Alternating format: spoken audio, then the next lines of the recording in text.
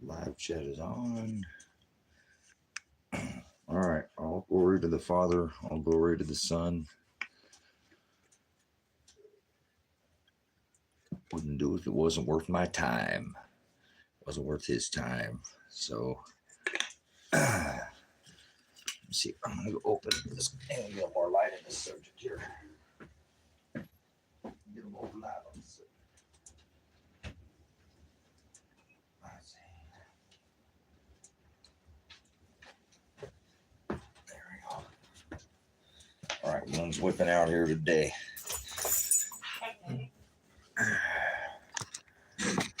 Oh.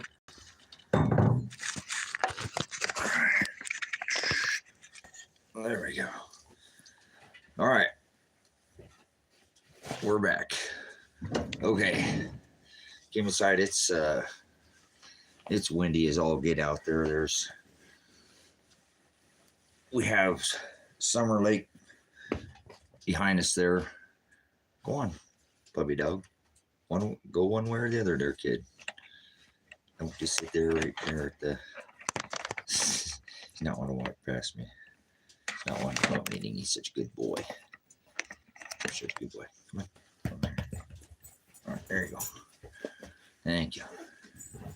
Okay, so again, we have that geothermal, and it kicks up.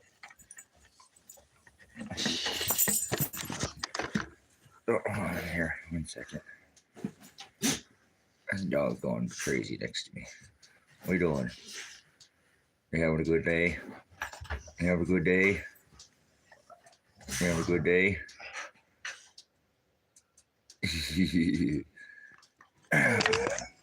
All right. Okay, we're back. We're back. Thank you for taking care of that. Boy, oh boy. You got already people want me to eat spam, eh? Appreciate you guys taking care. I don't eat pork, so I appreciate you taking care of that spam for me. Much appreciated. All right. I guess we're playing musical puppies here. Now we'll get the other one over here. So anyways, the old wind's kicking up, and that's got that geothermal. They have those hot springs down there. Now we got this puppy over here. Musical puppies. Okay.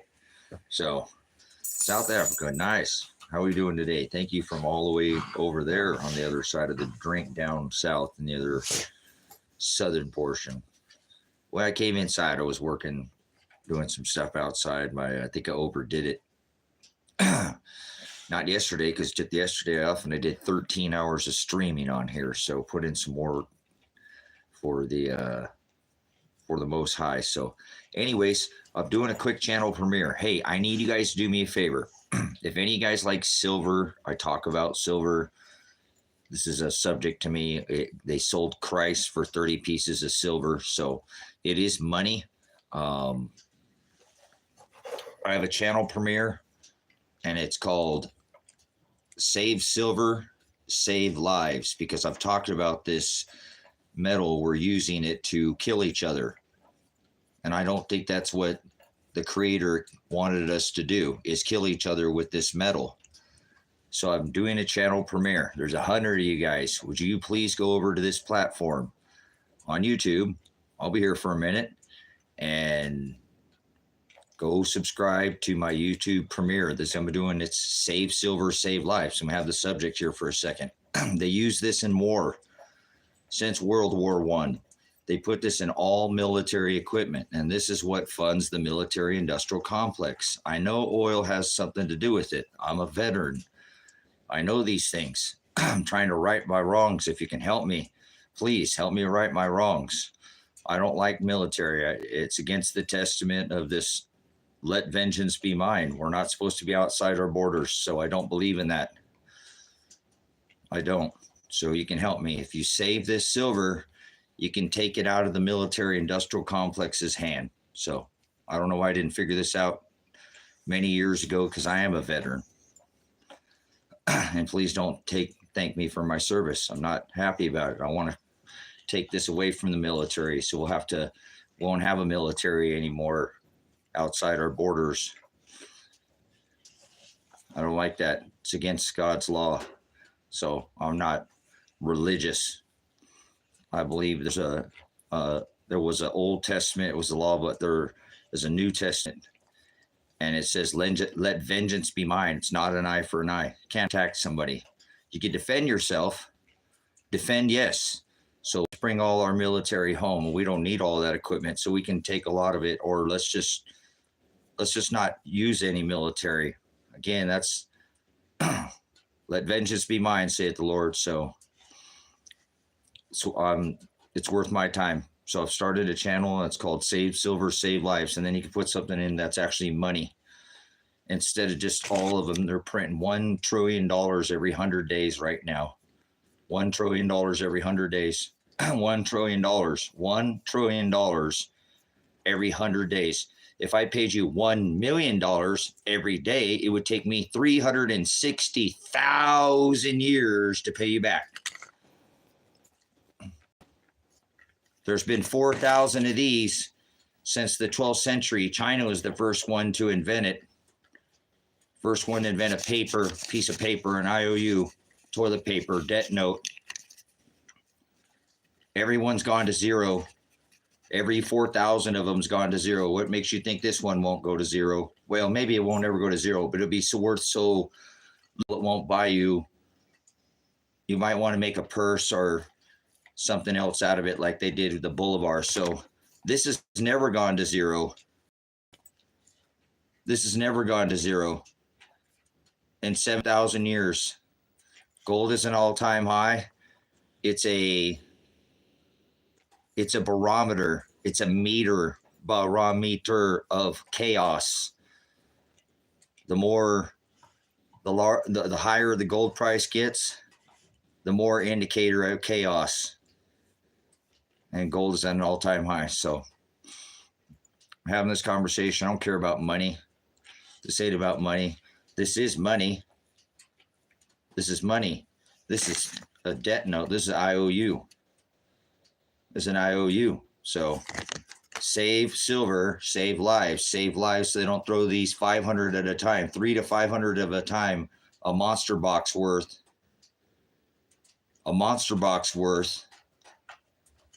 thrown on top of your head. They'll throw their gold and the silver in the streets, right? That's what the word of God says, because it won't be worth nothing. No, they've been throwing their gold and silver on the streets for decades. So save silver, save lives. Makes sense.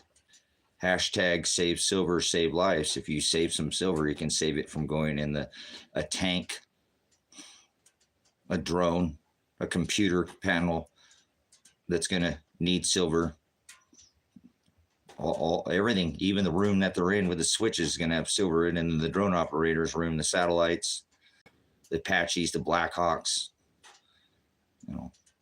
all the Bearcats, all the armored vehicles, the AMRAPs, all that heavy armored vehicle that takes silver. Since World War I, silver funds the military industrial complex, not oil. Oil is a part of it, but silver is a much bigger part. So I know when I'm on to something.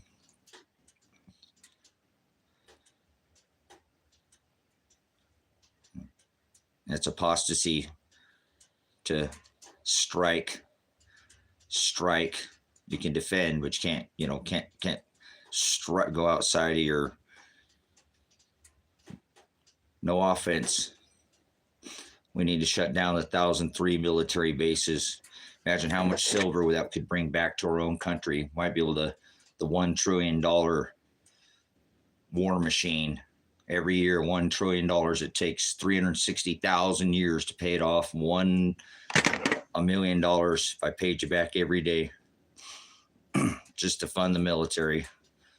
You think that has something to do with the 1,003 military bases that are outside of our borders that are in opposition to God's law? We're not supposed to have any military bases outside of our borders according to God's law. So, I don't know.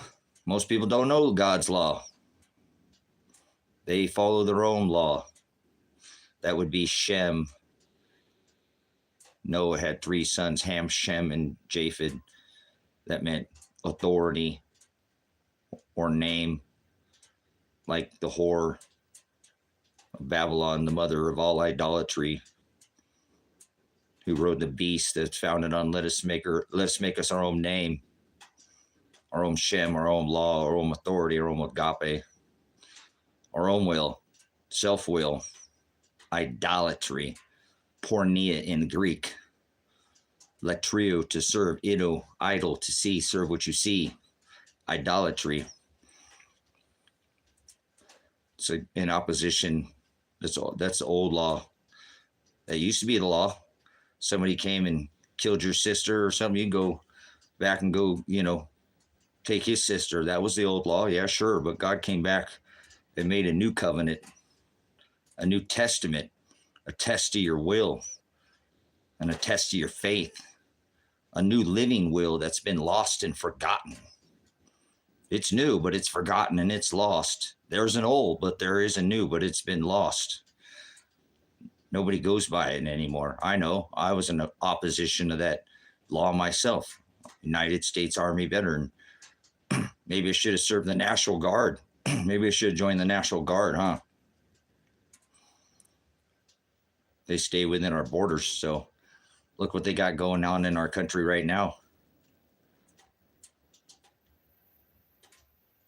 No, we wouldn't be invaded today.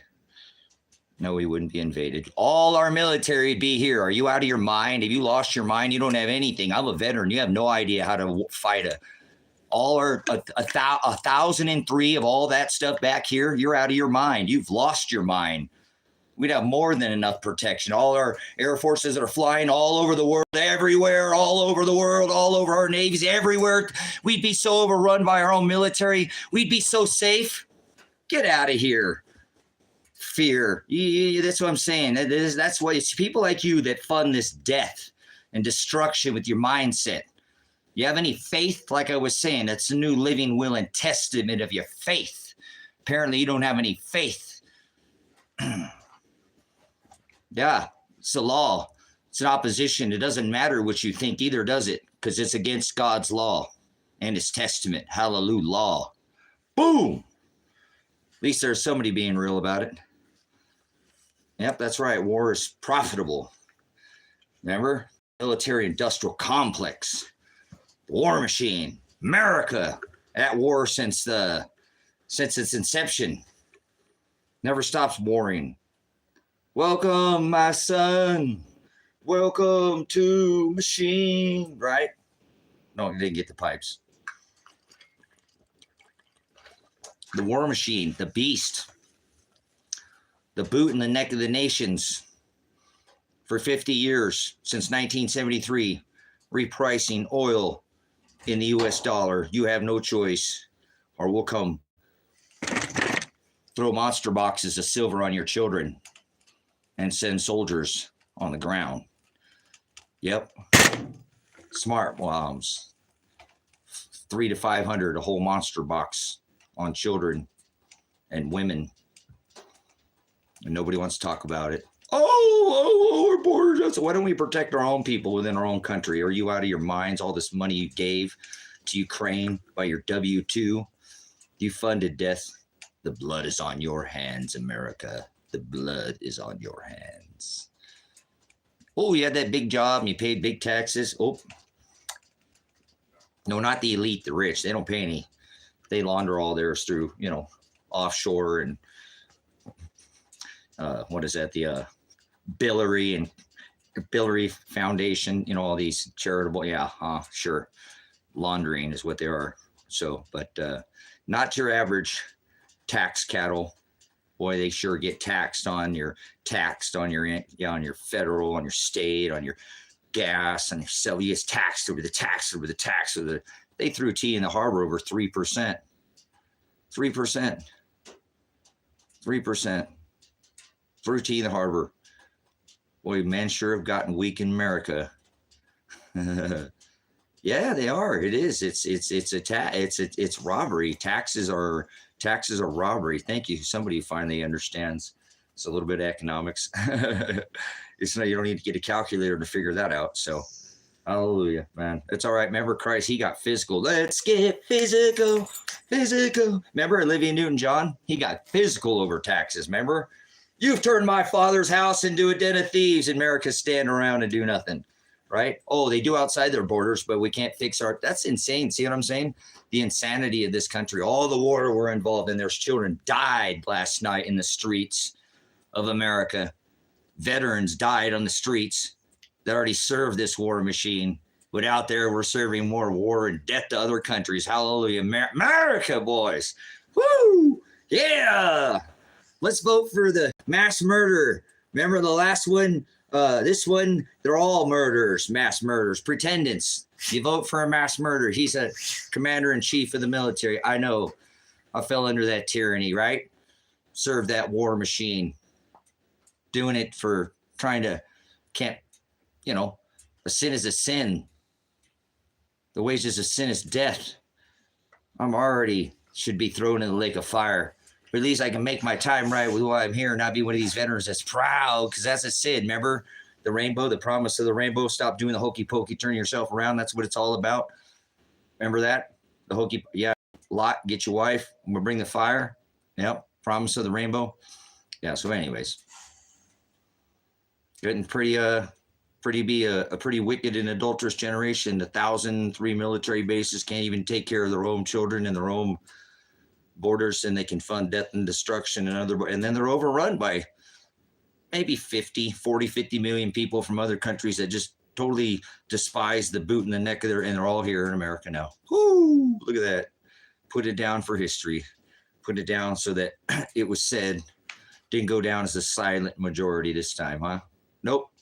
I don't think it ever gone down as a silent majority. It's always been a problem. My father said, you know what, son?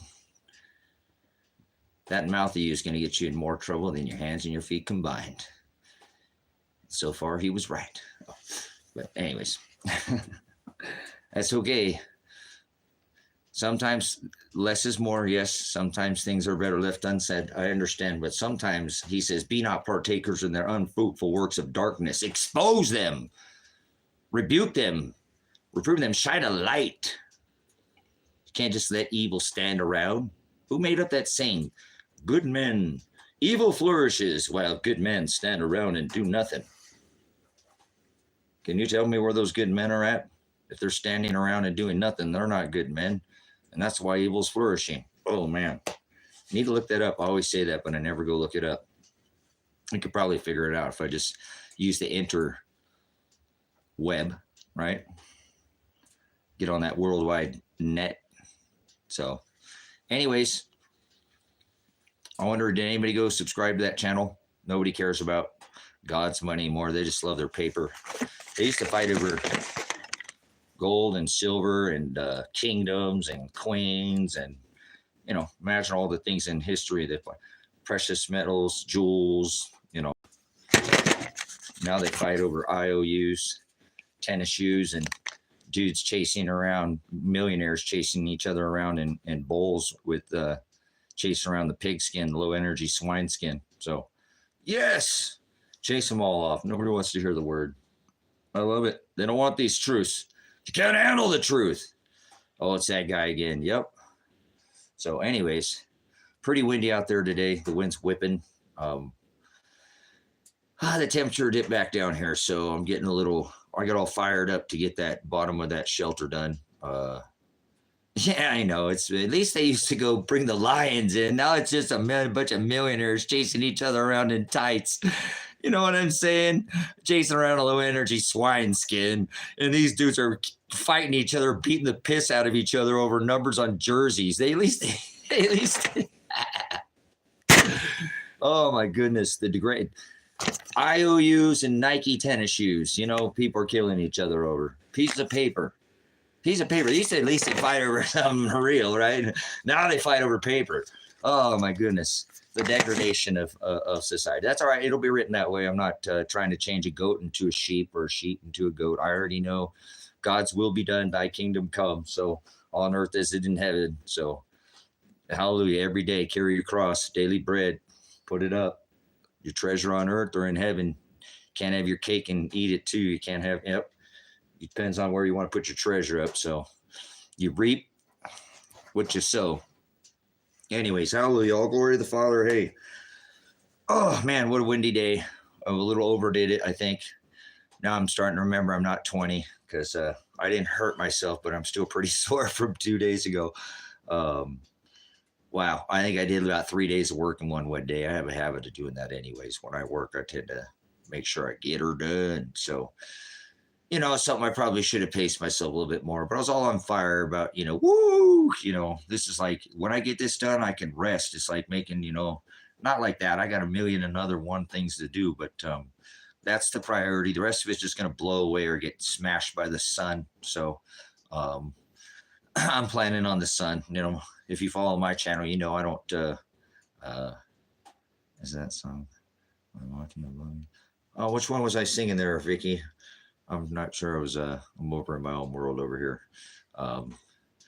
Yeah, I'm doing the overlay maps. I've been working on the overlay maps, guys. Again, I opened up that new channel's hashtag Silver Saves Lives. I think this is something that's really worth saying. I'm a veteran. I feel better getting it out. Helps with my PTSD to feel like if I can take some silver away from this military industrial complex, maybe I can take it away from Elon Musk too.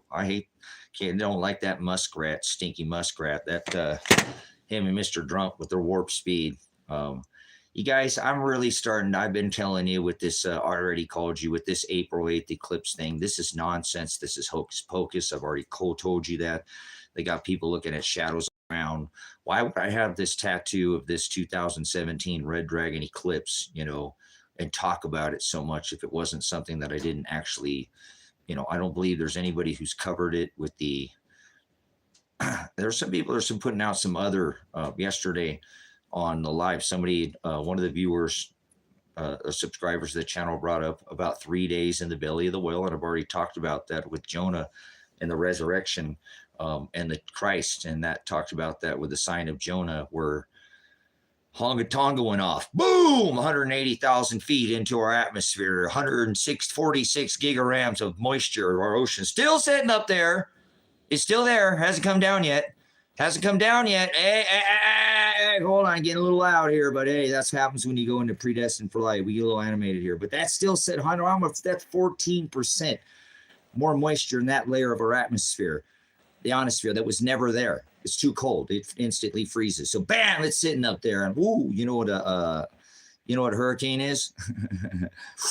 Like a vacuum, pull that heat right off our oceans. That's how do you know the mechanics of anything of our ionosphere or stenosphere or heliosphere? The heliosphere, that's one of our other layers. We have an ozone. People heard of that before, but we have many. The magnetosphere is the one I've been trying to get everybody to pay attention to, the one that's weakened by 40% that allowed us to have 5 low latitude aurora events. That's never happened before. So, never in history. And I told you that would be the year to look up, and bam, nailed it again. I don't get it right like that. I tell you what's going to happen because it's a cycle.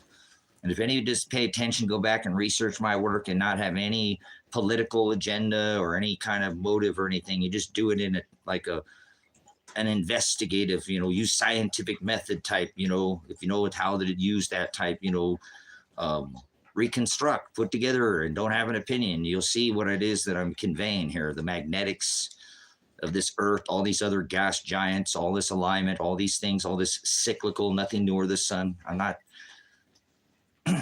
giving it decades of researching. Again, I told you, I used to listen to 99% of people's crap just to get one little tiny thing from them that I could take and throw in my bag, for later. So I didn't want to miss that piece. What if I had to wait another 10 years or something? So thanks for coming in, guys. But yeah, the mechanics of what's going on here. So,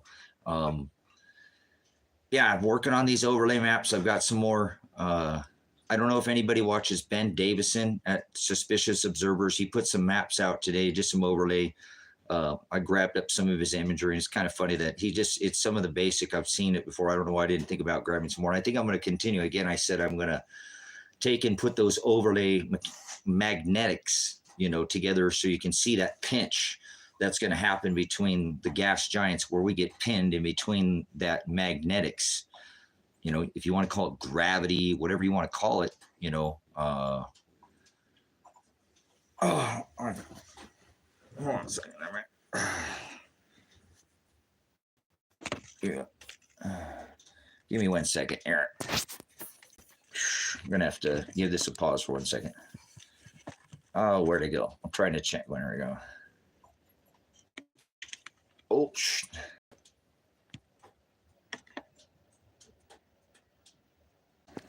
my apologies there. Okay. It's silly. All right, guys. Again, channel premiere on this hashtag silver, save lives. So I believe it's a righteous thing to do. It really is. It's a thing that's, I wouldn't put the time in it. I wouldn't talk about it.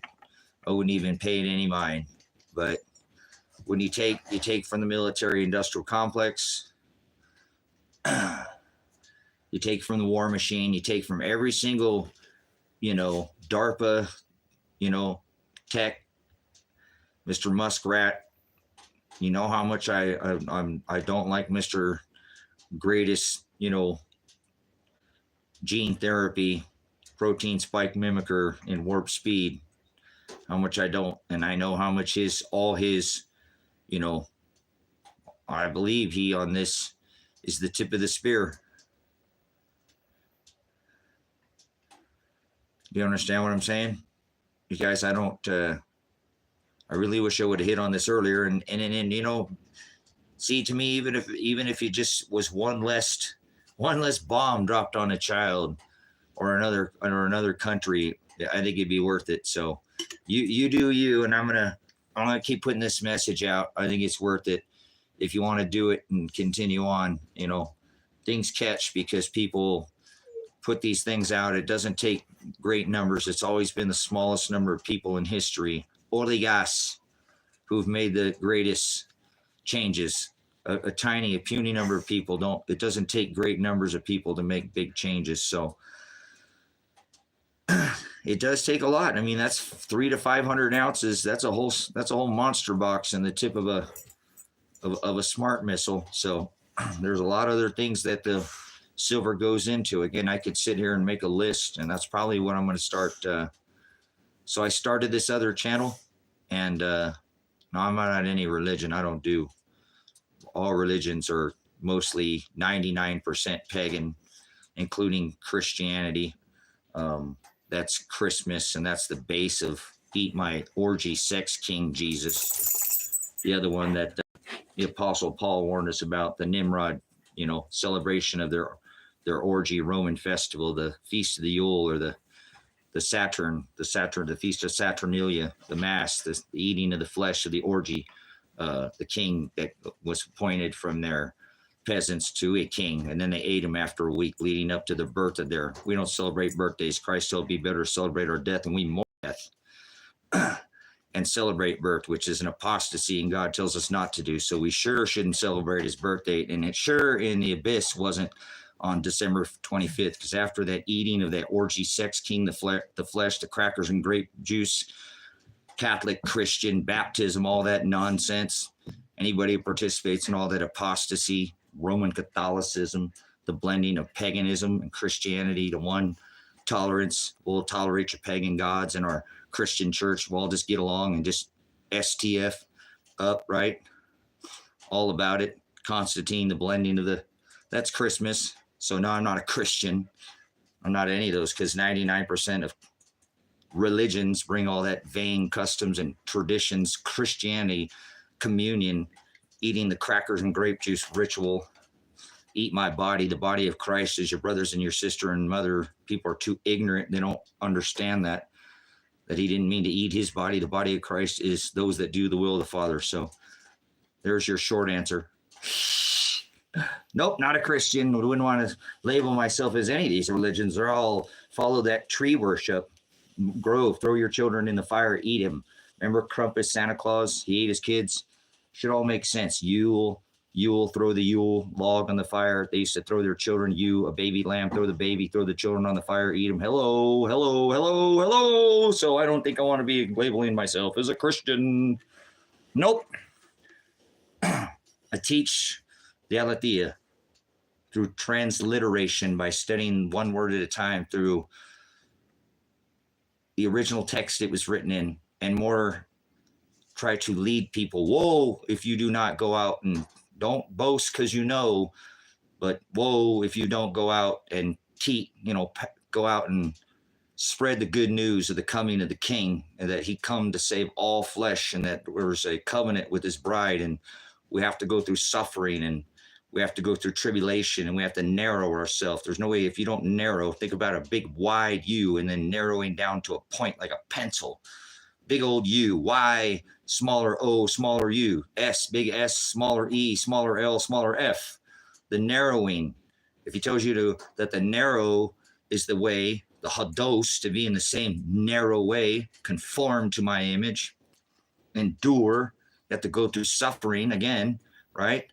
Those who will take up their cross daily and follow, that sounds like it's a narrowing, that's cutting off of self, idolatry, pornea. Again, remember, that is the suffering we must go through.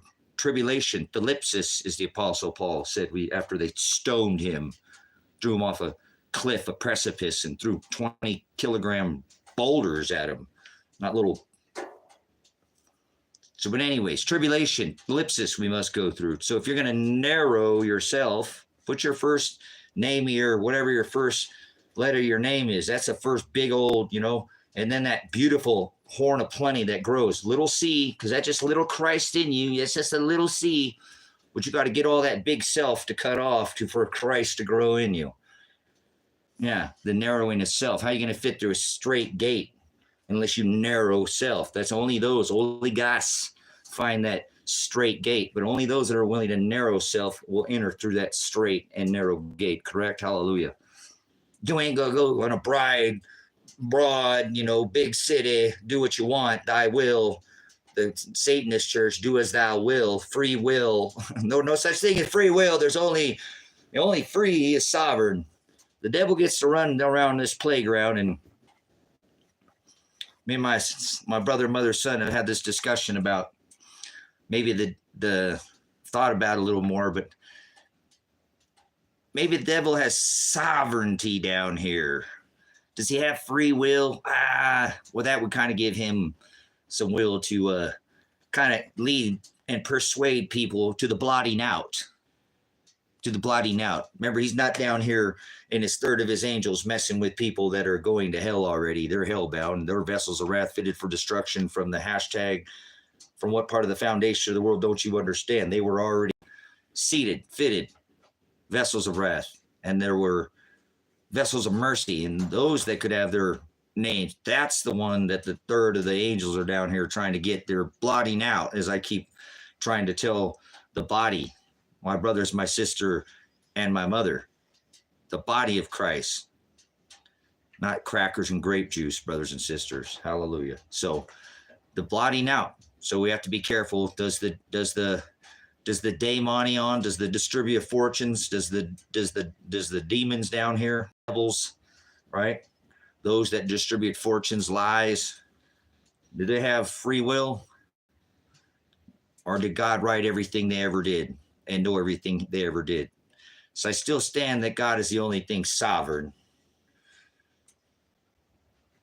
above all, and wrote all things as he said, and writes the Agape, the law.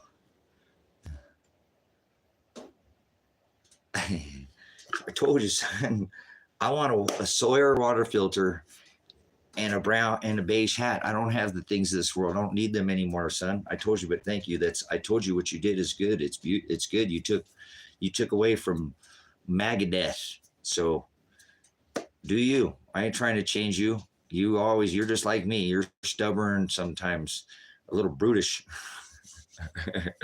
You do what you want. The apple don't fall far from the tree, does it? So, but I told you, so it's good. You took, that's 1/10 of a smart, of a, 10, hold on, that's No, wait, hold on. Yeah, my math is off. Sorry, my bad. I'm still thinking about that overlay map, guys. I've been trying to work that overlay map in my head. I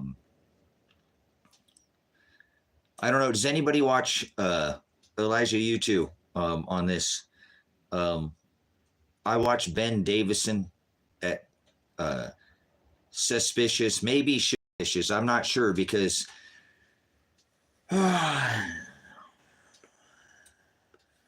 he talks about a turning over of this earth, a turning over. And if you go watch his video today, I grabbed a couple of his images off there because it's something, again, I watched Ben whether I like it or not. Like I watched the Joe Biden's, State of the Union speech, whether I like it or not. I do a lot of things. I've tried to teach my son that too. We can't be biased, look at the things we don't want to. If you're going to be able to reconstruct something and distinguish the forest from the trees, you can't have a jaded, a one-sided, like history, where you're just getting the victor gets the spoils kind of, people think history is history. That's not history. What you read in a book is not history. That's a one side. So people tend to fall for the one side of history, but you got to read between the lines. There's a right side and a left side, and that's because people think they're right. And normally involves war, and that always decides who's left. But either way, the victor gets the spoils, and you're generally just getting a one side of history. So I try to look at both sides again, like you want to look at, that speech, from Biden. I didn't want to watch it, but look, if you would have watched it, you'd have realized, holy crap, Tracy was right. There's nothing wrong with Joe Biden. He's not sleepy, and he's been barking that for months on trying to get everybody to open up their head now with it. There's nothing wrong with this dude. He's an actor, just like his hokey pokey buddy. Remember Mr. Warp Speed, the EpiPen Island boys? So they're all on the same team. They do the same thing, but people don't see that. Two cheeks to the same hole, two wings to the same dragon. It's all the same system, 7 horns and, 10 heads and 7 horns or crowns or, let me get them backwards. 7 heads and 10 horns, crowns, diems. So those are powers. So, but anyways, these people fund this Megadeth. Again, as I've been making such a stink about, whether they're acting, it doesn't matter even at this point. Again, I don't know anybody else right now that is put out on the internet that Mr. Warp Speed is run cover for Creepy Joe. He ran cover for him, and that's how fast the thumpsters were changed in the twinkling of an eye. So all these things are going to start catching people. I'm starting to see the parallel here, because that's what he says. It'll be as in the days of Noah.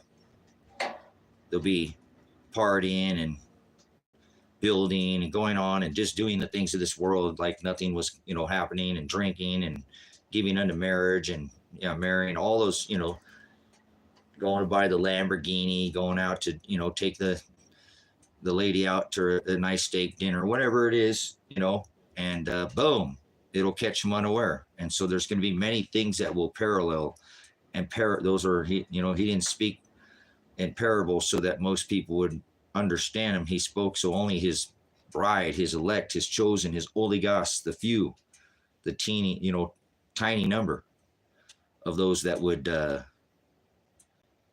fit through that straight gate, So again, it's a beautiful message. And so I feel like staying on this subject about we're supposed to fight against principalities, powers, the rulers of the darkness of this world, spiritual wickedness in high places.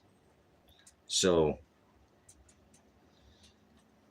taking silver away from these beast systems seems a righteous thing to me, to stop dropping it on children and women and countries and streets. They'll throw their gold and silver in the streets. They've already been doing that for decades. So many parables, brothers and sisters, and That's why I'm on this kick right now, and I get on these things, but it's because he calls out to my heart. It's in his word. It's what his word says that leads me to these things. It's not me. It's him. Seeking ye shall find, asking ye shall receive. It's the word that I seek. And then I find these things within his word, and then I reveal these things to you that I see within his word. I'm not trying to forward or pervert or twist anything, but you cannot say, and again, I know that time because I understand that's a different time, but there are parallels, parables, and cycles throughout scripture. There's nothing new under the sun is what it tells us. So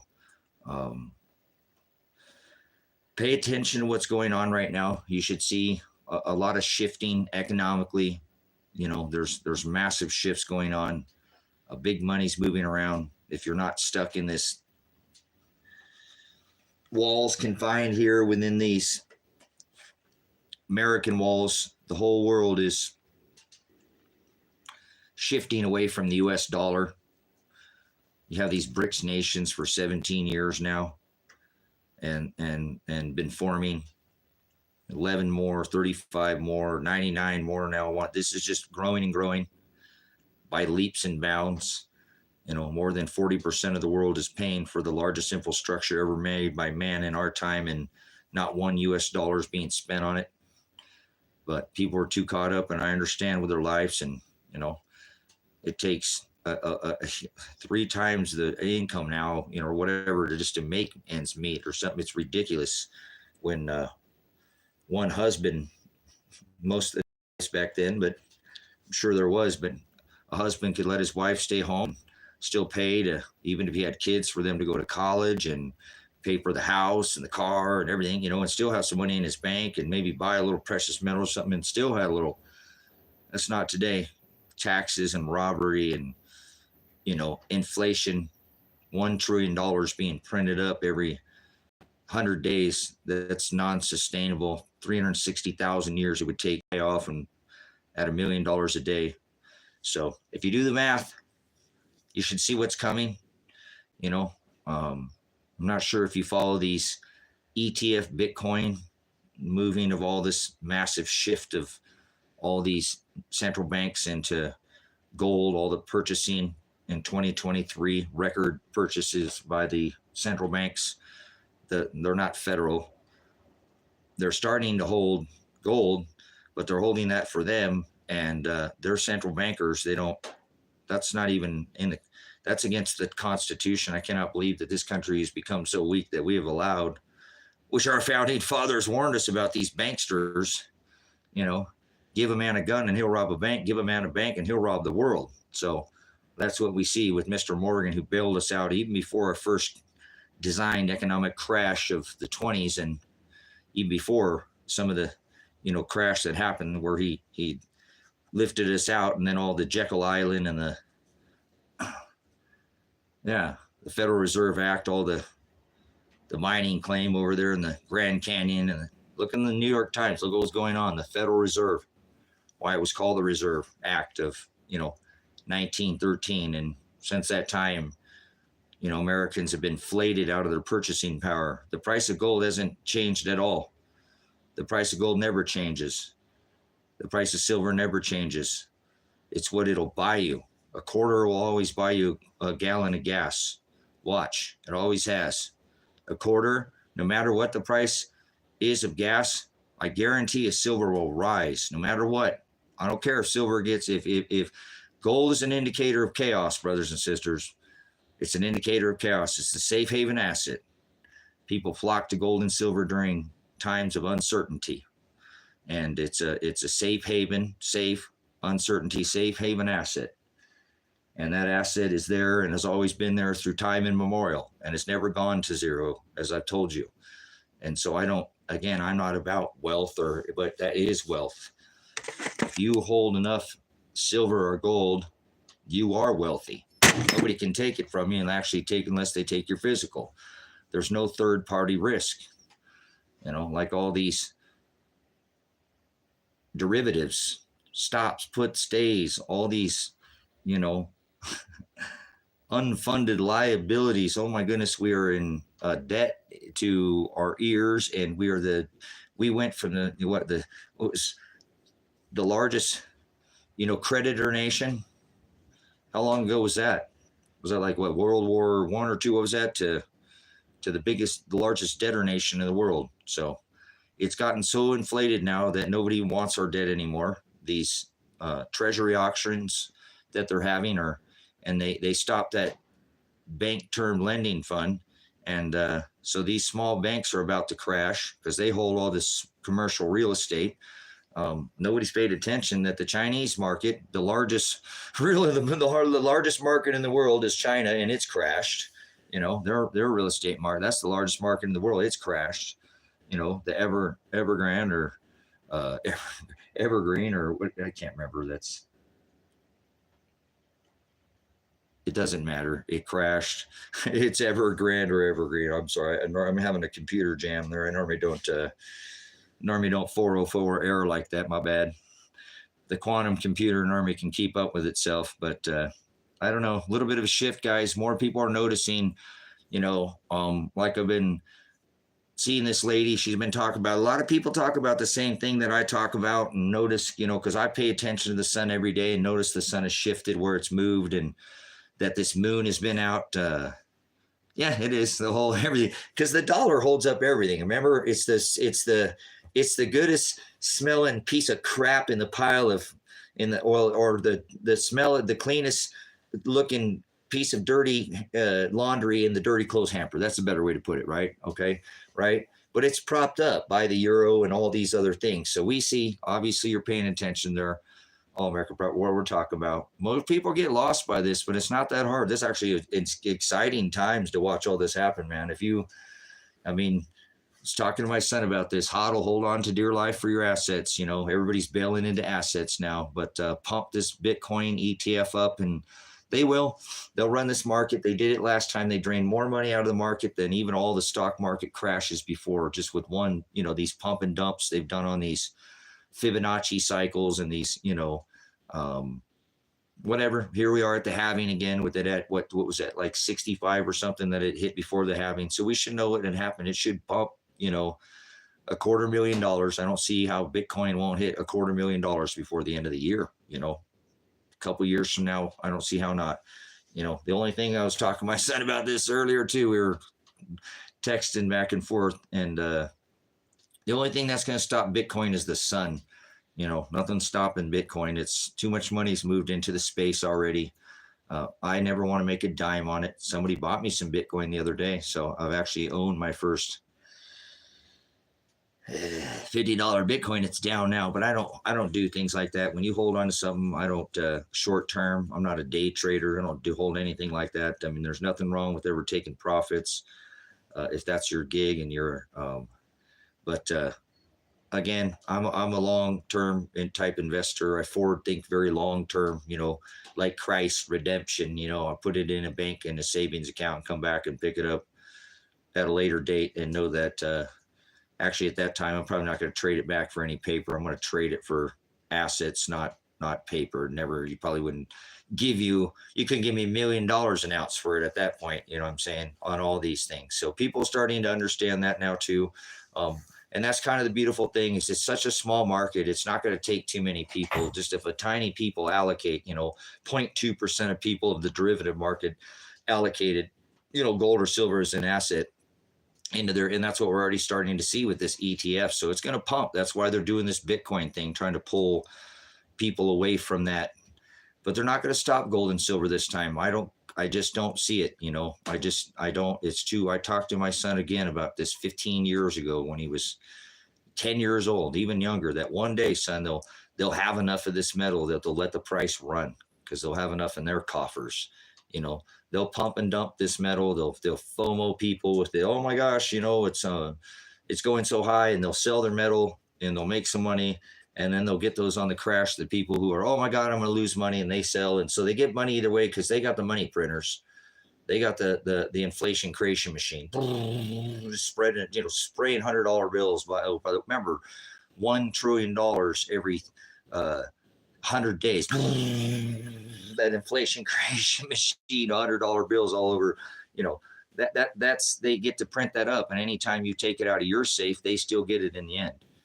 So I taught him that it's a long hold, Um, I was, again, he came to me when I was, had a good chunk of change, couple few $1,000, had sold an asset and wanted to move some of my paper, my IOUs, my debt notes, my toilet paper, you know, my greenbacks into some precious metals. And he brought crypto into my, eyes, and I hit him hard with it's a I don't believe the Nashi Takamo, whatever that's the Central Intelligence Agency, and I'm still not going to get it wrong.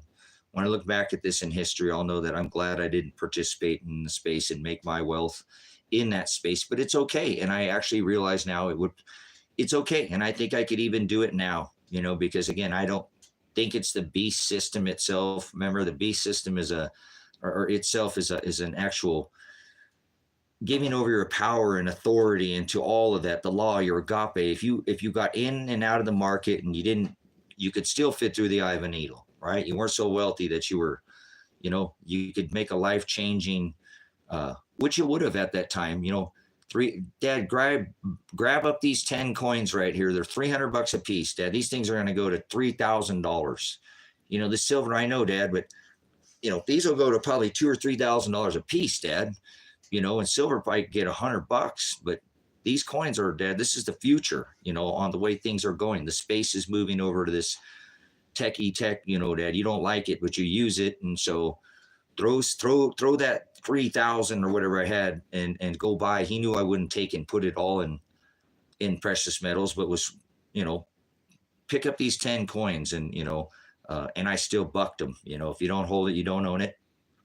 So the lesson is here too. Somebody ended up taking our physical, because he had physical too, that he'd earned, 4 or 5 pounds of silver that he'd earned through the years, bought himself through saving money and different things he'd work. And times I would reward him with silver for good behavior. And so he had a good chunk of it, but it all got taken, our physical. So there still is that possibility. That's probably a little bit more of my fault for having loose lips and giving the location.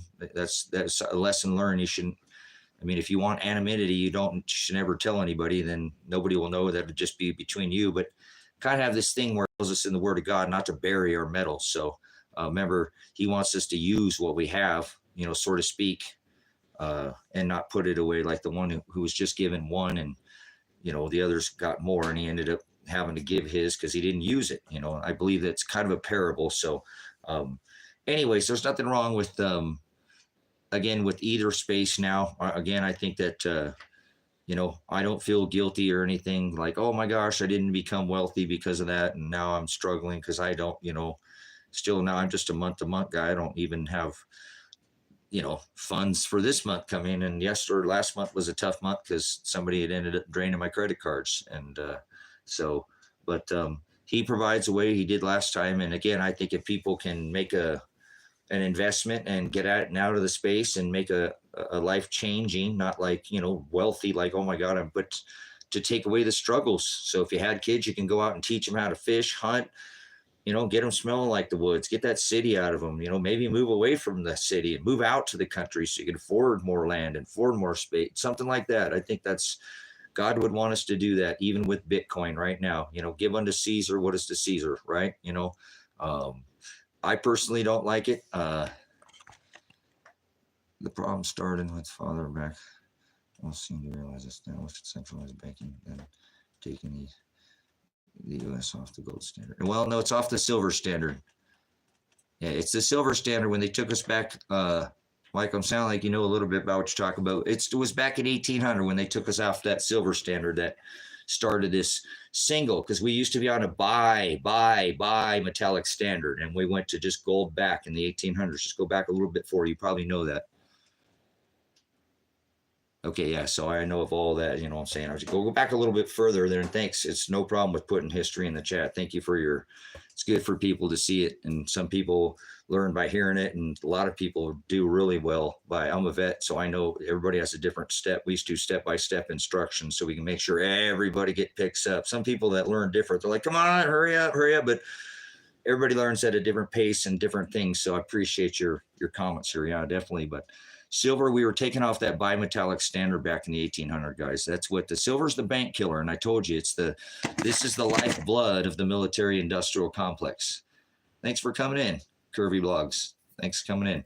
This is the lifeblood of the military industrial complex. They put 3 to 500, a whole monster box worth of silver into a smart missile, to deliver it to its target. So, and it's in everything since World War II. Every piece of war machine pretty much has this in it, the circuitry, and now it's going smart. So you want to slow this smart war down, you take the silver back from this war machine, and that's a righteous thing to do. My son said in here, he just went and traded in some I think he had a ring or something. I don't want to give up his whole gig, but I think he had a ring, and he went and traded it and traded out as gold. Gold's at an all-time high right now, and he's trading into an asset from an all-time high into another asset that's half of its all-time high. Sounds like a pretty smart young man to me. Yeah, silver thrashes around more, has higher high. Yeah, it has higher highs and lower lows, but it will gain more. It'll catch up because, again, it's a matter of ratio. I've taught him that since he was, since he listened, since he was young, real young. We taught him to understand that it's ratio, son. It's not price. Price is a tool of manipulation. The price of metal never goes up. It's the purchasing power. And sometimes it's robbed by inflation. But again, that silver quarter is always going to buy a gallon of gas. And that gold coin is always going to buy you the most finest suit, a nice steak dinner, and you're going to take your lady out for a bottle of wine and a nice steak dinner with that suit, wearing that finest suit that money can buy pretty much in the day. And it always stays the same. The price of metal never doesn't change. That people really wish people could understand. They're just robbing you with inflation. Gold, generally, and silver always purchase you. It's a matter of purchasing power. Not people they don't understand because they think inflation. They think that things should inflate, and they shouldn't do that. This never happened until 1913, where they started, obviously, Michael was in here and talking about, some of this history where they started robbing us of our, our money. This is a currency. This is not money. It doesn't have a store of value. It's not dividable. You can't make change with it. There's other, there's the biggest qualification to be money has to be a store of value. And this stores value. You see what I'm saying? It stores value. So eventually, gold will still purchase you no matter what. And I don't care. Watch how much the prices go up with inflation. That gold is still going to buy you a suit, even if it goes to tech, I guarantee it goes like techie tech, and the suit of the time is some kind of robotic, and you're eating go George Jetson printed food or whatever at the finest. It will still buy you. That gold will buy you that at the time. I don't care how far into the future you go. You mark my words, it will never lose that purchasing power. It will buy you some suit, the finest suit. I don't care if it's spaced. I don't believe in space, so none of that nonsense. Let's not even play that. You can't corkscrew and spin me, but a nice suit, the finest suit. You can take your lady to a nice steak dinner and buy her a bottle of wine. It's always been that way throughout history. So the price of metals never change. People are just ignorant to what purchasing power means. And since 1913, with the inception of the central banks, they've robbed this from 100% what it would buy you, to 98% of the purchasing power. So you get 2 cents basically on the dollar, and they're printing $1 trillion every 100 days. So how much before those last 2 cents are inflated into nothing? That's what I'm saying. People won't take this. They will not take this for this. That's what people better start to understand. And if you need to for now, you liquidate out of it and it'll get you pretty much. That's the nice thing about, if you have to, hold it. And then the beautiful thing about this, save silver, save lives, is because if you take this out of the hands of the military industrial complex, they can't throw it on children and women, throwing their gold and silver in the streets. And they'll throw it on you. Don't you think they won't if they're throwing it? I guarantee you. Soon, brothers and sisters, this government is already evil as hell, and I don't care to not even tiptoe around in the tulips. They don't have our best interests in mind. If you don't think so, then you must be drinking that Mountain Dew. Or if not, you're going to drink Mountain Dew, whether you drink soda or not. I don't care what you think. As is above, so is below. That might come up your grounding rod and burn you from the inside out like paradise. Oh, whatever. That's not a good thing. Anyways, so you could have a bowl of chili, or you could be like and have a barbecue like they do in Texas. They love the barbecue over there. I don't think they do anymore. A million acres barbecue. Do me, baby. You know, they're gonna do you if you don't. Yeah, you're gonna drink the soda with you. I don't drink soda. Have for a long time. You know. So, yeah, they ain't playing around, are they? How much silver do you think it takes to do you? How about that, Mr. Muskrat? Take that. You know he bought his own silver mine? Mr. Muskrat? Anybody know that? Mr. Russ Muskrat owns his own silver mine. So better pay attention. The devil's in the details.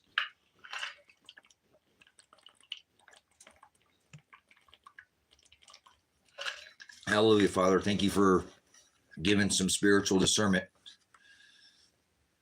Yeah, I haven't had a soda in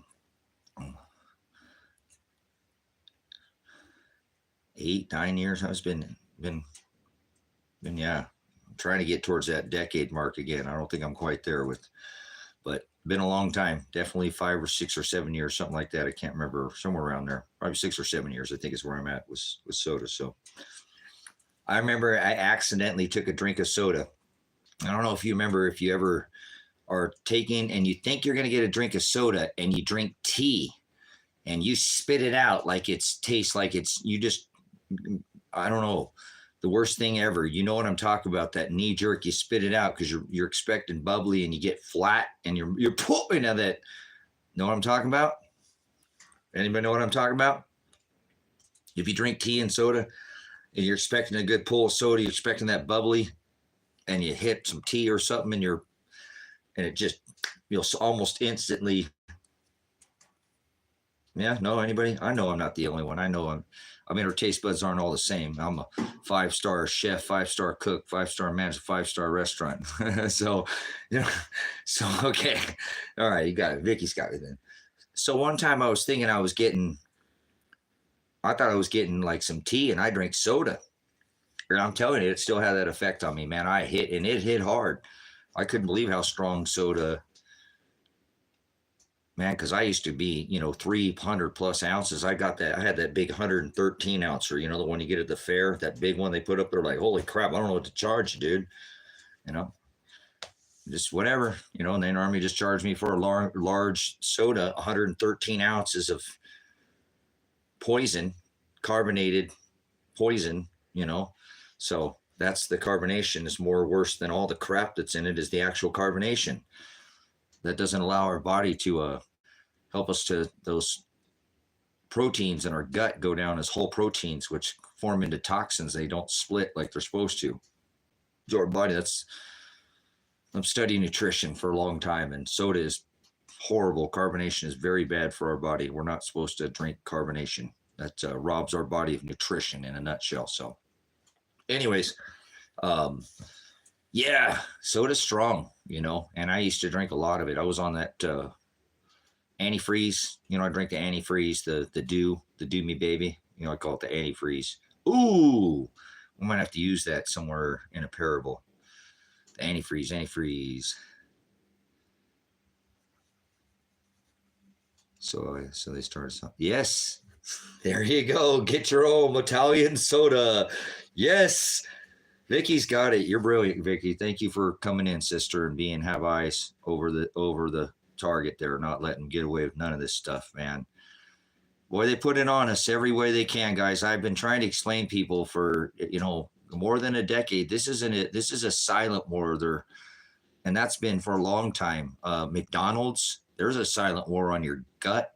There's a silent war on your well-being.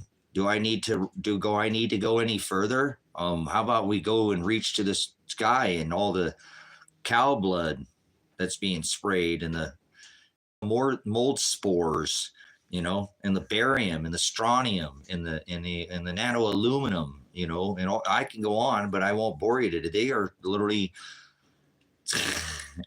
Fluoridated water, chloridated water. You know what's even worse? You know what the most toxic thing, guys, that I've ever seen done? That's kind of like a silent, but it's almost not. Is hey, do you feel like you're Jack or do you feel like you're Jill? Now that's not silent. Hold on a minute. There's a lot of people keeping silent about some of the things on this earth too that are, you know. So again, an attack from all sides, from everywhere. It's just everywhere. The education, that's not real. And not what they teach these children in schools today. That's not. Children should never be. I can't believe people send their children to public schools. And I know the income, some people can't, but whatever, after the old Bung Julio, you had a chance to get that all. I thought that was the best thing about honestly, but then I know some kids went home and got the living snot beat out of them. And some kids never ate because that was the only meal they ate. There was no food at home.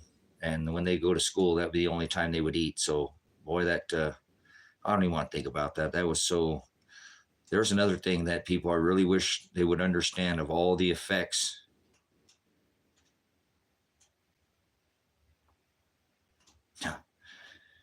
Yeah, they just, like I said, this attack on us in every single way. It's in the food. It's on the television. They attack us with propaganda. Hegelian dialect, problem, reaction, solution. And if we look at the effects, I've looked into it, and it's so.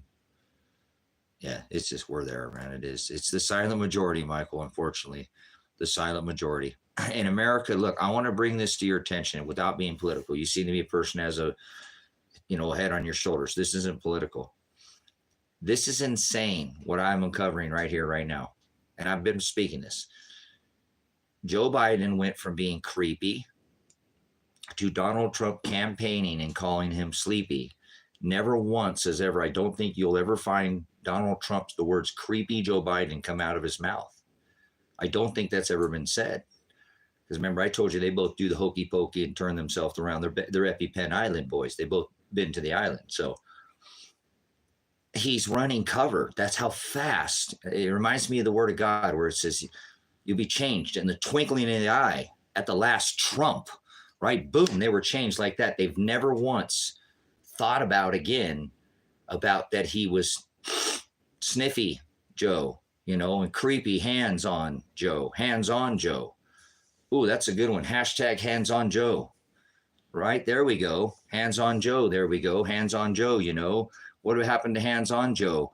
He turned into sleepy Trump. These are the most ignorant, weakest people I've ever seen in my life. Oh, you talk about easily persuaded. Boom. That's some Hitler kind of stuff there. Time Magazine's Man of the Year two years in a row. Rebel after the guy. And he decorates his house with Satan. And they still, So, but how fast?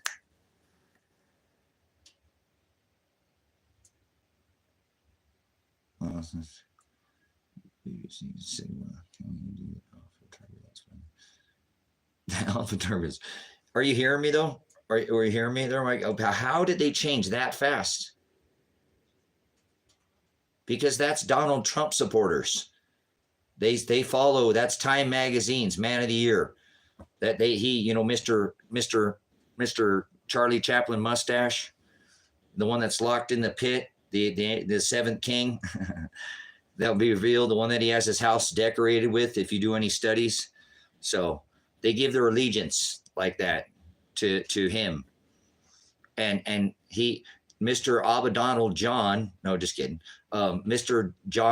Donald Trump never once said creepy Joe Biden.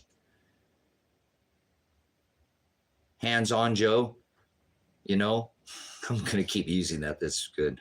Hands-on Joe. Remember Mr. Sniffy Biden, Mr. Creepy, Donald McNugget, McTrumpet, Mr. Warp Speed, Mr. Gene Therapy, greatest spike protein mimicker ever. Remember him in Warp Speed? Remember that guy? You guy gave you that. You knew I was a snake before you let me in. Gave you the hollow needle, the fang, the tip of the spear, the tip of the needle, the hollow needle, right? And then his buddy got elected, the Hokey Pokey buddy, his Hokey Pokey Epstein Island, or oops, pardon, the EpiPen Island boy. He put the bite in. Two fangs to the same serpent. So called him Sleepy. Never once did he ever once call him Creepy, Sniffy, or Hands-on Joe. You know? And so he's running cover. Proof that they're both Hokey Pokey boys. EpiPen Island boys, like I keep telling everybody. I can't wait to look when I'm dead out of this flesh and go back at this history and know that I was right with the head heights and all the things that I was talking about in the live last night, you know, exposing these daemonions, distributors of fortunes, these devils.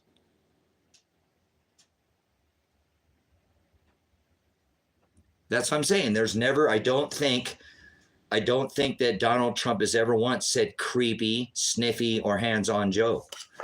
Hashtag, you know. Hashtag hands-on Joe, sniffy, sleepy, creepy. No, not sleepy. He nailed it. He knocked it out of the park. That's the problem, is that there's nothing wrong with Joe Biden's mental faculties. And all you had to do is, as I keep blowing that horn, shofar, sounding the alarm, blowing the Trump, right? Grown Joe. Now you know. Yo, slick, blow. See, they're Bell Biv DeVoe. Now you know they use the do me baby. Remember, do me baby? Mr. Muskrat and millimeter waves and millimeter as is above, so is below. Millimeter waves and millimeter bowls. It's all going to come to fruition, guys. Very soon, these this duo here with their, don't forget Miss Billary, she hasn't disappeared. You know, we still got Mr. Barry there, Mr. Herring's, yeah. And don't forget Mr. Cigar, right? No, but check it out, guys. How is it? I really want to bring the point up that Trump supporters fell asleep that fast. They don't care that he's hands-on Joe. Mr. Oxidized epinephrine, EpiPen makes. Yes, it does. That's the whole thing with Billary. Didn't you figure that out? With their chrome bumpers and their adrenaline chrome bumpers, stickers, jabs, remember, for the bee stings, hive mind mentality. What happens when you oxidize that? When it becomes oxidized, it turns into something.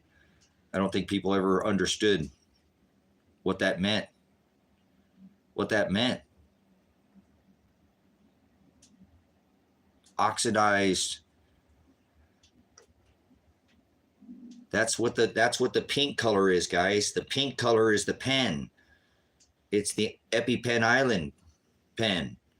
Do you guys know what I'm talking about? I'm trying to speak around this algorithm. The pink color is the chrome. Chrome is pink. When it oxidizes, it turns into chrome. The bee sting.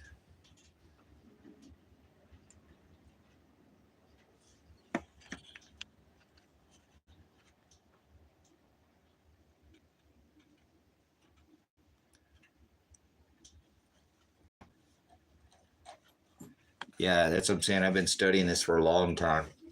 I'm still pissed off about all that pizza or ordering of the pizzas, you know. Yeah, me too. I've been on these people for decades. Oh, yeah. Oh, my gosh. Yeah, let's not go there. Look at what they're doing in Canada right now, guys. Did you see that? They're implementing social credit scoring in Canada, guys. It's over. It's over for Canada, guys. That's it. I mean, they already put the smack down on those people during the old, you know, protest at the, we're not taking your Operation Warp Speed, protein spike mimicker. Twisted Sister, we're not going to take it. Remember those truckers? And then they attacked everybody's bank account. Now they just implemented social credit scoring in Canada, guys. It's over.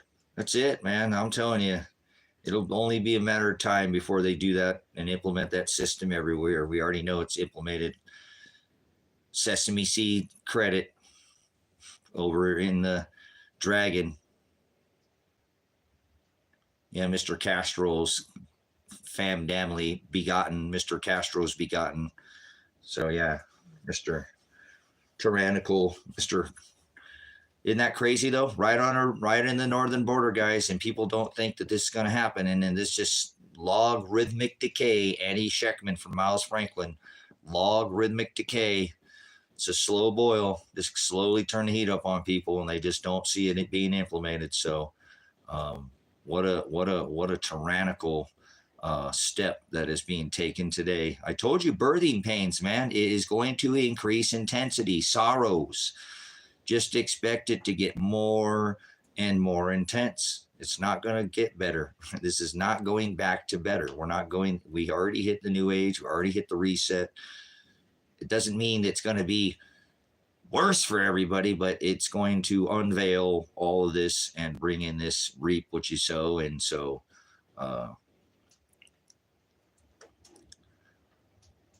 yeah, there's still, look at what's going on. Look at all the farmers in Poland and Denmark and Holland, all these people. It's amazing how this whole world's on fire, and there's such a stand down in America. People are worried about football jerseys and I don't know, TikTok. Oh my God, they're gonna take away our TikTok. So yeah, no, there's you'll reap what you sow. There's good coming too. There'll be abundance, and there'll be people who thrive, not just survive. Absolutely, that's coming. I still push that, but we got to get, in nature. I don't mean to go this, but like in nature, if if a mother knows that there's a weak part of that pack or something, they'll take it out at birth. They'll get rid of it.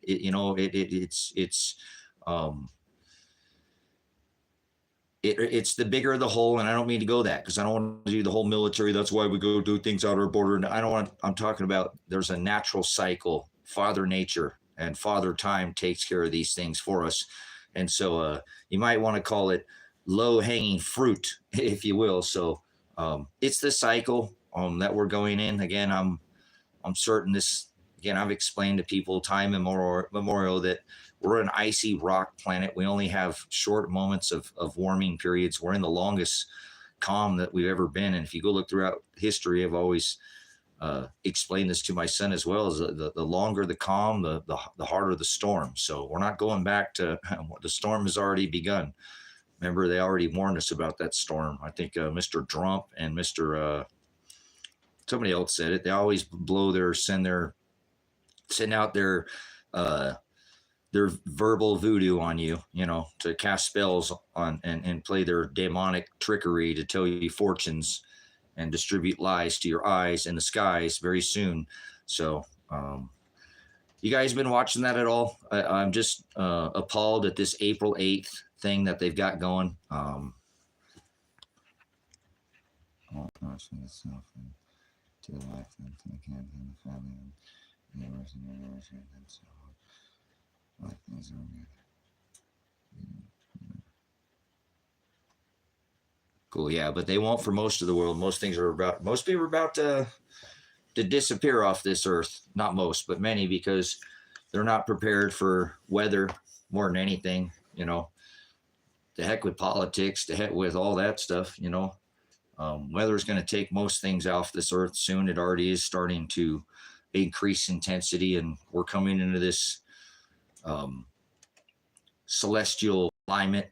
We are in the 6th extinction event, so it will peel off what it needs to, and nature will take care of it on its own through the Father. He creates all things, so he uses the sun more than anything is going to be the deciding factor.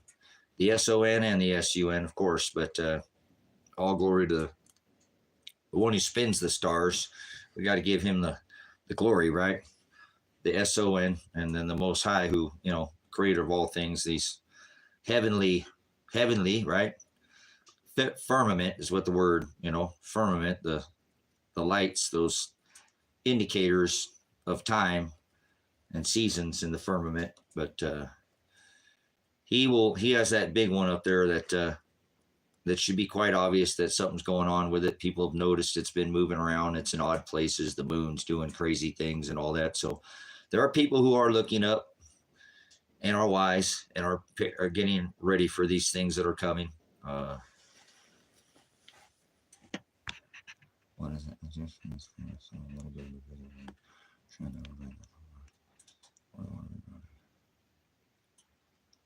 Cool. Actually, I was doing some more work on this overlay. So I'll be adding to that video. I've already did some work on it. I put about another hour's worth of work into it. It's not taken down here. So I'm going to play with fire a little bit again and add some more back. Some of I've trimmed that video a lot, but to get it to where it would even upload onto TikTok. And then once I finally got it uploaded, got my channel, shadow banned. And, but it is okay. I'm over here and the channel's grown just as much, if not a little bit over here more through the lives. I've been putting a lot of hours in to get it, but yesterday I put in 13 hours and we picked up almost 900 plus, almost hit 1,000 followers in 13 hours. Hallelujah, Father. Thank you. We did it. People keep coming back to this channel to church with each other, and obviously come here, the crazy guy in the cowboy hat or whatever people get. I almost thought about not wearing my cowboy hat anymore because people just get so distracted by it. But it's all right. I can't always worry about what everybody else. I like my hat, so people want to get distracted. That's their own deal. They shouldn't be distracted by the things of this world. And then warm and nice. In my understanding, the best periods for our life on Earth have been warm and nice. The high water, I think that's kind of cosmic.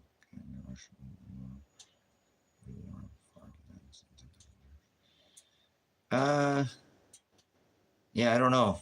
I don't know if I want to pick a 10,000 years out. I mean, I know the cycle. I got the 400,000 year cycle chart right here and studied all the grand solar minimums, the Wolf, the Orf, the Spore, the Maunder, the Dalton, all the different minimums throughout our history. And I don't know, 10,000 years. We could potentially, we're 6,000 years in a 90,000 year cycles right now. So I'm not sure how many of the cycles and we are in a 12,000 year extinction cycle right now. So there's 400 years, there's 1,200, there's a lot, there's many cycles that overlay within the cycles and the grand solar minima and the maxima of our energy from our sun. That's what does it. That's what creates the minima, the proton, the ionized, deionized gas that come from our star.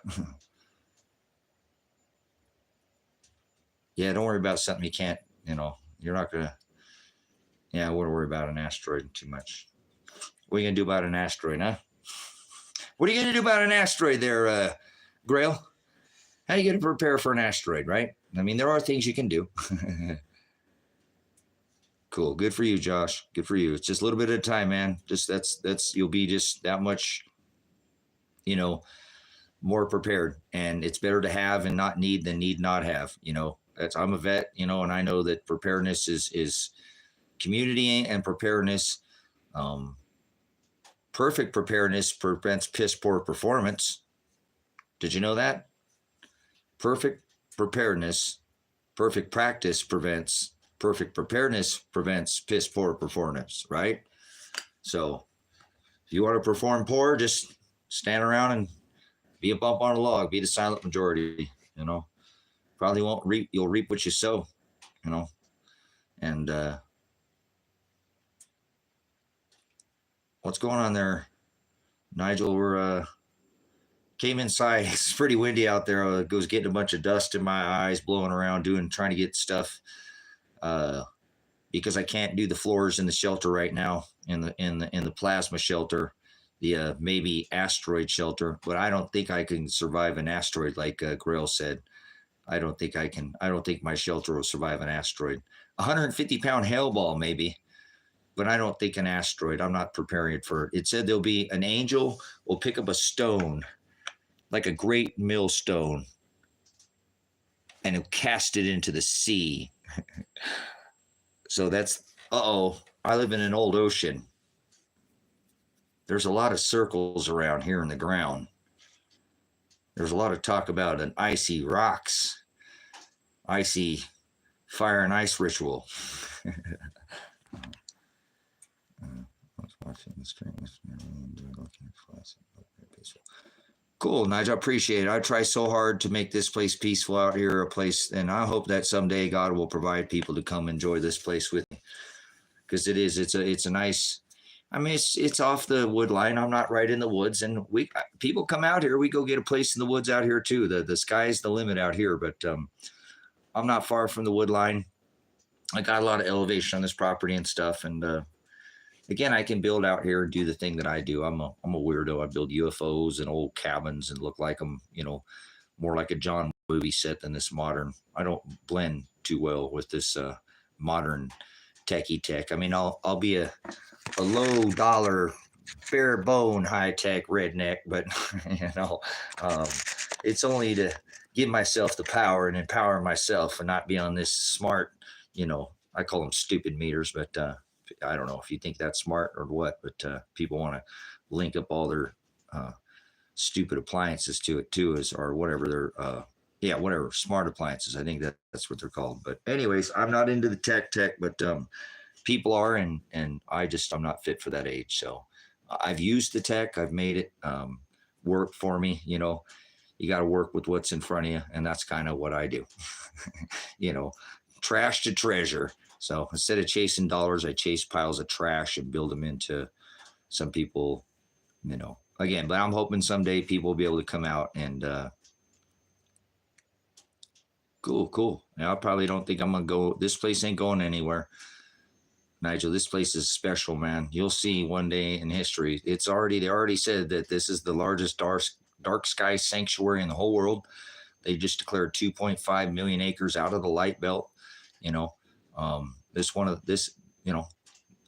other place in the world like this now. I mean, it has been set apart. The oldest clothing on the planet was found right here.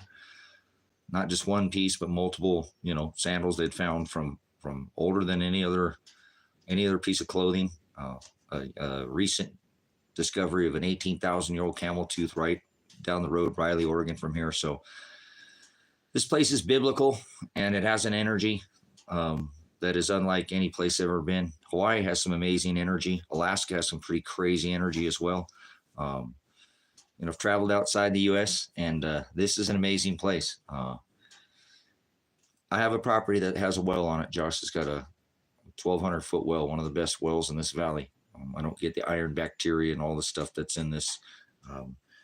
If I could get somebody else out here, I have a well drilling kit, but I can't drill the thing by myself. So it takes two people, and I literally can never get anybody to come out and help or do anything. Is this God doing it? It's not. I know it's God. It is.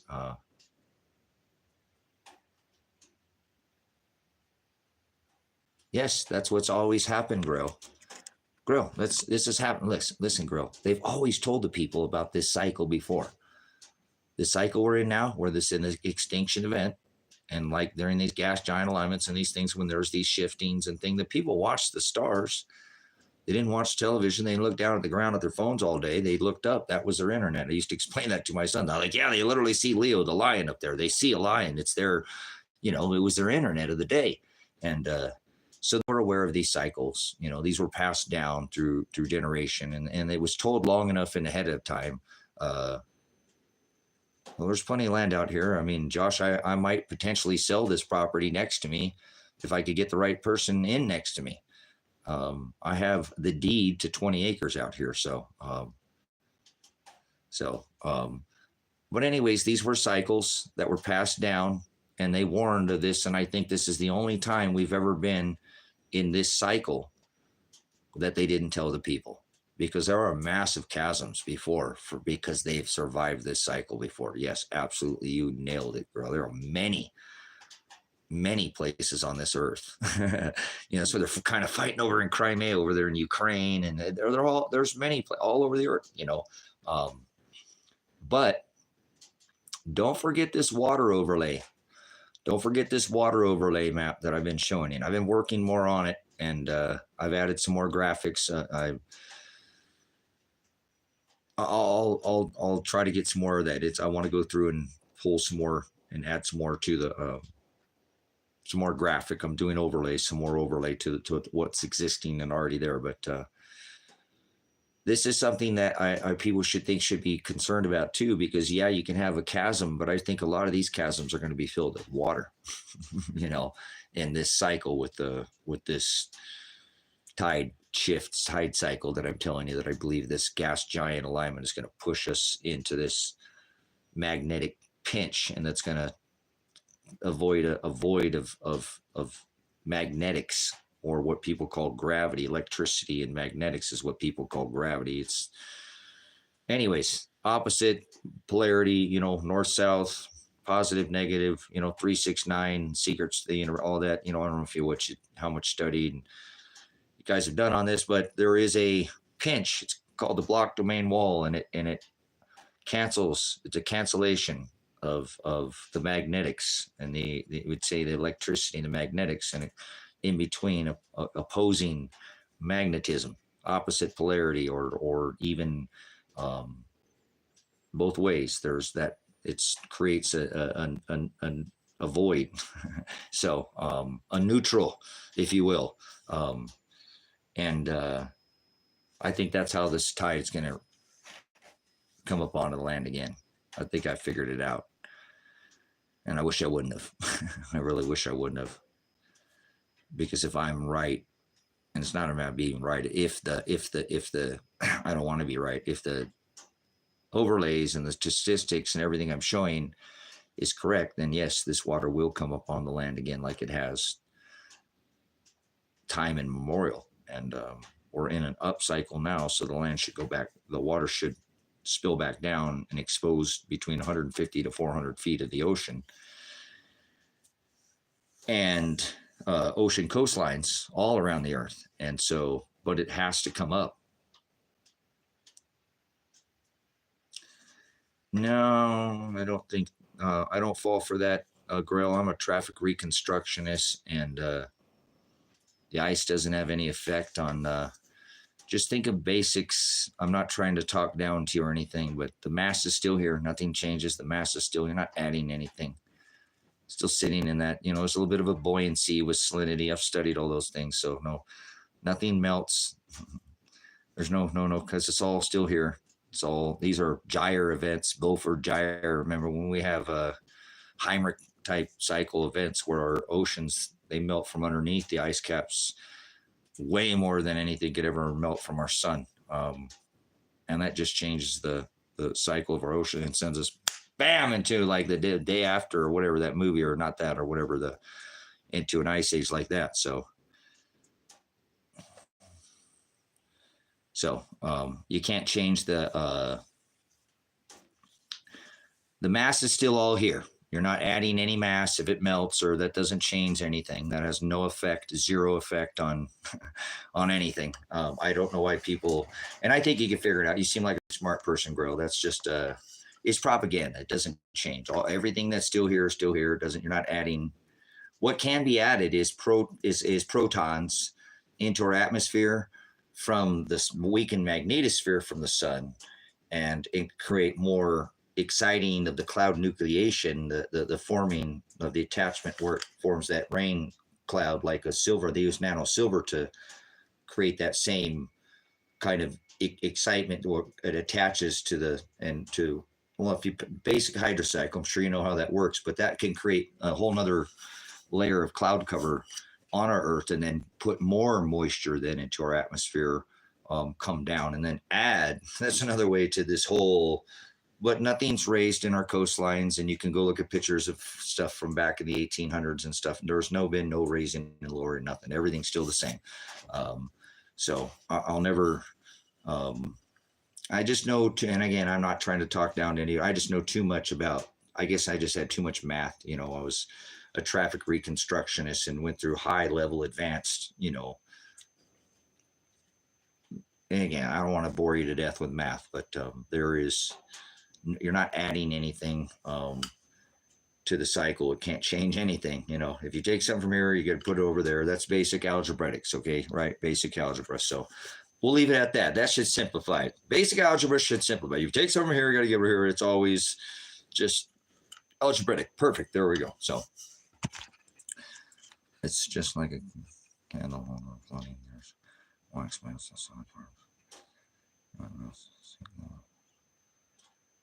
No, you're wrong. That don't work like that way. Sorry, apologize, girl. You're still going to convince yourself something that's not possible. So mass is mass. No, that's fine. Yeah, but I understand what you're saying. But it doesn't. The mass is the mass. That's not going to. Like I said, if you study, you know what a Heinrich event is, Grail. You know what a gyre event is on this earth. That's melts. There's way more ice under the water than above the water. So it wouldn't even melt. If all the ice caps melt off, it wouldn't change the water level. We have more water mass that has changed from underneath these Heinrich and gyre events because there's way more ice underneath our ice caps and that melts off and it's never changed the ice level. So I apologize. Your theory is just never going to work. Just a mass is mass, algebraic. So, but anyways, I'll move on here. But anyways, guys, the cycle of the sun is just something that it's, you know, what I believe this will be is a magnetic event that will shift the tides. It'll all be because of the magnetics. It won't be the melting of this, you know, something from the sun. We have some kind of solar flare. This is a magnetic pinch. The Greek word is theolobo, to be pinched down. It's that magnetic pinch that'll create that void, if you will, that neutralizing. None of these other events that have happened before. So this is not to be confused with any of those. Again, I'm not sure if you watched Davison at Suspicious Observers. He put out, I snipped some of his imagery today and been doing some of the adding.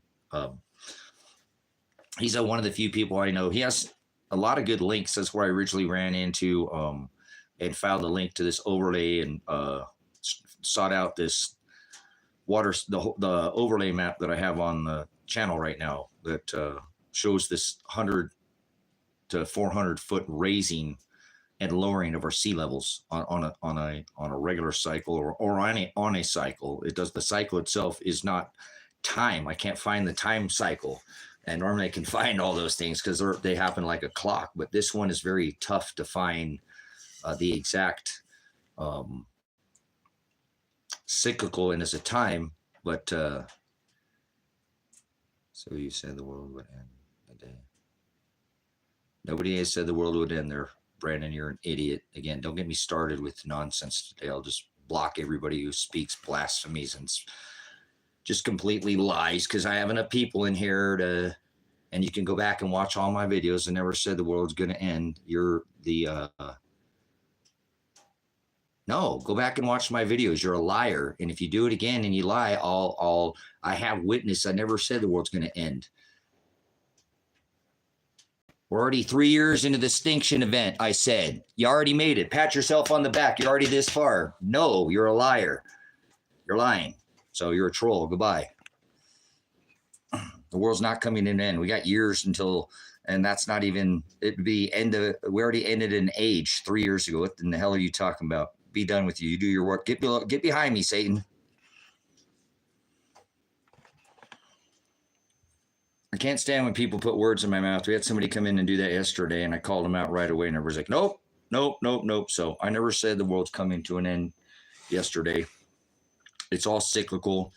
I was talking about a cycle of the overlay and I had a 13-hour stream yesterday. I never once said the world was coming to an end. I already told people we ended the age back when Saturn conjuncted Jupiter, and we left the age of Pisces 3+ years ago. So pat yourself on the back. You already made it through that. We entered the 12,000 year extinction event. on that exact day. I already put it out. So the end of the world, no, the end of an age, and that was three. What do you said the world's going to come to an end that day? What are they talking about? What would yesterday had to do with anything? The price of eggs in China at this time. Man, some people are bold. Or they just hear what they want, I guess, right? I have to remember that people, or they hear translation. I might say one thing and they hear something completely different. So, everybody's taste buds are a little bit different, I guess. So maybe their hearing is right translation. So people believe the placebo effect. You can believe anything and almost make it happen. It's pretty powerful. So, yeah, people hear what they want. Nope, sorry, the world, we got a long way to go. We got years until the world comes to an end, until he brings the fire and rains the fire on this. We're only in the white horse. Why would I even say the world come to an end? We still have to get through the red horse. We're not there yet. Man will kill man. I mean, we're getting there. Ukraine, all this death going on over there in Gaza and all these things. But no, we're talking about some serious, depopulation going on, and man will do it against man. So, nope, sorry, you're not going to get out of here that easy. We got sorrows. As a matter of fact, I was saying that it's going to increase intensity. It's not going to end. It's still going to continue and get a lot worse. What a foolish trolls, or people who are just hear what they want to hear. So these things are a cycle. Again, we'll put out some more information. If you are watching again, I don't know if you watch. That's disgusting. Goodbye. I don't want your filthy, disgusting words in here. Goodbye. So, we're all people. Remember what he said. Love your enemy like you love your neighbor. Treat somebody how you'd want to be treated yourself. Treat your neighbor, agape your neighbor like you agape yourself. Love your enemy like you love your neighbor. Love your enemy like you love yourself. Love your neighbor like you love yourself. So don't be an apostasy to humanity. I'll call you out on it. I won't allow it in this chat. It is not all my channel. It is our channel, but I won't allow filth to go on. And there's a lot of it in this day and age. I don't want it clogging up. Normally got moderators and arrow help, so appreciate all my moderators, guys. Everybody always, guys deserve like some of you guys probably got like super strong fingers, because we get a lot of trolls that come in and spit a lot of venom and say a lot of things that are just not even worth the time, that show black tile. So a couple times, boom, let's get them out of here. Let's not trying to do righteous things in here and expose the truth, and not let this lies and evil continue to flourish the way it has. He tells us in the book of Ephesians 5, be not partakers in their unfruitful works of darkness. We need to rebuke and expose them, and shine a light on their evil, all the things that they do, the evil, the rulers of the darkness. They rule the darkness because they're evil. I don't care if they're just some troll in here trying to troll a channel, creating division and divide and laughing and creating strife. He tells us you'd be better to have a millstone tied around your neck and cast into the sea than hurt one hair on my children. And that's not just infants and children, but sons of God, those that do the will of the Father. Cause one of my children to stumble. So good luck, you people who do unrighteous things. You apparently are not in the Word of God, and you'll be judged by that. You live by that law you go by. You go by the rulers of the darkness of this world. You let them rule over you.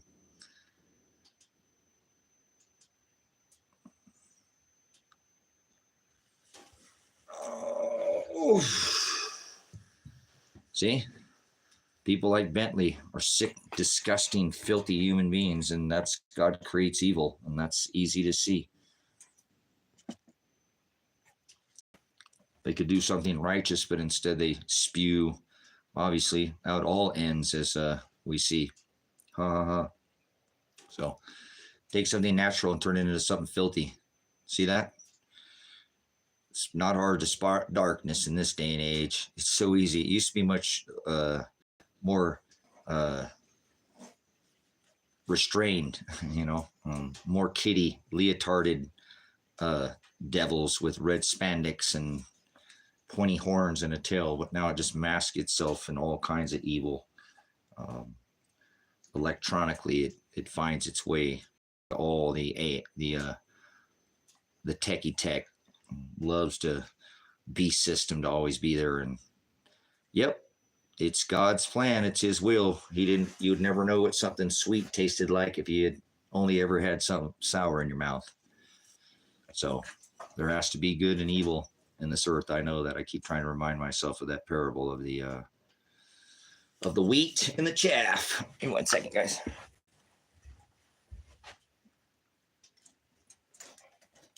Oh man, my freaking hip is. Oh, I think I carried too many blocks, guys. Too many bricks, too many blocks. Leg is seizing up there a little bit. Oh, all right. Man, I hope this weather will warm up a little bit more. We got to get through this, but we're still in March, so I need to be patient. I got all fired up there a couple days ago. We had some pretty good weather and want to get this shelter, this ark done, and so I can move on with all of the other projects that are probably just going to blow away, be crushed by hailstones or the sun or whatever. But yeah, I'll continue to. Namaste. Thanks for coming in. India, nice. Yeah, we had some pretty good weather today. The wind was blowing. It's been growing like crazy. It just let up right now. We have this summer lake and a lake behind us. They have hot springs and stuff at the base of the lake back there. It's all geothermal, and it kicks out a really large. Well, it's all geothermal, so it puts a racing stripe. So from where lungs are okay. But out here, hold on 1 second. I'll answer your question there, Sherwood. It's just been, it looks like there's people even think there's fires and stuff out here. They don't know what it is. It blows over this valley, but I know what it is. It's that geothermal. It makes a stripe down there. That lake, it's a large body of water, and it pushes all the way up. Like you can, when you drive past it down there to like past maybe down towards Paisley, Oregon down there, you got to drive through there along the edge of that lake, and you can see it. It's just like it's like the backbone of that lake. It goes all the way. I know what it is, and but it's geothermal, and it pumps out a bunch of well, looks like smoke, and the wind was blowing out here. So we had people thinking there was fires out here again today. There's always some of those Karens. There's a fire. No, it's just it's right over here. So anyways, Sherwood, you asked, I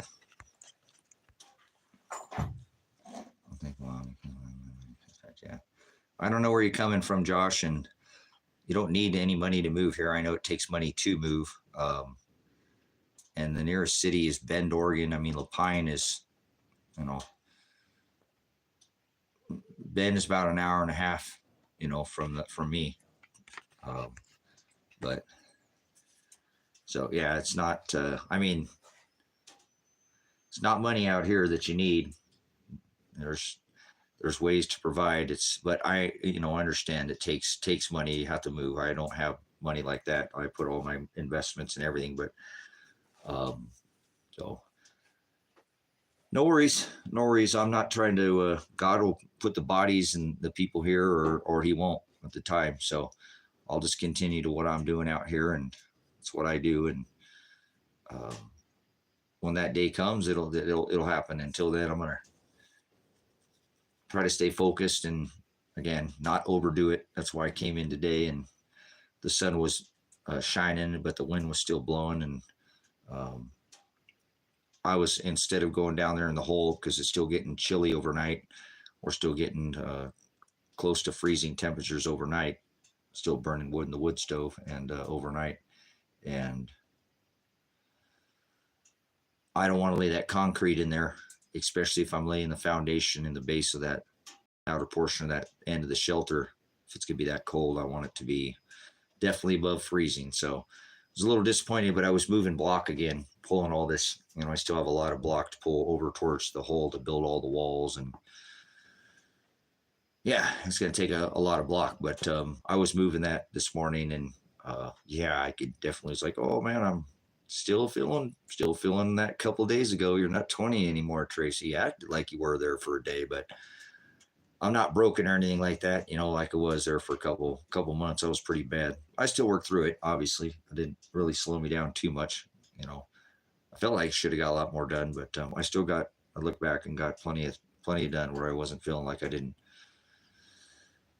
I'm hard on myself. I have to get enough done, or because I'm self-employed, I can't just sit around and do nothing. I have to make sure I always do a lot of things for things to work. But so is my life, and that's why sometimes I look back and there's a lot of things done because I'm always doing about 10 things, 15, 20 things at the same time.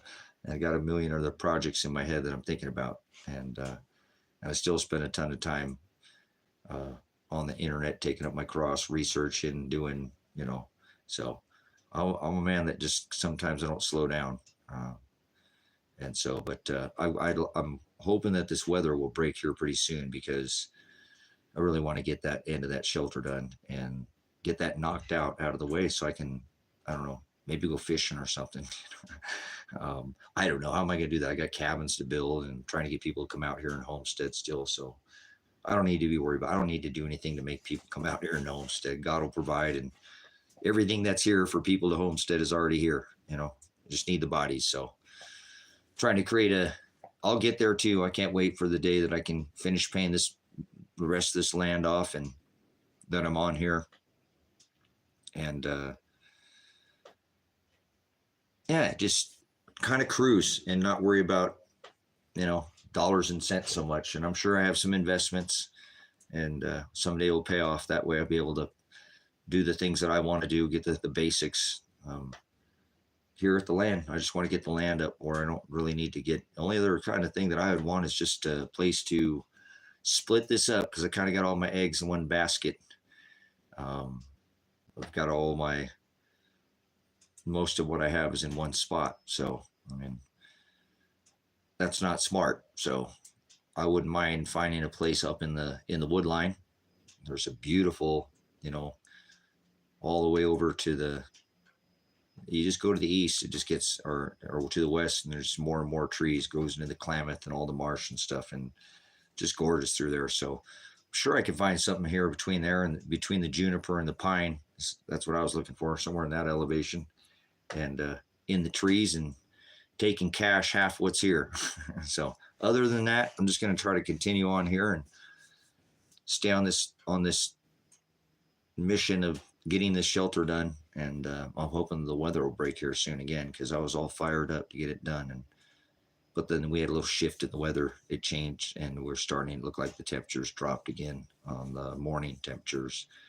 Used to be overnight, and it does cool off overnight, but it sure seems like now that the coldest part of the day, and I'm not the first person to notice that, is in the morning, not overnight. It's kind of strange. That's another shift that's happened. That's rather strange, but I guess I'll just work on the cabin. I'll work on the cabins. Again, I was moving some block today, and I was like, wow, that's 2 days ago. I'm feeling that still. So I better not try to overdo it, because I think I might have overdid it a couple of days ago. But I have a sense of accomplishment that I got a lot done, and I'll be ready to pour concrete, that same day. I should be able to get this, what I want, with the other block set back in there, and the way that I'd gotten and pulled it in and out of there 4 or 5 times to figure out what it is, exactly how it's gonna. I kind of showed that on the live stream, what I was doing out there, and it's kind of like a puzzle piece, or not a puzzle, but you got to take it apart, put it back together, take it apart, put it back together, design as you go. So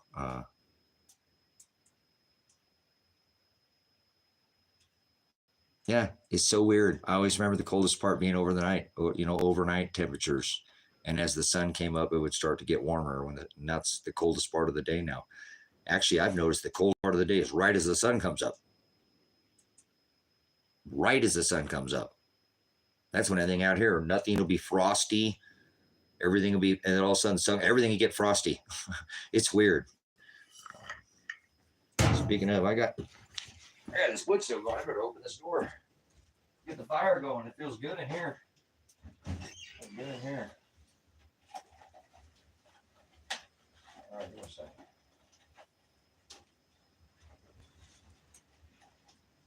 Oh boy.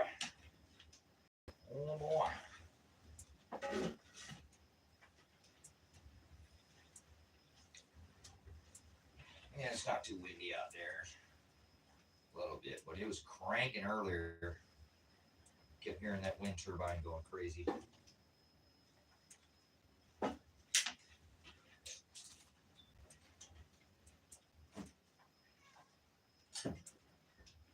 I heard ya.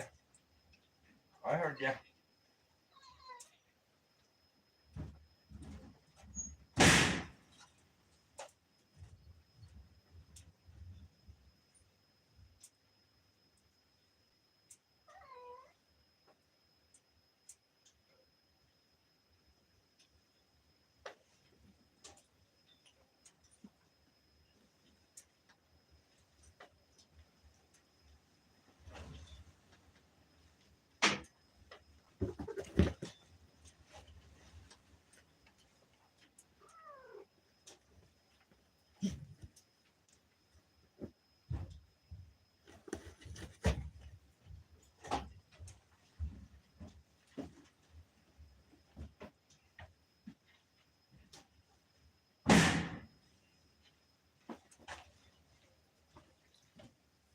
You're sitting in my spot, Painter boy.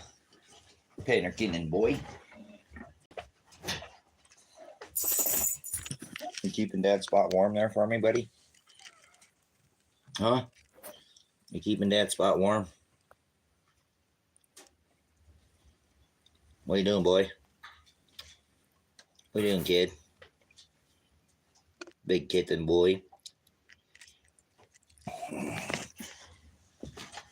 He's a big kitty. You're still sleeping when the sun comes up? No, I'm always up before the sun comes up.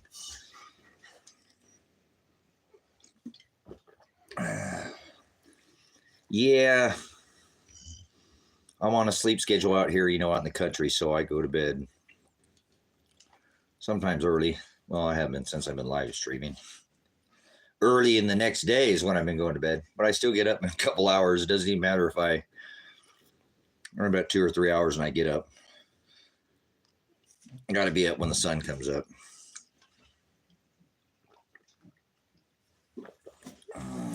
It's pretty tough for me to lay in bed there like that, but I have to force myself if I do. You like it inside here, buddy? Where'd the other kittens go?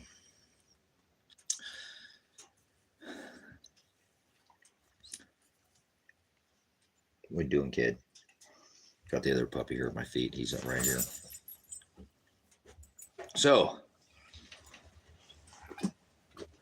anyways, I was talking earlier about Ben Davison at Suspicious Observers. And he keeps putting out this map saying that the world is going to turn over. And says it has before. And I don't think that the world can be turned over. I think the magnetics can shift. Like we're going through a magnetic excursion. A pole shift is when the compass, instead of pointing to the north, would point to the south. That's a pole shift. Everybody says, well, we're having a pole shift. No, we're having a magnetic excursion. We're in the middle of a magnetic excursion that started in 1859. Huh, what happened there, Jordan? Careful. They're, I don't know. They're on us now. Look what they just did to Canada. Maybe they're social credit scoring you. Tyrants. But, again, Ben's putting that that's why sometimes I call them shillspicious observers, like my son does. Because we watched him from the day he put out his first, video, and he's been on the internet for a long time. But today he put out some maps, and I screen grabbed a couple and I'm doing some overlay. Because it's the same thing. Some of this stuff, I've had some of this imagery before. And again, my phones get, just like where my message, I get my whole SD card taken. Like, how do they get in your SD card and get what's in that? That's supposed to be like separate, so nothing could.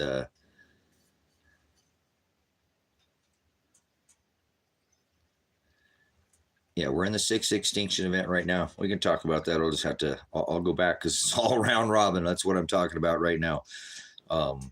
Is this sixth extinction event that we're in, and this, what I believe that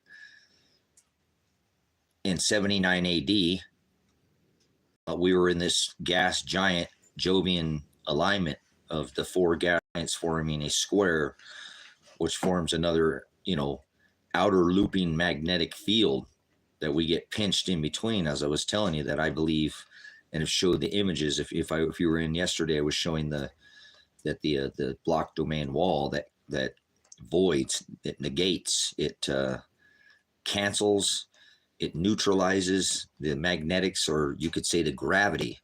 And as Ben is talking about, has the world turns over in tidal waves, and I don't see it as that. I see it as, and that's why I think sometimes we call him a shill, because I believe the earth cannot be moved from its foundation. It can be shaken, and that's what I believe would cause the seas and the waves to roar. But he talks about a whole earth, and that's why I brought up the fact that I was talking about this magnetic excursion that we're in. It all goes together. I got 30 years of studies in this,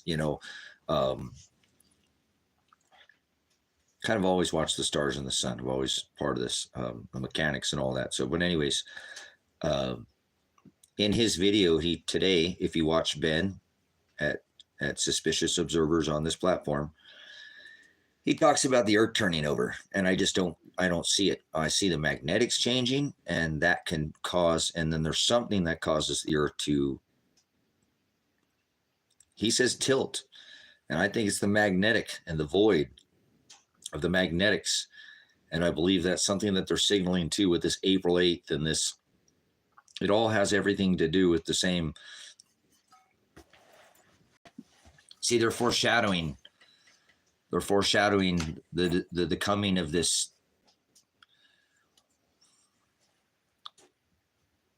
I believe in ways this event, of this 40 days, the destruction of Nineveh, as Jonah was spewed out onto the belly of the land after 3 days in darkness, like Christ 3 days in the tomb, and he rose out of the ocean, right? He rose out of the land and was spewed out onto the belly of the land, and was to give 40 days of the coming of the destruction, the foreshadowing of the destruction of Nineveh.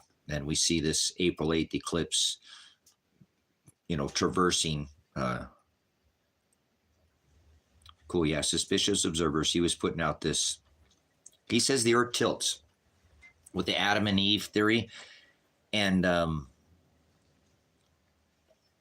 there's so much of his work that's spot on, that Ben's work is spot on. He is just an absolute. What Ben does is he puts together peer-reviewed journals, and he uses the scientific theory and the scientific method, and but he's more of he regurgitates. And there's nothing wrong with that. That's reconstruction too. I in a sense, that's what an evidence, a reconstructionist does. They obtain bits and pieces of evidence, and then they reconstruct and then regurgitate it into a palatable, if you will. I don't sort of bring this back to something more, not, but to something that's factual. And I'm trying to think of a word without being super, complicated, but just putting in and reconstructing the evidence to using all these different methods to come to a final, theory or conclusion of what the, whatever it is that you're trying to convey. That, hey, like myself, I'm saying, hey, look, we're going to get pinned in between these four Laos gas giants, and the water's going to come up onto the land, like I've been showing you. And here's all the evidence that I have. And look, here's this block domain wall. Here's how magnetics work. Here's our magnetospheres weaken. Here's how this. I think I've put out more evidence on this particular subject than anybody right now on the internet on this whole. There is nobody else putting out the overlay map with the federal land taken over here on the West Coast, there's not one other blogger on the internet. And I believe, again, I give all glory to God for that. That's not me. That's him making me seek these things. But as of now, and I would hope others pick it up, but what Ben put out today matches what I'm telling you. But he's got the earth flopping around and doing some kind of shift, and he shows you that the United States ends up down there, down in the South Pole, and I just don't see that happening. I don't, it said the earth cannot be moved from its foundation. It says the heaven and the earth will be shaken, yes, but not corkscrewing and spinning. And Ben is more into that whole space, thing, and I don't do space. And he has a lot of validity things, that he talks about. Again, there's so many things that I think there's things that Ben talks about he shouldn't be talking about. And maybe this is one of those things too that I've thought about too, on why I've been so shadow banned on this video and this overlay map, is because I don't think God wants people to get this message. And as hard as this is for a lot of people to swallow, I think God wants most people to die in this case, because I just think that's his part of this plan. He said there's going to be a new heaven and a new earth. He will just send his 4 angels. There will be destruction on this earth. That Armageddon that people have been wishing for, unfortunately, they're going to get it, and I really wish people wouldn't wish for destruction like they do.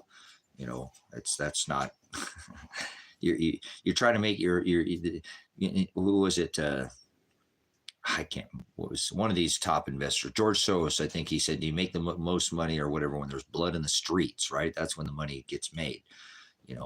These people go in and always buy this stuff up, pennies on the dollar, after they've caused all these people to be thrown out of their, places and stuff, because they got the money to do it. So, what did Robert Manuel say? Never let a good crisis go to waste, right? The Chinese have something about that where we talk about, opportunity and crisis or something. They have, so this has been around. People know that these cycles, they ride the waves of these, celestial and cycles, and we're going into another one. And that's what I've been showing you. It's a cycle. I'm not a prophet. I'm not guessing anything. The things I say are going to be factual. The only thing I think that is not going to, that I have conveyed that's not a matter of fact, is I can't put a date, a specific date on a cycle, like this happens on this date, on this time. Most of the time I can tell you, bing, here it happens, bing, like all these extinction events. There's no guessing.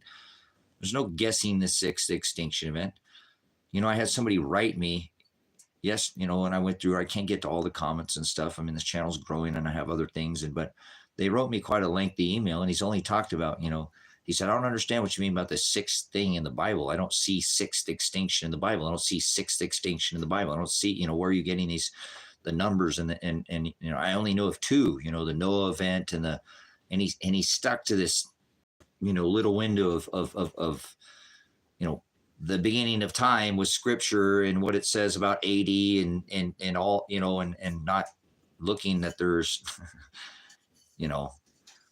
there's a translation here that you have to look through and understand. This is not, there's certain things we can be looking at right now, and certain things he'll reveal to us. So, and I know I toe the line on that sometimes. I think, and like I said earlier, I think I sometimes look a little bit too much, and I think Ben does the same thing. We're looking at things maybe we should be poking at. I don't know. Maybe it's as an inquisitive mind or reconstructionist. I always told people I'm like an information hound. I'm not Joe Biden, but I'm always trying to, like a hound dog is always trying to find that little bit, like an investigator, just down there trying to find that little smallest detail that makes the big picture just, oh, now I got it, so the water overlay map, I'm hoping that doesn't happen, and I haven't been able to find an exact cycle that it happens on. And most of these things that I tell you guys, I told you can fact check everything I say. You should go look and discern and get a duplicate, like he says, 2 witnesses, maybe like go get a second opinion from a doctor or something, right? Do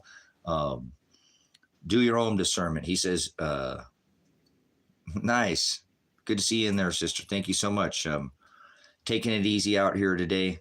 I picked up some block the other day about 50 times over. No, had to keep reconstructing that shelter down there, but I'm taking a break because I'm still sore from 2 days ago. I'm not broken, but I definitely was feeling it. And so I'm like, I think I'm going to take another day off. And I started another channel, Save Silver, Save Lives. Save silver, save lives. Because if you save silver, remember, you take it out of the hands of the military industrial complex. And I wouldn't do this if I didn't think it was righteous, because I don't think God wants us taking his money, and killing each other with it. So I think it's righteous. So I started another channel, and here on YouTube, and it's Save Silver, Save Lives. And I think it's epic. So hopefully it catches. We'll see what happens over there. I'm going to kind of throw maybe up a little, it took me a little time today to produce the video that I put over on the channel over there. I don't know if you guys seen it. I put it up on this channel. It says channel premiere. It's my, have you guys seen my video? You guys seen the video I put out on Save Silver, Save Lives on this channel? Did you watch the content that I put out? It's just a short, it's about 50 seconds. Will you guys do me a favor if you haven't, maybe put a thumbs up. Yes, have you seen it? And if not, we go check it out. I mean, I'm not going anywhere right now. Actually, I might go warm these beans up or something. I feel a little bit hungry. Did you see it, Vicky Ann? That's the new channel. Okay, I'm just gonna kind of try to throw a quick. I thought maybe I don't want to overcommit myself to this, but I really think it's worth my time. I really think what I'm doing over there is righteous. And while the internet's still turned on, what I was thinking, it'd kind of be like a little daily, silver update, so to speak. Kind of reminding people, if you save the silver, you're going to potentially save lives, save your own lives. I could probably bring up a million reasons why. Again, we use it in every single, maybe that's what I'll start doing, is just put a little snippet or something again. Of what kind of military piece of equipment's in. Maybe every day I'll put another piece of military equipment, a picture of, but I was trying to make it a daily short, and just bring people to the hashtag itself and to the understanding that if you save silver, not as an investment, not as an economic advice, not as anything, you can save somebody's life, because this is the lifeblood. Silver fuels all the machines, all the circuitry, all the switches to war. We kill ourselves with this metal. We couldn't, if this metal wasn't in the circuitry, we'd almost go and be back to fight with sticks and stones, sort of, so I think, again, I wish I would have been on this. I think I could have made this something already a little bit larger than it is. Now, I know I've had people comment and stuff on this that already, that it'd be near impossible to take the silver from the military industrial complex, but we can try, even if we just take it 1 ounce at a time, from them, away from them. And it's money still. So it's still money, it's not like I'm telling something that is somebody that I believe they're going to, if they long hold it, they'll never lose money like that. It is money. Again, if you have a stack of this, I don't care in time, that is wealth, that is money. This is wealth. So, but it's not about that. It's about saving lives. So I don't ever want to, it's a way to bring up a lot of things, actually. So I don't know if you guys have seen the premiere. That's why I did this live. I'm like, I'm going to go kind of talk with the viewers there and see if I can go get a few subscribers on it, help, watch the video, give it thumbs up, get it pushed out into this algorithm, get people hearing that. What do you mean save silver, save lives? Well, it is used as a microbial and an antibacterial, but I'm not talking about medicinal purposes. I'm talking about saving lives because it's used in military drones. I mean, how many ounces do you think are in a military drone? If there's between 300 to 500 ounces, if there's 300 to 500 ounces in the tip of a smart missile, Huggy, I'm on the live. I'm on the live. I'm on the live, buddy. That's live. He likes to do headbutts. He loves to do headbutts. Cool. No, I appreciate it. So I don't know if you guys are understanding what I'm saying. I'm going to stay on this. And, but I think if I don't put too much time, I could probably take me about a half an hour to produce a video. You know, I'm real weird about my cuts and my, you know, it's some pretty basic stuff I did today, but I like things to be fluid, you know, the wall, you know, the bricks and the rolling and that thing that went up and down and all the little extra added little, it's all, and unfortunately when I do this on a phone, I can't ever really get anything to line up. It always wants to, I got to do this for hours, guys. Sometimes on that, but sometimes, you know, if I just had like an iPad, I think my son's going to maybe send me an iPad or something, like, not an iPad. I don't want anything but like a notepad or something. I always struggle to get things lined up so long. It takes me I spend all my time on just this. I mean, I get the ideas of what I'm trying to do, the cuts, the, you know, whatever but anyways, I like producing channel content. I wish I had a really good computer program, because again, I think I could produce some just tremendous videos, but I work with what I got right now. I'm working with the cheapest 4G phone that, you know, I will not get a phone that has 5G on it. So yeah, it's some low quality tech, but okay. So did anybody see? Well, I don't know.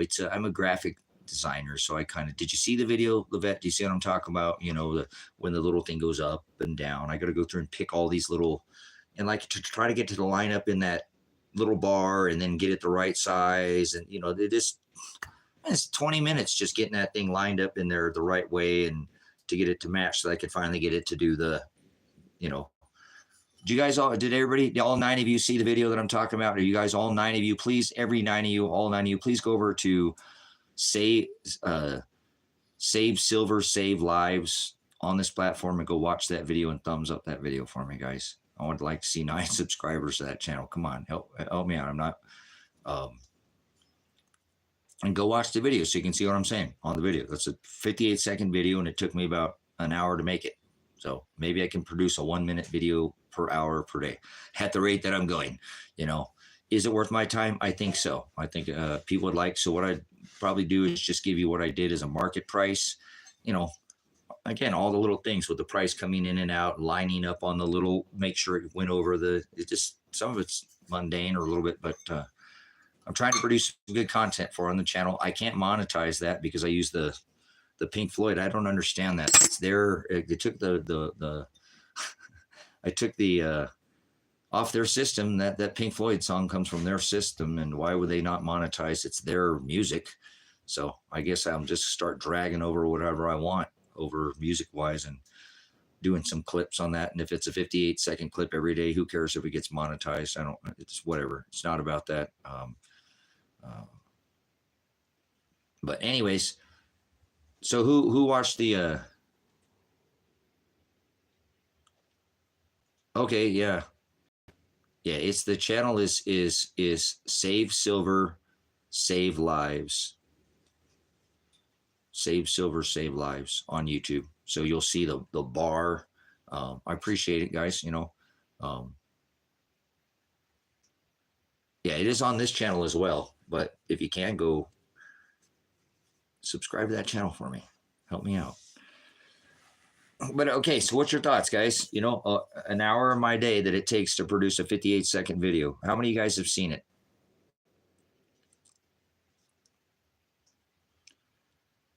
Yeah, Save Silver, Save Lives. I want you to go to the YouTube channel, Save Silver, Save Lives.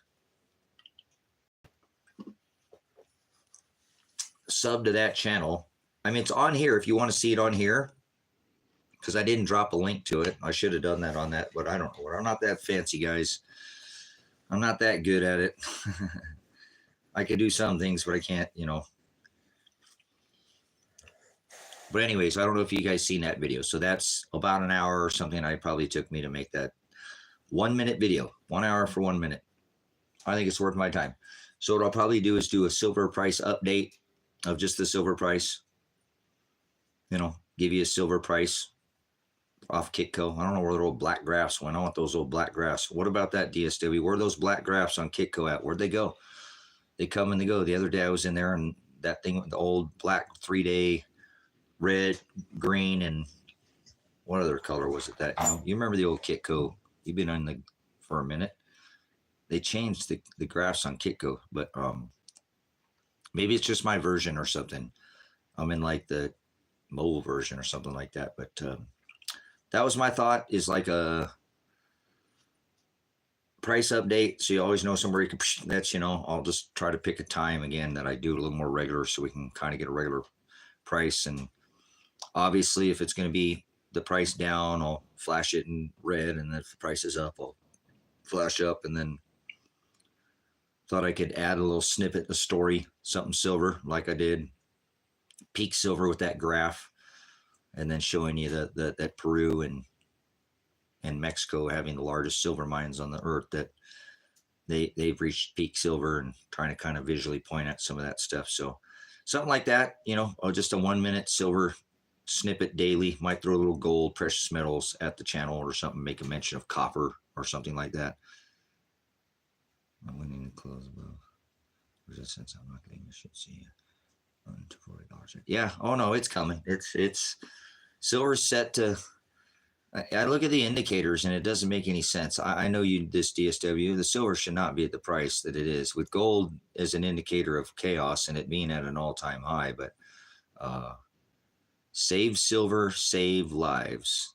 You save silver, you can save lives. If you take this out of the hands of the military industrial complex, this is an every war machine, and they're going to get more advanced and more tech. And I don't think we can take it all, but even if you take one, in my eyes, and then it gives you some, well, it's just multifaceted, it's not an economic,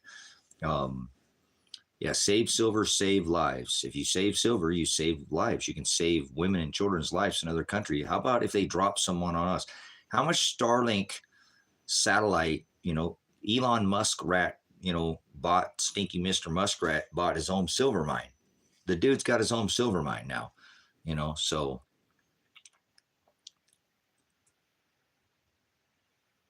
Cool. I appreciate it, guys. So I think it's worth an hour of my time. I like precious metals, and it's not, I feel like it's God's money. I mean, I don't like that they sold them for 30 pieces of silver, but there's a good video, right? There's a good video. But a little 1 minute snippet. I'll always try to include the price, a daily update of the price from Kitco.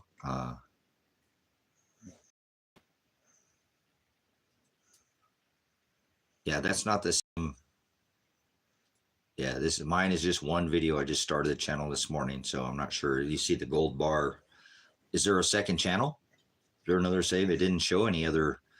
When I looked, I didn't see any other channel but the one that I started. I mean, if there could be. We all get different search results now. Remember, we don't all get the same results anymore.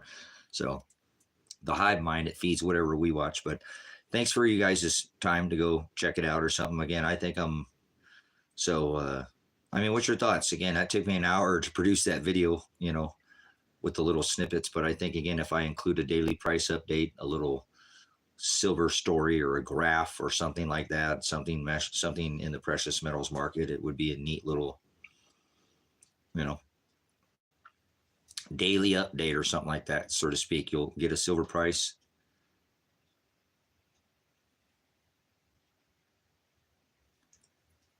Yeah, save silver, not save silver, save lives. So that's the channel, save silver, save lives. Not just save silver, but save silver, save lives. So.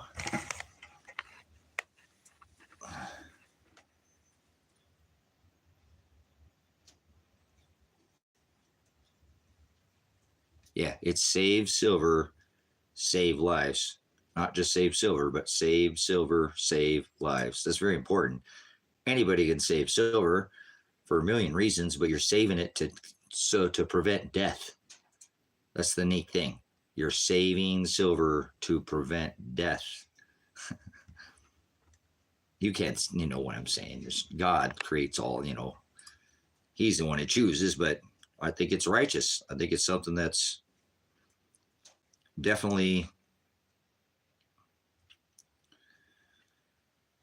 worth my time.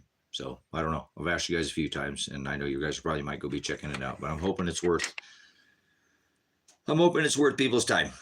And if somebody likes precious metals, again, I'm not rich or anything, but I enjoy looking at the precious metals markets. It is real, truly money. It's not inflation, you know, it's not paper. It's an actual tangible asset. It's, you know, you hold it in your hand and you can feel the energy all stored up in it, you know, what it took to get it out of the ground and all the intensive labor that it takes to put it into that, you know, either coin or bar or whatever form it takes, the stamping, you know, the whole process is it's not just something that comes together without, you know, a lot of energy that it takes. So you feel that stored up energy in precious metals. So I'm not a gold bug. Gold's never really been a thing. My son like that too. He talks about, he just went and traded some gold for silver that he had. He had some gold and traded it for silver because he just more, again, you know, silver's, I don't like that people call it the poor man's gold because it's not like that. In the 12th century, they used to, you know, the ratio between gold and silver is 1 to 1. You know, at the time of Christ, that silver was valued the same as gold. It had, and I do believe, and we're far enough in this now that I believe that silver one day will be worth more than gold. It is worth more than gold. It has way more uses than gold. Gold has very limited usages. It looks pretty, you know, and yes, it has some properties, but gold, it doesn't have near the usages that silver does. Silver has way more usages than gold. And it's got contact by strange and never sense house.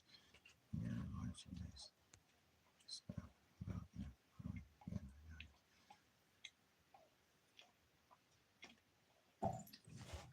Colombian numbers. I just contacted by strange numbers since I was in your live stream days ago. They asked a lot of stuff about you. Probably thinking I know you. Interesting. What do you got there? I live in Germany and it was Colombian numbers. What are we talking about there? That's pretty interesting. Cause like calling, asking about me.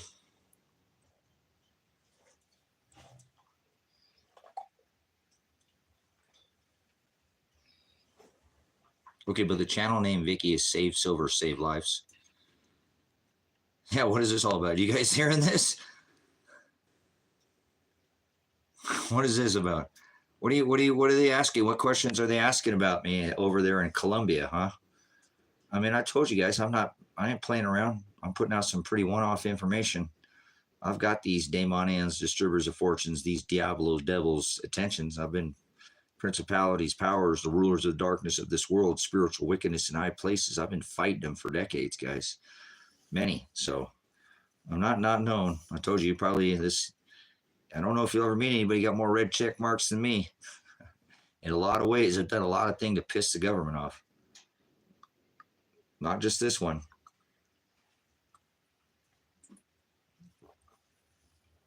Christ went against the law, the governments, right at the time, the rulers of the darkness of the world at that time, the spiritual wickedness in high places, the church, right? You do your works of the father, the devil. I don't think the kitty wants to go out. So, all right, no more questions about what they were asking about me in Colombia. I'm getting questions asking about Colombia. What's in Colombia?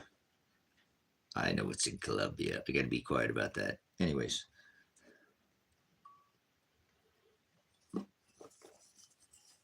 Don't you worry. It's all over the world. Wide world. I love to tell you that. So, gold is a leading indicator of chaos. It's at an all-time high. Precious metals have always been the safe haven asset. People always flock to precious metals during times of uncertainty. Things seem to be very turbulent. Sure seems awful strange that the price of silver is sitting at half its all-time high. Back during the bug, a silver eagle got to $50. Back in 2012, silver reached $50, and back in the 80s, silver also reached $50. So, do you know any asset right now that's sitting at half of its all-time 1980 price.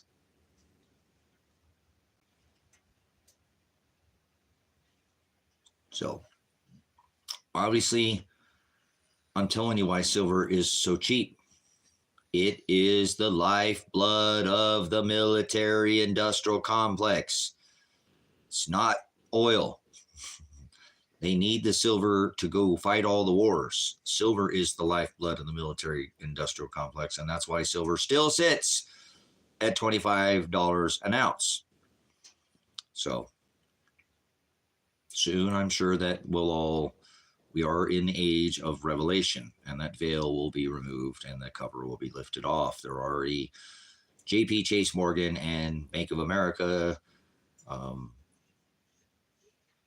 traders that have been put in prison for spoofing, manipulating the price of the metal market. So all this conspiracy theorists, GATA, all that, long time we've been screaming manipulation, but they still let the person that got fined for manipulating the metal, JP Chase Morgan, be the custodian of the metal after being fined. So, get fined a little, make billions. Get fined millions, make billions. That's how they do it, guys. So, but as of now, the custodial, of the metal is still JP Chase Morgan. And until that lifted or the COMEX gets taken out by, and obviously we've seen almost the COMEX being drained of all its contracts, and kind of steadying out here, but something will break. Something will break in the system, and then the fair market value will come back on silver. And again, I believe at that time, guys, you won't price your silver. If they take the COMEX out, or something like that, then they can change the price of a metal. Bix Weir, if you follow Bix, he's probably one of the biggest silver. He kind of a little bit of a silver pusher, but that's okay. He's a hodler, hold on for dear life. But he understands this market, and he talks a lot about how these central banks, that it's the bank killer, that silver is the one that will cripple and take down the banks. And so I'm telling you that I think we can assist in taking down the military industrial complex by stop funding this metal, and killing each other with it. And so you can save lives if you save silver. Yeah. Did you see what Canada just did? DSW, Canada just implemented social credit scoring. So coming to America, coming to a neighborhood near you soon, guaranteed. Won't take long, you know what they say about poop, right? Runs downhill, and they're to the north, so get ready. Don't think it'll take long before they'll be implementing that kind of system right here in good old the undivided states of America. And yeah, you better remember that you hang out with me. I got people in Colombia that are, that's going to bring down your social credit score. They're just bursting weight, remember? So I don't know, man. You hang out with me, you're gonna I gotta, I'm on all kinds of lists, so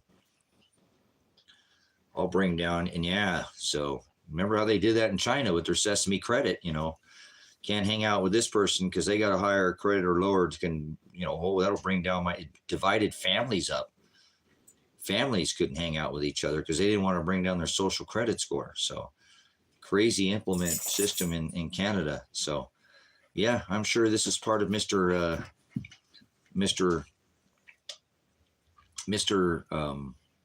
Autoimmune Deficiency Syndrome. Never forget that virus, the same troll that gave you the highest paid government. No, that's Mr. Falsey, right? No. Mr. Gates, the fake meat guy. Remember? No, hey, we have won in one way. We've already won. Do you ever guys notice when there's a big hurricane or something? This indicator of chaos, all that I was telling you, when there is an actual chaos, the fake meat still left there on the shelves. Yes. The fake meat, nobody wants it even during times of chaos.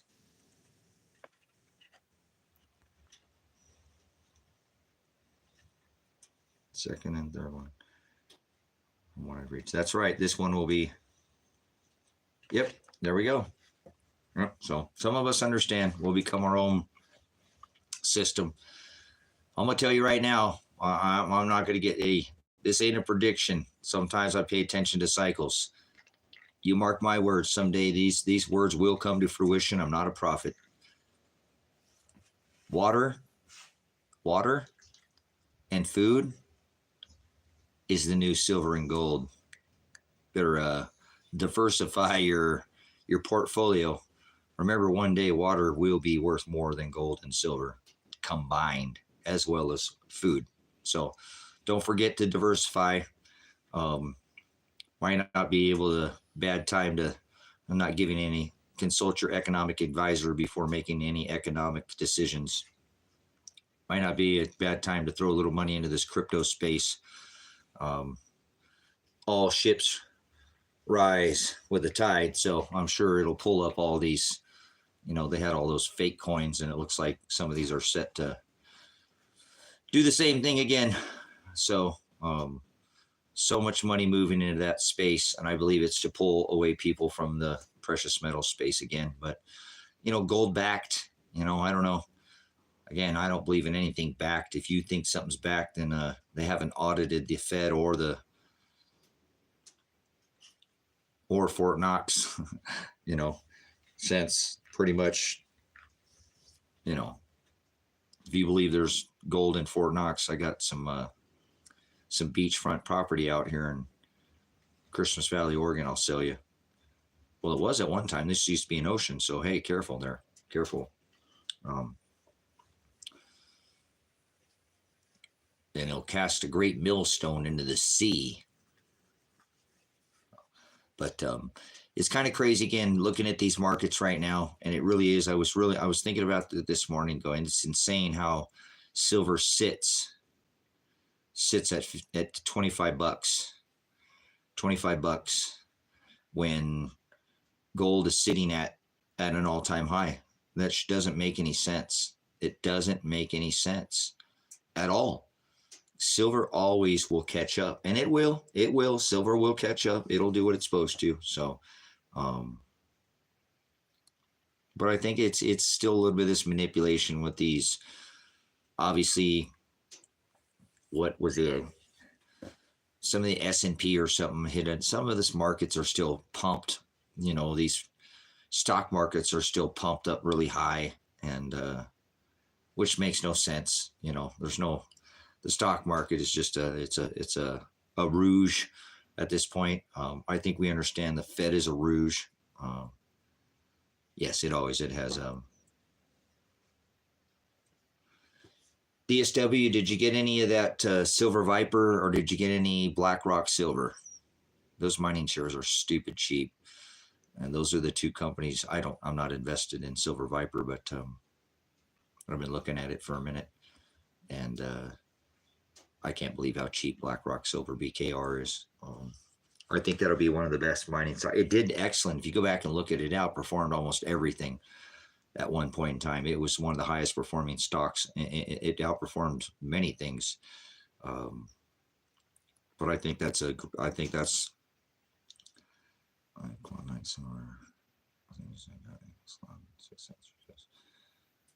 yeah. Look into BlackRock Silver out of the Tonopah district in Nevada. It's that mining went offline back in, I think, like 1910 or something, when they dumped, the price of silver back then. They had a silver dump, and they couldn't keep producing in that mine. It just wasn't profitable. Kind of like where we're at now. It's almost getting unprofitable at $25 an hour for some of these silver mines. It's going to have to go up, or some of these mining companies aren't going to. I mean, there's still profit to be made, but that's what happened back with this silver mine. It was early 1900s, and it was shut down. So, it can come to production. That's obviously, if you know mining companies, mining stocks. Doesn't always mean that a company's actually, at production level. Sometimes it's just discovery. Yeah, I've never invested, but I think the gold mining sector is just set to go crazy. Cool. Well, yeah, like I said, look into BlackRock Silver. Just look at it. You go with, because sometimes you need to look into if you've in the mining sector, there's a bunch of juniors and all these other, where do you put your money at? I like that some of them pay derivatives and things like that. So this particular stock doesn't, but I was really intrigued when I looked at their discovery in their old ratios. They had something like, yeah, I really wish I would have gotten a Silver Viper, man. It got so low, and so did BKR. I bought it's a lot lower than I bought it, but whatever. I long holding. I don't care. I didn't even pull profits when it was way high. I was like, nope, I don't want to lose my shares. I don't want to take from my shares all long. I'll hold on for dealer life, and I'll just. I know what it did last time. I remember the run up last time. Like you said, see, I could actually explain this to you, DSW, because I don't think most people understand what is about to happen with the mining sector. Because it's already moving, but hold on, I'll finish. I want to explain this, and then this particular company has something like their 100 to 1, on their gold to silver ratio. It's insane, and their quality is almost near like Mexican purity, the purity in their veins. This is not a top surface mining. This is a down, they mine under the ground. So this is very earth friendly, so to speak, because they're not up destroying the top of the surface. I looked in this company for a lot of reasons. I figured you need something, if they nationalize mines, like we're already seeing Mexico nationalize, I think copper or something, some of their I think it's some of their precious metals, one of their precious metals, or one of their, I'm pretty sure it was copper. But anyways, we'll see. I'm pretty sure we'll see that happen. They'll need it for, I don't know, space farce or something, right? For space farce, for robots, or they'll need to nationalize. And I think that will happen. But it'll allow these mines, like the ones that are in Mexico, to not have to be so subject to the whole debauchery of this, the way it goes into the markets and is sold now. I don't know if you ever studied it, and it's insane that I don't know how these mining companies just don't set the price. Say, you know what, just like the farmers are doing over there right now, and saying, you know what, we're gonna set the price of this. We're gonna put the brakes on this, and we're gonna tell you what we're gonna sell it for. And they're not doing that. And I've studied this. Keith Neumeyer talks about this.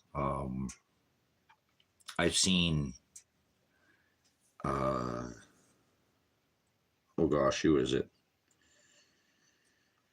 I was just watching. There's others who talk about this. But again, the reason why I like this mining company is, to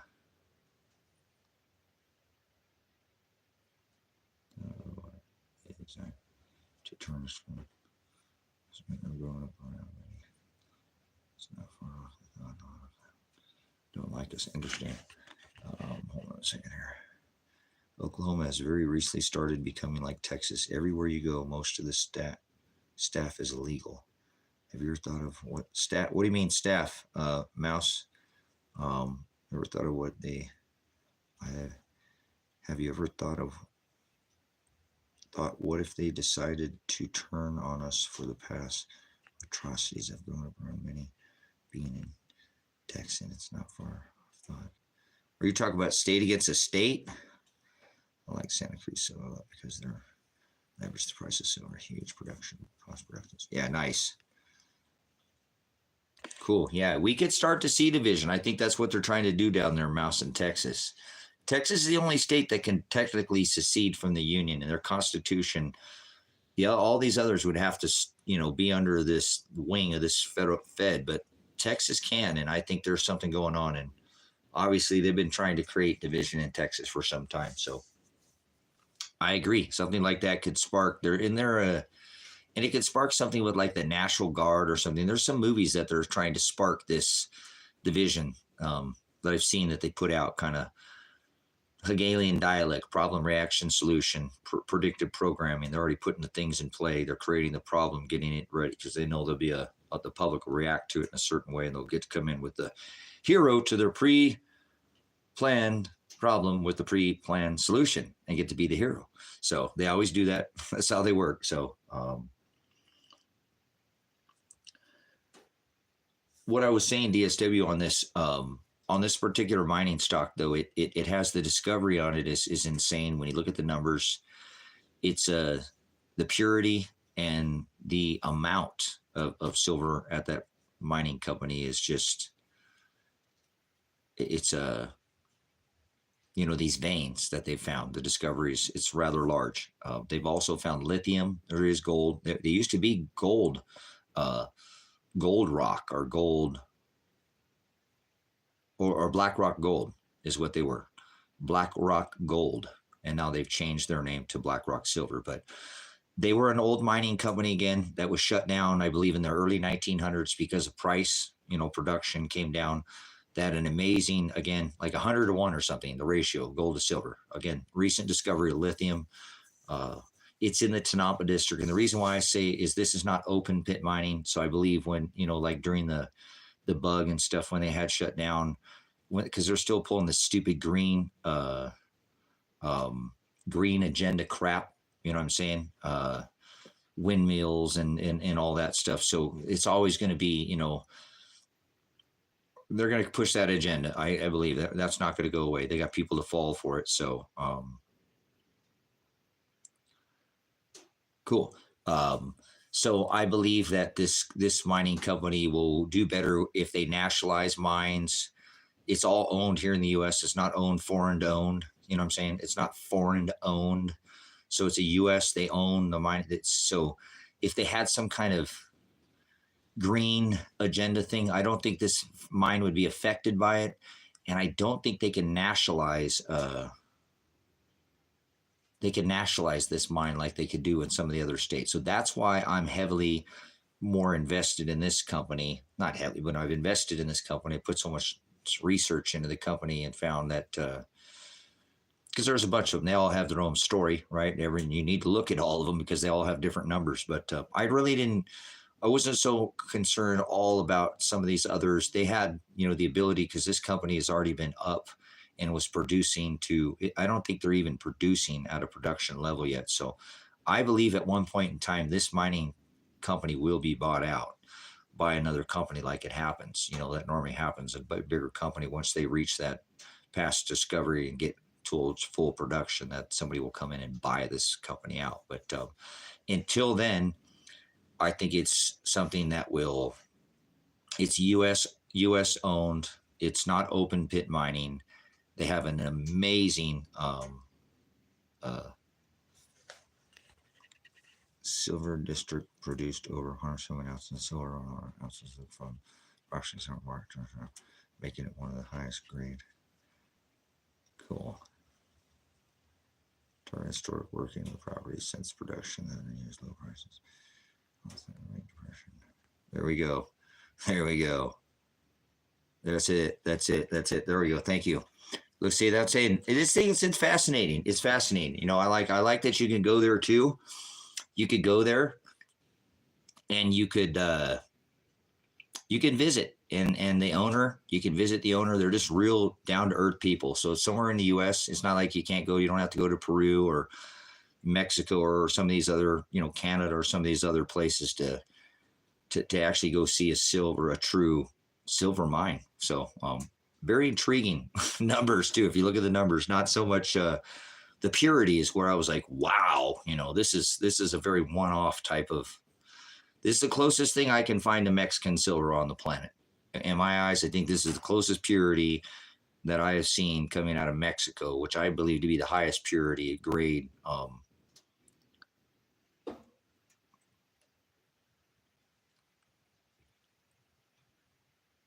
Yeah, I wish they paid a derivative on these, but they don't. They don't pay any kind of, but okay. So you see, what an intriguing company. I really, like I said, I think it could, if it hits, it's gonna be one that it'll be a sleeper. I think it's a sleeper. It'll definitely, once people pile into it, it is, because it did it last time. It reached some pretty good numbers last time. If you go back when it was up a lot higher than anything.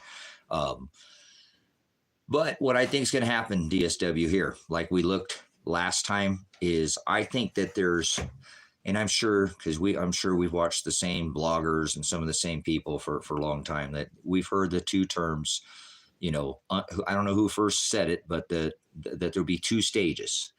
And you know what I'm going to say? There'll be unaffordium, right? Unaffordium, where you can't afford it because the price would be so high that silver will become like gold. I have a channel that's called Silver's Like Gold. Remember, on this channel, Silver's Like Gold, or on YouTube, because at one point they're 1-to-1. But you see, unaffordium first, where the metal becomes so unaffordable that it'll be just unreal prices on it, and then nobody want to sell it. Nobody want to sell that metal, and that will be the second stage, which is called unattainium. Who said that first? Who said that? Was that Gregory Mannarino? Was that George Salente? Was it Bill Holter? Was it Rick Rural? That was Rick Rural, who I was talking about earlier. Rick Rural is an amazing Rick Rural. I know DSW. You watch Rick Rural. That dude is one of the top 3, I believe, in the world. If I was to listen to any person, Rick Rural would be somebody I would definitely, because you know what his history is. I'd listen to Rick Rural. But anyways, so you have, I don't think it's probably none of those people that said that. I didn't give props where props was due. I tried, couldn't thumb through the memory. So that Dome Rolodex isn't working. So I don't know where it's at, somewhere in the Rolodex there. But anyways, organized chaos, guys, organized chaos. Once these metals become unobtainable, and you can't get it at the silver shop anymore, and the pawn shop sold out, and who knows what's going to happen at that point. Maybe you'll still get metal online. Remember, we've already seen, like, during the COVID, massive delays on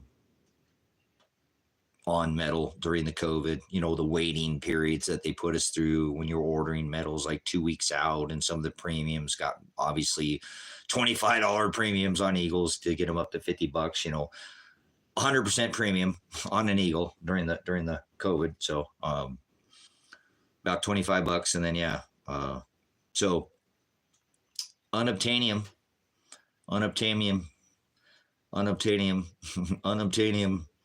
then everybody's going to want exposure to the mining sector. And you think that we had what, 2,000 and 3,000% on some of those junior miners last time? That shot up during that last run when mining stocks got just way undervalued like they are now.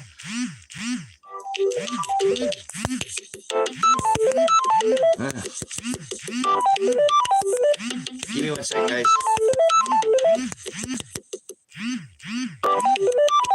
I gotta shut this front door.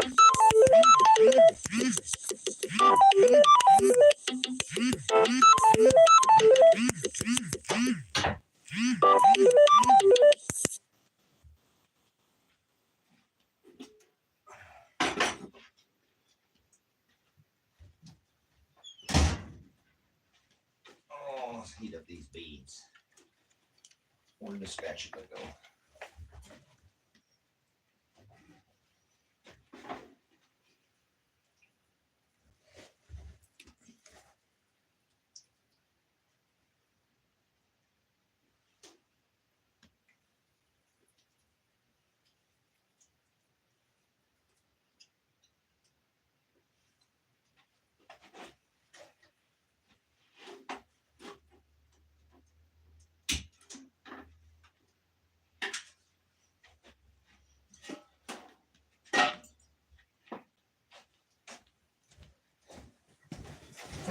What are we doing here? Ooh, that fire's burning out.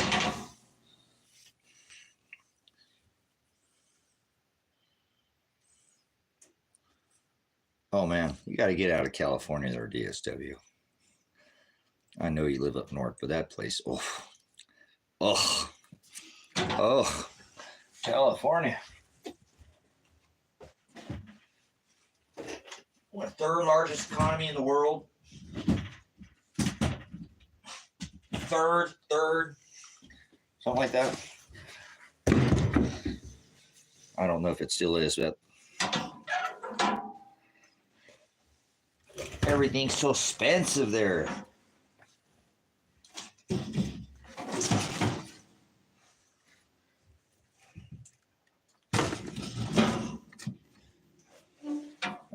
Got some more wood in the stove here. So again, I think what will happen is, because I watched it happen last time.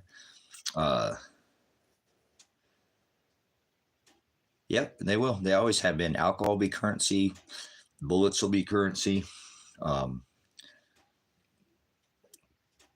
Yeah, I had all mine taken. My brother stole all mine. I had tens of thousands of dollars of ammunition. I think I had more money in ammunition than I did in weaponry. I used to buy ammo all the time. Why do you always buy ammo? Every time I see you, you're always buying ammo. I used to buy it all the time. I had so much. But anyways, doesn't matter. Plan on running away to the woods, remember? Don't need a bunch. So just to hunt with at this point, maybe. But anyways, what I see happening is, again, you're going to reach two stages. You're going to reach what is be unaffordable, where nobody will take any amount of money for or it'll be so affordable it'll cost a lot. It'll just be unreal for the prices of. Again, silver should be worth way more than gold. It has way more usages, but let's say it doesn't or gets near, because gold will be extremely high then, and silver will be very close to. Even when we went back to the 15-to-1 ratio, or they go back to the natural ratio, now it's coming out of the ground at like 7 or 8 to 1. Okay. So at one point, people will not want to sell their metal at all. And that's where it goes from unaffordable to unobtainium. And when people can't get access to the metal, DSW, this is when the silver miners are going to go through the roof, because as people are so used to having paper, assets and not tangible, like we're seeing now, the shift that we've seen over the last, central banks buying up more, gold in 2023 than the history of the central banks, all these other nations, the BRICS backing all their China, net import or don't export, that once that stage comes where it's unobtainable, people are going to still want exposure to the asset. And the only way they're going to be able to get that exposure to the asset is through the derivative, through the mining stocks. And this is going to send mining stocks through. This time, I believe they'll reach heights that that'll make this last time, 3,000%. I think they'll hit 30,000%. Your 50-cent stock will turn into, $500, 3,000, some ridiculous number, and you'll have thousands of shares, and it'll be just unreal. And that's how I see this mining sector, because it's so undervalued at this point in time. And by the time that I think that people get actually hold of the physical, these coin shops will probably shut up shop. I've already talked with some coin shop dealers. I've had a good relationship with some of the coin dealers. I haven't bought in metals, and that's crazy. I was looking the other day. The last coin I bought was that Silver Eagle. This is the last coin. I haven't bought any precious metals in 4 years. It's been 4 years since I bought any metals. I don't even have a Silver Eagle. I was telling my son, he's asking something. He was asking if I wanted a 10-ounce bar last night, because he said he was going to go. He had some gold and he was going to go trade it for silver. He's going to go see his LCS. And because I've never had a 10-ounce bar, I've always collected fractional, and I had, pounds and pounds, 15 pounds of dimes or whatever. And so I liked weird one-off silver or whatever. And so, but I never had a 10-ounce bar, because I was always push fractional silver. There's nothing wrong with stacking and having larger amounts of silver, but I've never had a 10-ounce bar. Never had them in my hands at the store, had bigger bars or whatever. But I've never won. And so my son, I guess he went today today, and he went and he got 2 10-ounce bars. So he got me a bar, and I told him last night. He said, he asked about what kind of silver, and I said, well, I don't want any silver, son. I said, I just don't have any need for it. I could have bought more, I guess, but I have my silver in 4 years. And so I told him that I'd want a new broken wing eagle. He didn't know what the broken wing meant, but I can't stand that new Silver Eagle. It's ugly. The wing, I call it the broken wing eagle. it's got the diamond dust with, remember when they started, clipping. We remember what happened when they started clipping away coins, right? Pulling away that's why we got so it's got, one of the reeds, I don't have one because this is the last one that I've ever bought I think they came out the next year, 2021. So this is a 2020. And this is the last year. Look, you can't even see it. It's so funny. I've worn this. This is my pocket coin, obviously. Take it with me everywhere I go. So, again, that new one has what I believe that diamond dust technology in it, so they'll be able to track all those new silver eagles. So I think that he asked me, Dad, do you want a 10-ounce bar? And I'm like, no, son, I'm done buying silver. I don't need, I don't have that much, but I just not into it right now. I mean, obviously I'm a silver bug, but I just don't have the funds right now. I need to pay my land off. I need to get funds to pay the land before I ever put any money into. And the silver was supposed to be an investment to pay the land. Cool. Yeah, and there's nothing wrong with being diversified. Yeah, no, there's nothing wrong. Like I told you, I don't know if you heard what I said. If you agree with me there, DSW, on how I think this mining sector is going to go down this time. When they can't get this metal anymore, and everybody's talking about it, when the whole Bitcoin thing is wore off, and it will, or it could run up with it, these markets, because gold's going up right now with it, so to speak. The dollar could go. It doesn't matter. I don't care at one point. It's not going to matter what the dollar does, right? It's not going to matter what the stock market does. It's not going to matter what Bitcoin does. It'll do its own thing, just like gold is doing right now, exactly what it's always done and exactly what it's supposed to do. It leads out first. It does. It just keeps moving up in value. It's doing it's an indicator of chaos. It's doing exactly what it's supposed to do. But silver, again, thrashes around, has higher highs. It will catch up. We know that. But I believe what happens this time is when it's on every, kind of like the Corona thing, when they're pushing this out, you know what I'm saying? I have numismatic coins, silver graded NSG. Yeah, I'd get rid of all of that if I was you. I think that's all worthless if you ask me there, DSW. And that's just my opinion. You go with whatever you want, but nobody's going to care about your fancy numismatic crap. Nope. Not going to bring you no value then. I mean, maybe to some, but nah, you've narrowed your field down. Go get weight. Go get bullion. Silver Eagles, I'd more held, you do you. Obviously, and I think you're just fine. But I would get out of any numismatic that I had right now, and I go straight into bullion. Get more weight.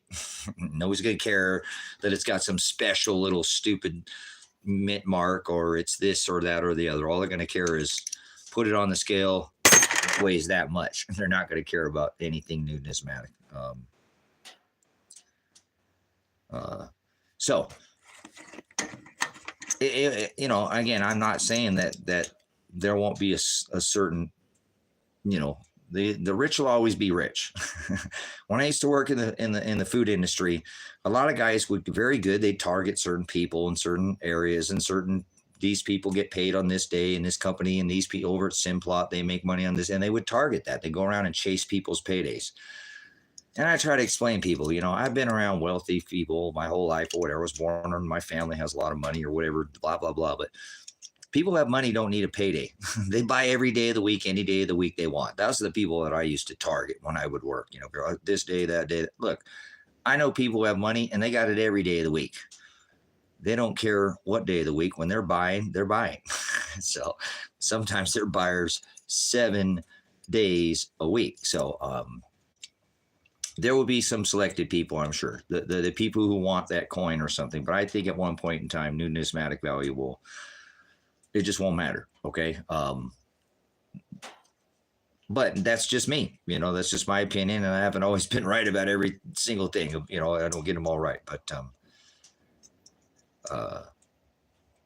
I told my son that, and he agrees. And I think I need to do that right now because I have, and I don't know if I should wait for precious metals to go back up a little bit for premiums, because premiums are really, the price of silver right now doesn't make any sense. I was saying that earlier. It's stupid. The price of silver right now is just ridiculously cheap compared to, they're printing $1 trillion a day every, $1 trillion every 100 days.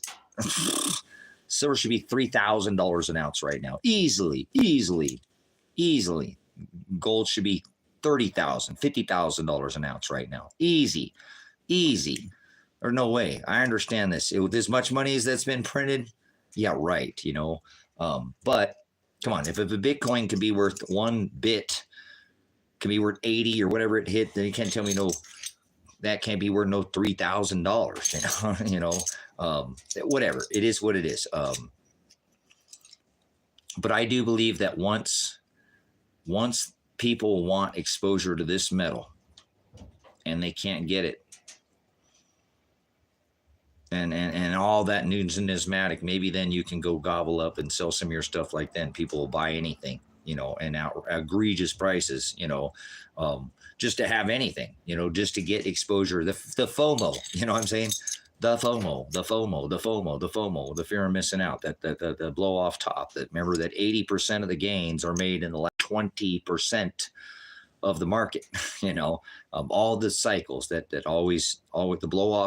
This recent, the way these investors invest. And we got to remember, we got to contend with these algorithms now. DSW, I talked about this before. Once these algorithms pick up, see, this is different. It used to be when traders picked it up, but if these algorithms pick up that there's money to be made in this sector, if AI picks it up, oh my gosh, it's going to be to the moon with the metals. I just don't see how it couldn't. It will push all those derivatives into that 90,000 or 900 billion-dollar market cap on silver, gold just above it, obviously much higher up on that pyramid, but it's all gonna, there's no way. Could not hold the price of metal back at that point. No way. You know what I'm saying? There are some things that are going to happen that's going to blow this off the top. So that's why I believe that it'll be that time that you'll start seeing people talking about silver. It'll be on commercials. People will be talking about it. It'll be out in the news like it is now. I can't believe how much on the feed it's been popping up and stuff. Precious metals are getting out and that's why it's at an all-time high. I think once the markets push the price of metal up and people put it in their coffers and they're like, no, I'm not selling, I'm not going to sell at any price because I don't want to sell it for dollars. I want to trade it for a house or a tractor or whatever that they've always wanted, that they'll be able to buy all those things. I say silver millionaires. I don't like that term because, again, it doesn't matter. $1 million is nobody's going to want to sell it for $1 million at that point. So that's when I believe people will flood into that mining sector, DSW, this time. And we'll see rates on the mining stocks that, and all of them, like all ships go up with, with a rising tide. So we'll see all those mining juniors, all of them. They'll all go up because that'll be the only way you could get exposure to silver. So that's how I see this next one. And I see it as clear as day. I don't know.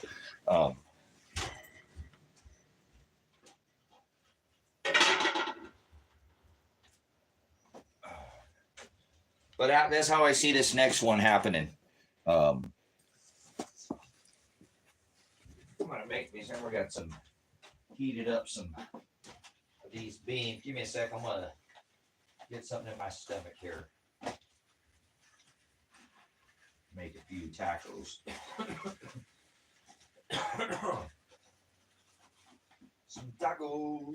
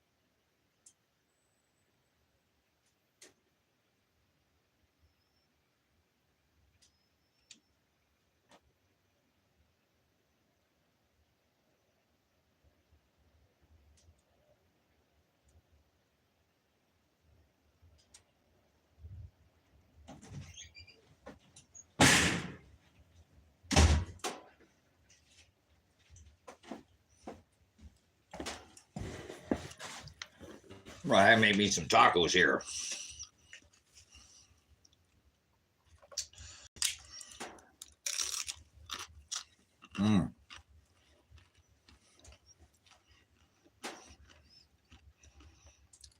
Pretty windy out there today. Pretty windy.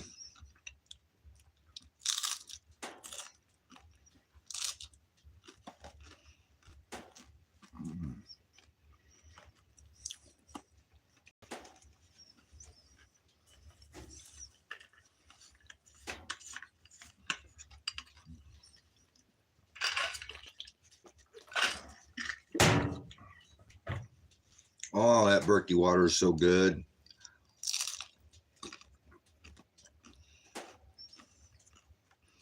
Man, I like that Berkey water.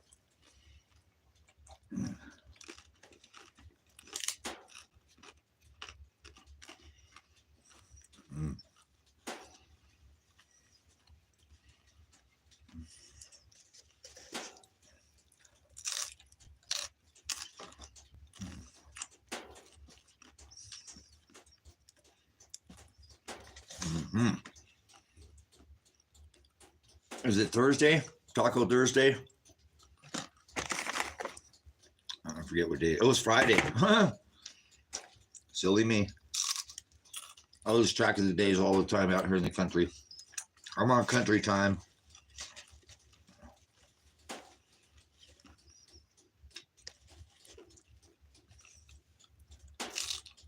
Country time.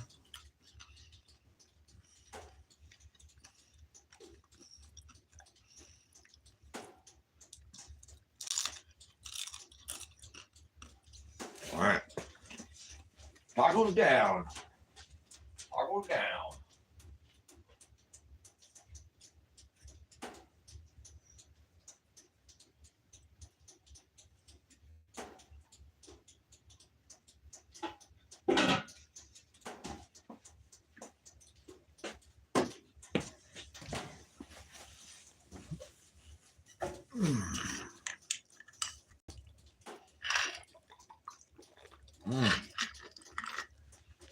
That Berkey water is something else.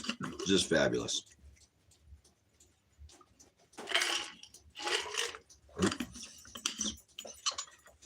Gotta go refill it. Got to go refill. Oh.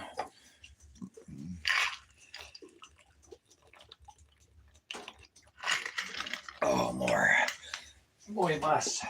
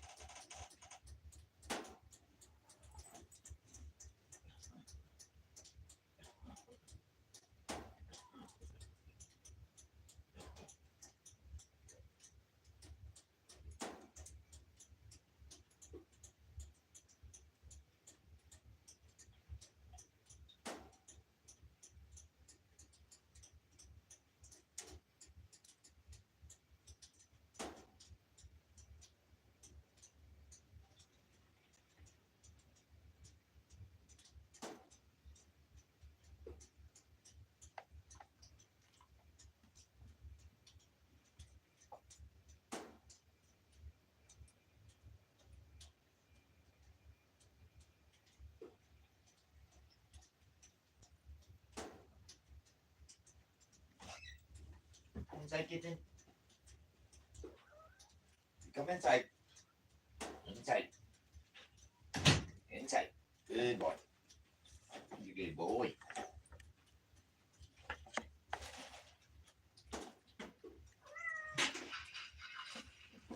Oh, John O'Donald. Oh, John O'Donald. Oh, John O'Donnell. Oh, boy. Whining kid. He's a whining boy. You can hear him out there. He's whining for the dad. I had to go get the boy. It's all windy out there, huh? It's windy, Dad. What are you doing? What are you doing? John, my little 8 orange kitten boy. You're a pretty calm kid. You're a pretty calm kid. Do you love the dad? Do you love the dad? You're a silly boy. What a good kitten that guy is. Him's a good guy. Him's a good kitten boy. He sure is. I like having him. He's my Agent Orange kitten.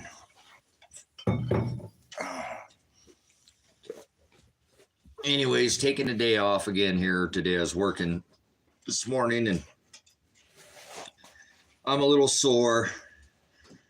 I'm like, oh, I could probably work through this, but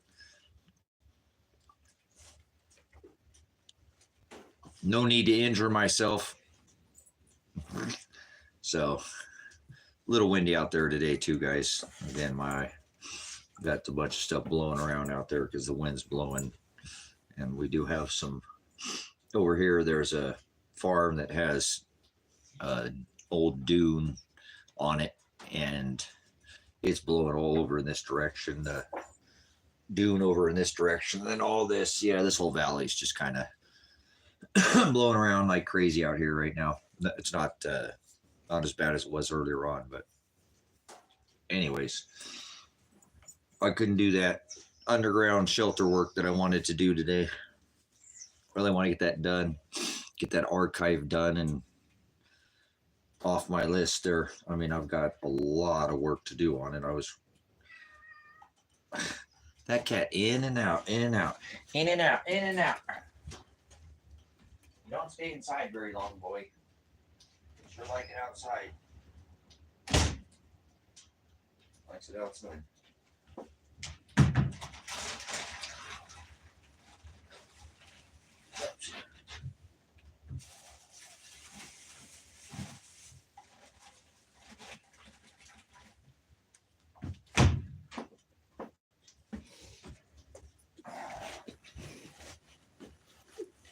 But yeah, a little windy day out here in the desert today. So I'm coming inside. I've been inside. I said, all right, well, I'm just going to take it easy. And so I went ahead and, no, he's a good boy. He never gets in any trouble. He's a really good cat.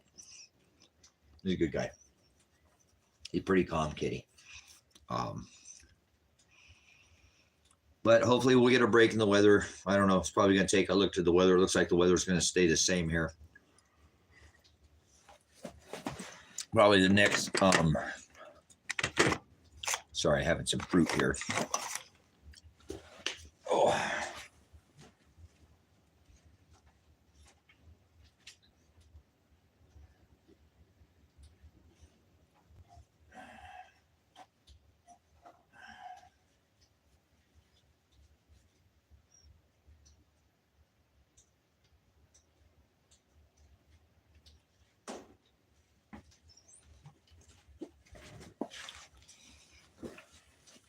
But we'll see what it's like. It's still getting down to in the 30s. So I want to wait till it gets warm enough that concrete will cure properly. I mean, we are heading into the summer here. It's March. We're not, spring, April showers bring May flowers, right? So.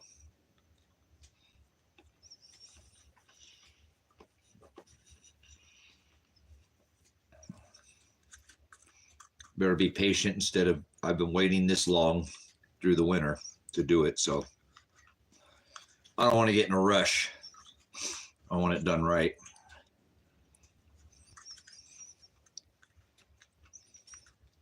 I mean, it is a storm shelter. You want your concrete to cure properly if you're going to build a storm shelter, right? So, yeah, the old TikTok's going. I want to get it done, but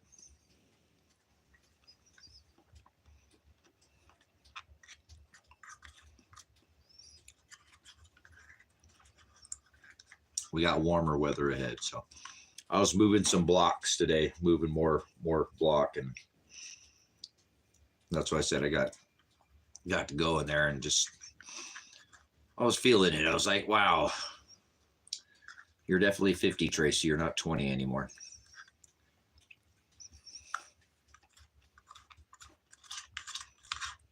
But man, I felt 20 years old the other 2 days ago.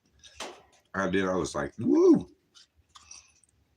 All excited about getting to work on it because it's been all winter since I just haven't been able to, been busting through that cabin as much as I can. I kind of wish I could have more done on that cabin, but that's okay. What's done on the Rusty Dragon is, I think it's coming out okay. Got a lot of work on that to do too as well.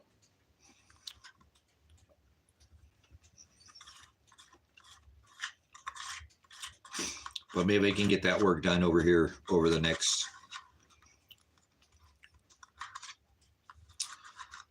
week or so, and push through some of this overnight or morning weather when it's freezing. At least like it to be in the, really wish it would be 50 overnight, you know. That'd be ideal. Concrete at 50 is perfect. Below that, you can have some issues. But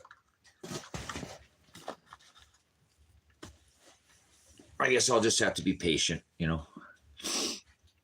Again, I got enough other things I can keep myself busy out here. And really hoping the weather to break too, because I got some things that I need to sell for the spring that I purchased and fixed up for the springtime. Help pay the bills out here like I do. Horse trade, buy things, sell, and fix them and make them newer, nicer, and turn a profit on something. So we got some spring items. Lots of plans for sure. But that shelter's got to excuse me. That shelter's got to get done before I think before I'll be able to rest, so to speak. I think I'll hit cruise control mode after that. I was talking to my son yesterday about that. We were talking on Messenger, and once I have that shelter in place, it's just like having car insurance, you know. You feel you're in good hands. I'll get there. Getting in a little. Normally, I don't think I'm super impatient. I was impatient when I was younger, but I think I've learned patience now. I don't know. I've 10 years I tried to build a homestead before I lost my mind and turned it into a crybaby. Got all general hospital about it, but whatever. A man gets lonely. But it wasn't for lack of effort. Wasn't for lack of effort, like I said. More than half a decade I've been off grid by myself and doing it, you know, been out here by myself longer than that, but completely off the grid, and get back at it again and start it all over from scratch and pick back up again. Like any cowboy or any soldier will do, pick themselves back up and put your teeth back in your head and live to fight another day, or get back on that horse and ride again, you know. So yeah, heck yeah, here we are. So pushing right along. I'm so excited for the spring and the warm weather to get here, because again, I'll be able to complete that task and get that off my list, and I feel like I'll be in a better mindset. I just trying to push, you know, one day closer to death. Yeah, I'm excited about death. I don't know why people fear death, man. I'm so ready to get out of here, but things can change, you know. God can put anything in our life. It's not that I don't want to feel like I don't appreciate life, because I do. I try to make my days the best that I can and work with what's in front of, with what I have, with what he gives me, what he wills for me. And again, I was talking with my son about that yesterday. That some of the things that happen are just never. Some of the things are unexplainable. Words are not. What a life this has been so far. You know, don't feel like I got cheated. So I guess that's why I could die any day, and I wouldn't feel like I, in any way, that I got cheated in this lifetime. Even though it was rough the whole time, and I don't feel like I got cheated. You know, I got to live a good, rough life, but it's been a good, you know, the learning experience, you know, that I brought. And still, you see me, I hover over everything. I'm pay attention to everything that's still going on right in front of me. I don't ever stop looking up. I don't ever stop looking for that. History's happening every day. What are you doing about it, right? So, history's watching. Joe Biden. I would buy from your local coin shop, Josh. You need to go establish. Do you have a local coin shop anywhere near you? A coin shop, jewelry shop? I mean, you can buy online. There's tons of reputable dealers online, but again, you want to buy from your local coin shop so that if you ever have to sell it again, you can go back and get the best price for your metal, and you can establish a relationship. You know, my son was in there on yesterday, and he said the first few times that he went in there, they were pretty blown away about how much information he knew about silver. Yeah, so find your local coin shop. They're not going to price jack you. They're not going to do you dirty. They're not going to do you dirty at a coin shop. They're not going to sell you fake silver, you know. And then when you need to sell it back, if you ever do, God forbid, you'll never want to trade paper for silver and trade it back for paper again. But if you have to, they'll give you the best price for it. That's why you do that.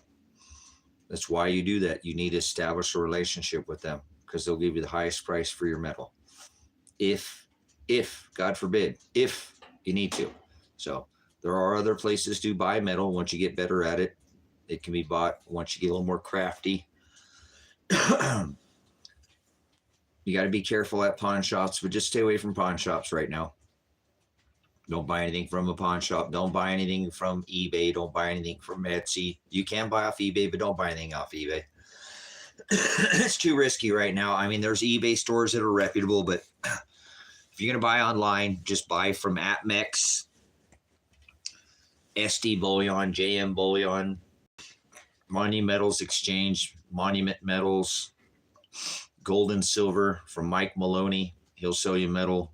I don't know how much what you're trying to put towards it. You said might be a minute because you had some monetary, but even one piece at a time is okay to buy, Josh. Even if you buy one coin, there's nothing wrong with going and buying one silver dime. If it's $2 when you drive by and get a dime, $2-3, don't worry about it. Just go establish a relationship. They won't be mad if you go buy one silver dime from them, or a quarter for $5, or $6, whatever. Quarter's in about $5. Quarter's a $5 bill. Quarter will always buy a gallon of gasoline, guys. Yep, brothers, sisters, quarter will always buy 1 gallon. Watch, if price gases go up, so will silver. It'll always buy you that gallon of gas. I mean, you won't literally be, but it'll have the value of gas. It's pretty neat how that works. But 1 ounce, 10 ounce, if you're buying in bulk, there's other places, more large. Miles Franklin, Andy Scheckman, Elijah K. Johnson. He's the Liberty and Finance. They have a YouTube channel. I don't know if you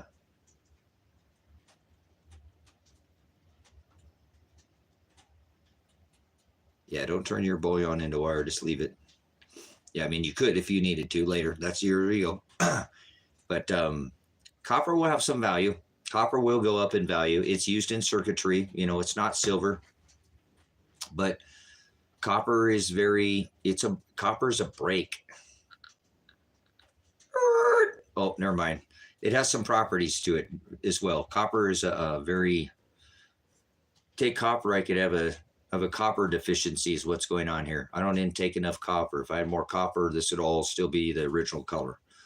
I wouldn't have a gray beard. I lack copper. I have a copper deficiency. That's what graying is in our hair. It's a lack of copper, but it has a lot of usages like silver. So it will definitely be it's an industrial metal, but it is definitely save all your 1982 pennies, guys, and older. Everything that's 1982 and older is all copper, and anything else is just clad in nickel and some of our other stuff. But anyways, you can definitely go into your local coin shop and buy just 1 coin, 10 coins, whatever. They'll have a tray in there normally of what is called bullion. That'll be your bullion rounds, like not your eagles or anything. I mean, an eagle could be in there if it's good, but this type of buffalo, remember the buffalo, or this is just kind of this looks like a mercury dime, they'll have a tray of those normally, and you can pick through those. They'll let you look at them. Junk silver or normally, or constitution, can't call it junk anymore with the prices and the premiums on that. Used to be able to buy silver constitutional 64 and older is 90% silver. Like a silver dollar is 90% silver. And so is anything 1964 or older. That's a quarter, a 50-cent piece, or a dime is 90% silver. So they're still out there. You can look through your change, but they'll have all those in a bag normally, and they'll sell them times face. So what they mean times face is like $1, like 10 dimes, 10 dimes make $1, 4 quarters, 2 50-cent. So when you hear times face on constitutional silver or junk, which is not junk anymore,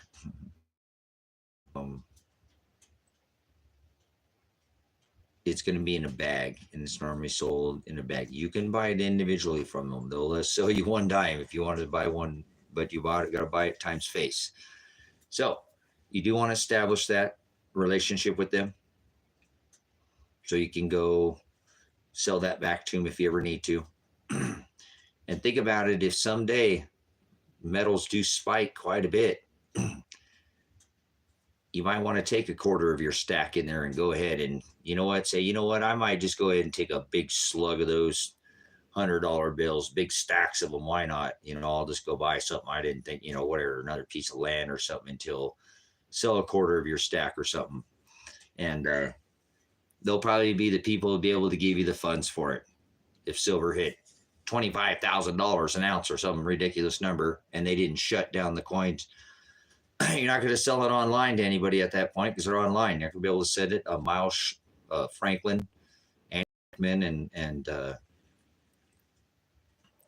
Dunnigan Kaiser and Elijah K. Johnson over there, they're brokers for Miles Franklin. Miles Franklin they're a U.S. mint distributor. But again, you'd have to sell to them online and send it in. I don't think by then, I think that the market will be unobtainium then. And again, I don't think that's going to last long. I think silver, I've talked to people a couple of times.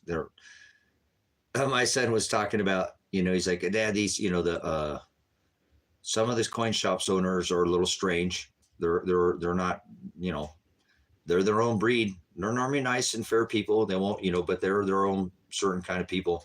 Oh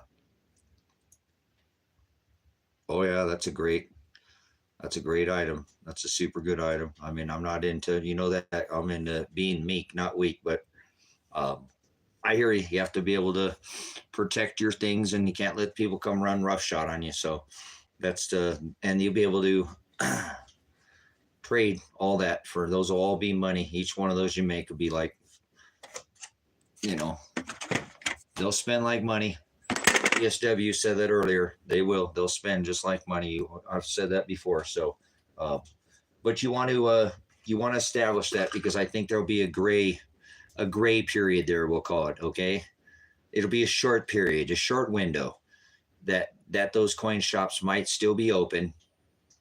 And I'm not saying that silver will ever hit $25,000 an ounce, but it might.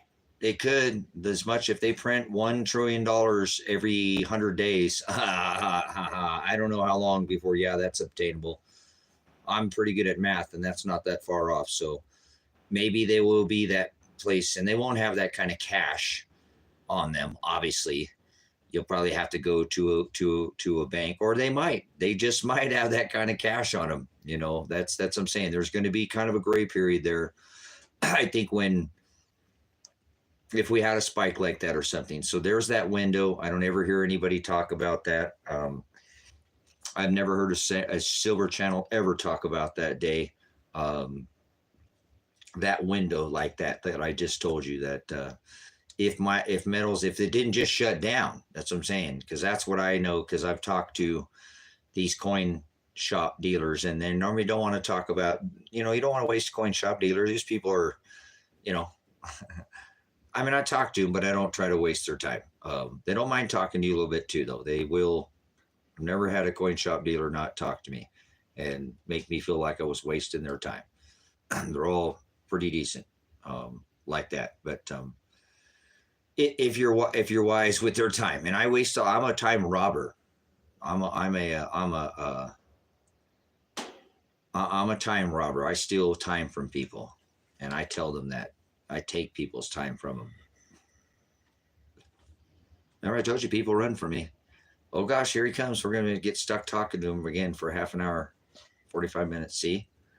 But I try to always thank people for their time when I steal it from them. I do. I don't steal their time without thanking them for it. So, anyways, I try not to steal their time, though. Your coin dealer shops, don't steal their time. Their time is valuable. I've dealt with business and stuff, guys, too. I mean, I've been a manager and military and all that. There's a time and a place for everything. Rich people don't want talked to, and they'll give you big tips, right? You sit there and waste their time and have small talk, they won't tip you anything. So anyways, what would you walk a mile for a chocodile? I don't know. But if you think about what I'm saying, guys, I've talked with these coin dealers about this day, and I've get a couple of these people to give me some information because I've established a relationship with them. And I waited a long time to talk to them about that time. You know what I'm saying? Where I felt like they had that extra time, and only just a couple or a few of them. And I've talked with many coin dealers, across the United States. And they say, a lot of them, and again, I don't want to indulge for these people because I don't know. They can't, I'm not saying every one of them are going to do it. But when I talk to these folks, because they're normally family businesses that sometimes they run deep, been in for a while. They've been doing it for a minute. My son ran into that at his local coin shop down there, that, it's a family affair. So, but anyways, they say that,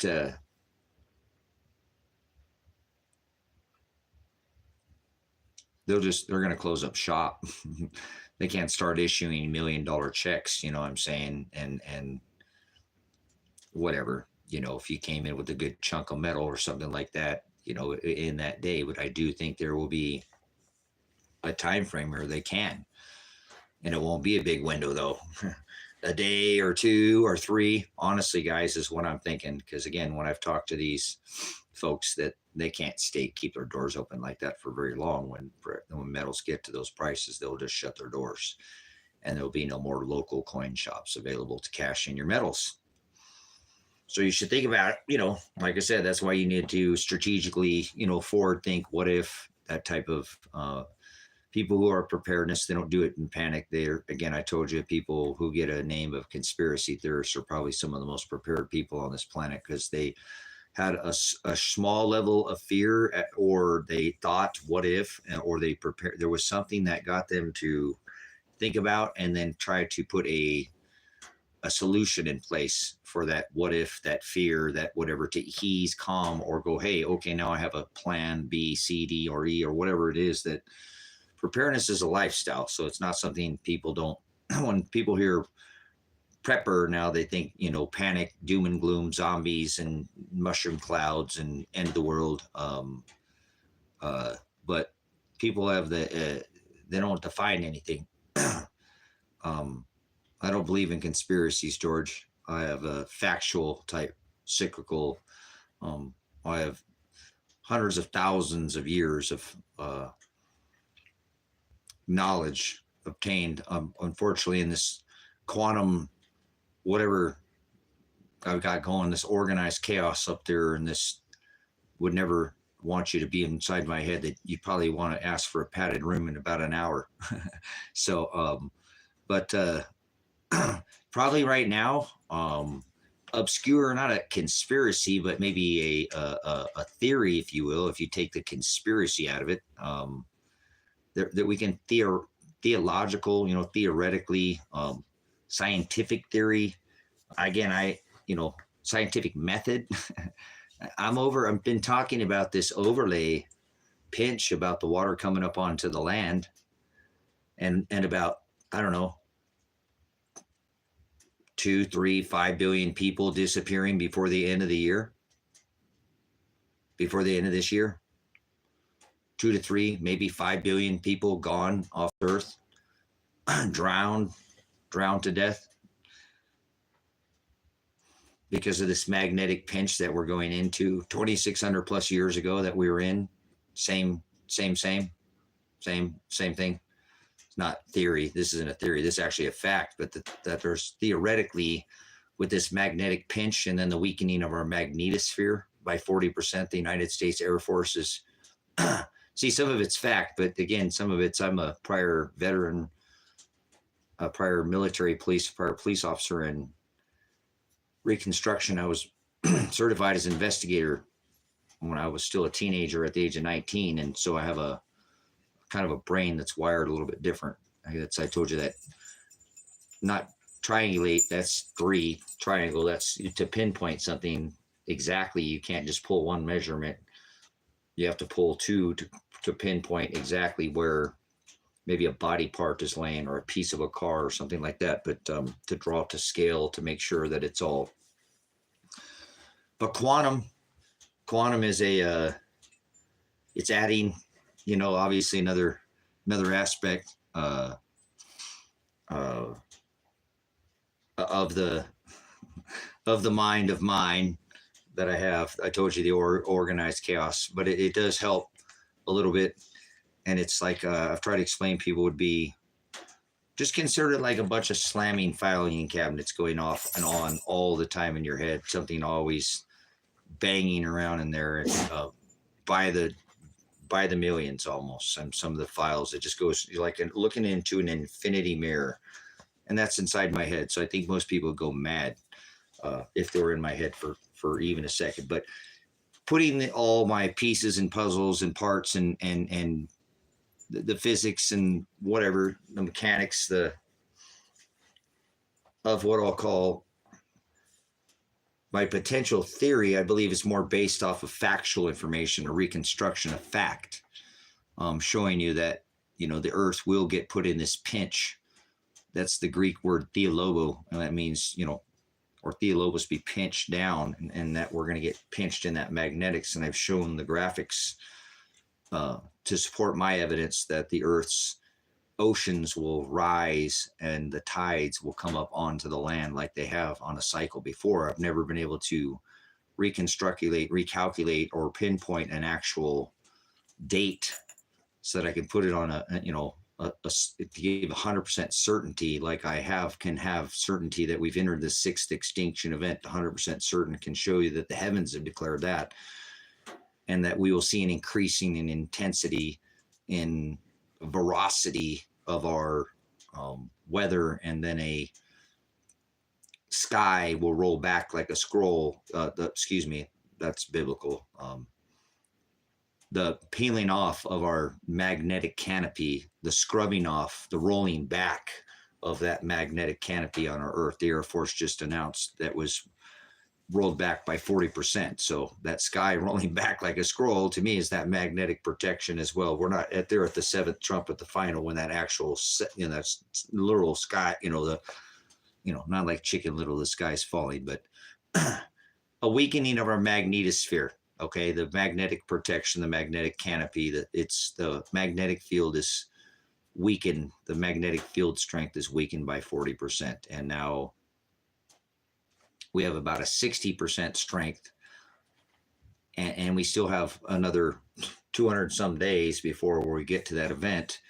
And I believe that will intensify, and that will continue to scrub off. And so I never thought we'd be in the 50s when we got, but the last time we were in this magnetic pinch, our magnetic protection, the field strength was at 100%.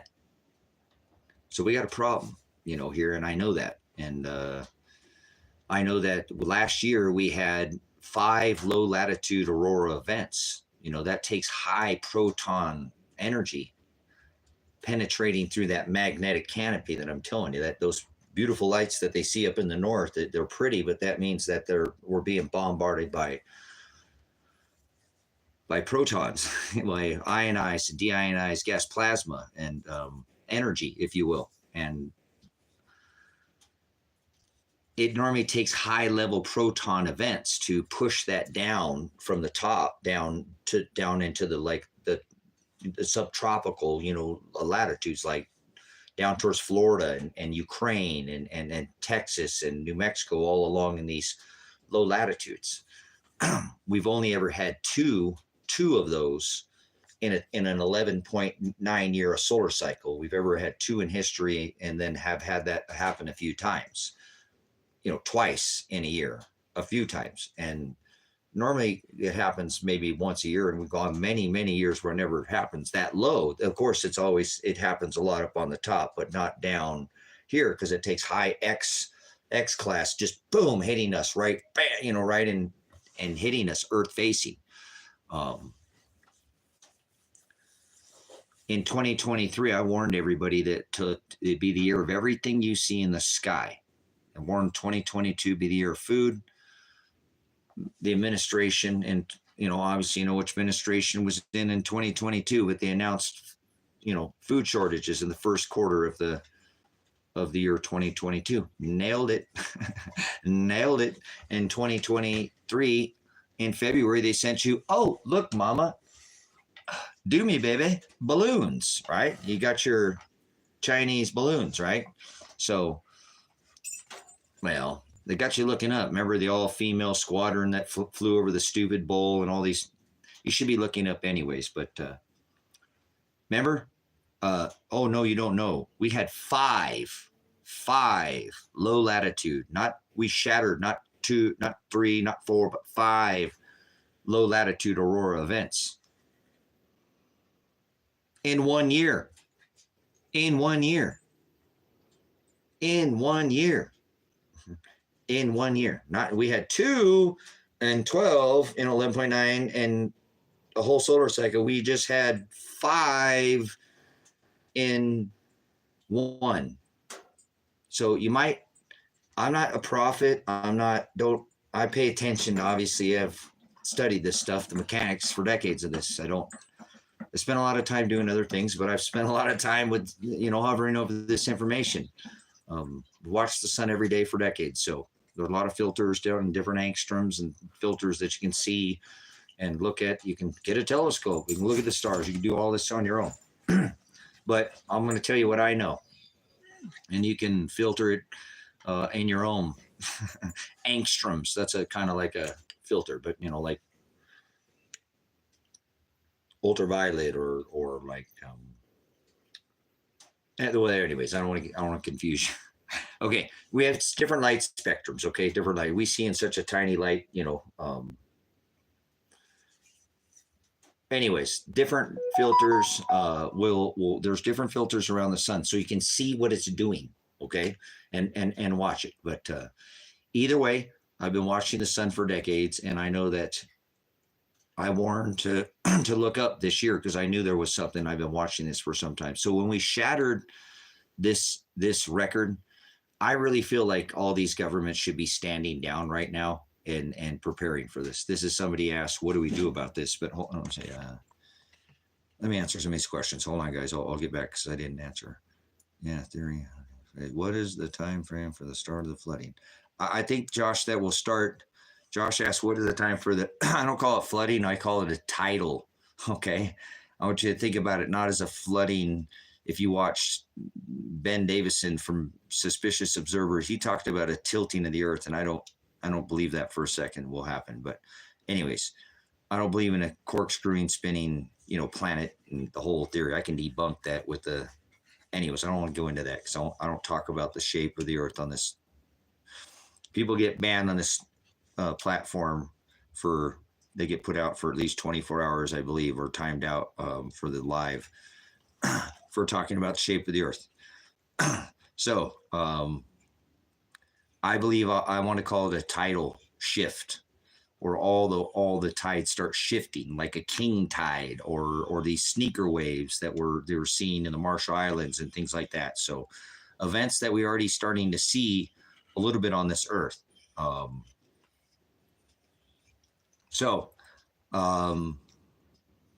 thinking September, the first part of October, maybe mid-October at the latest, but as early as September, the end of September, I believe that we'll see a tide shift, and that's how it'll be announced, that there's a shift of the tides, and that's how it'll come. Okay. Birthing pains, sorrows is what I've been showed, waves in and out. So flooding, God's promise he'd never flood the earth, whole earth again. So this isn't a Noah event too. And I get people have been saying, God said he'd never flood the earth again. This isn't that event. So hope that answers your question there, Josh. I believe September of this year. So what is it? March, April, May, June, July, August. You got about a half a year, I believe, before this event could potentially, and it could be all the way up into 5 of 25. I don't even talk about that yet. I have a couple times, but let's get through 10, 24, 24 first. We got to get through that magnetic pinch and then come out of it. That's when the jerk on our earth normally is. Into the pinch, or we get into an alignment. Normally during it, we have activity, but when we come out of it, we have it. It's that, whatever that is. So that's my answer to your question. I have long answers to questions, I know. Do you, George Foreman, like the grill, you grill like Nelly. Do you believe the earth would be better off without humans? Well, I don't know. I've always said that, George, to answer that question, I don't believe in artificial intelligence. Artificial intelligence, meaning that a computer can learn. Again, I kind of have that quantum type of, or not a D wave. I'm not, that's kind of evil, but understanding that if you put in crap, you get out crap. And if you put in good, you get good comes out. My dad taught me that. You guys, I've got this stuck. So you guys might be saying something, and I'm back trying to answer the question so I don't get ahead of myself. So I'm back on Nellie's. You grill, George Foreman. No, I'm just kidding, George. On George's question about humans, and because I've had this discussion, and it's a good question, even though that's not how it's written. God will take the evil from this earth. He'll use fire to burn everything that's here, and he'll create a new earth right here and a new heaven right here. And there will be evil will be taken from this earth right here and thrown in the abyss, not here underneath our feet. And then back here, there'll be a new heaven right here and on this earth right here. So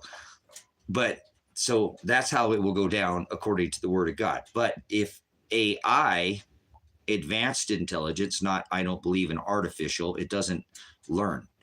That's not possible. But anyways, they're going to try to fool and play verbal voodoo with you and try to convince you that it can learn, but it can't learn anything. It puts in crap, it puts out crap, it puts in, takes crap, never mind. So you get the idea. So humans, if because if it caught me and it knows what I said and it hive minds everything, if you even back, it already knows. You can't take it back. It's all recorded. So I've said that humans are a cancer to this earth. That I've often asked this question. I don't know if you guys are leaving comments either. Again, I'm keeping myself stuck, so I don't still back up here on this question about humans on Earth. So I put it this way. I put it this way, George, that if all humans were gone off this earth, and that has to be every single one of us, like your question asked, how long do you think it would take before all the rivers would be overrun with fish again and crawdads and, and the oceans would be, obviously there's still a lot of sea life in the ocean, but we've done a number to our ocean. And they all circulate through, the currents all circulate through. So it's no getting away from that. But how long, the question, and I like to ask it, maybe I'll ask it again once I get down through another question here, is that how long do you think it would take? I'll do that and I'll come back up. How long do you think it would take if humans were gone off this earth? You guys didn't have to ask me questions, so that's fine. Your list is cool. Thanks for your ears, guys. How long do you think it would take on this earth if all the humans, I'm saying that there can't even be one of us here, that we all got to go before all the wildlife would come back? There would be, birds and nested in every one of these high rises, and animals and deer running through the buildings, and, everything top, at all our subways, just completely. I don't know if you've ever seen pictures of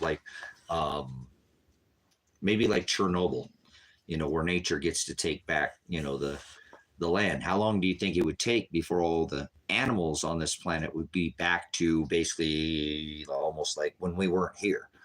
Almost, harmonic without us, because we are the cancer of this earth. And if this AI, not artificial, there's no such thing as artificial intelligence. Don't believe in that. That's verbal voodoo.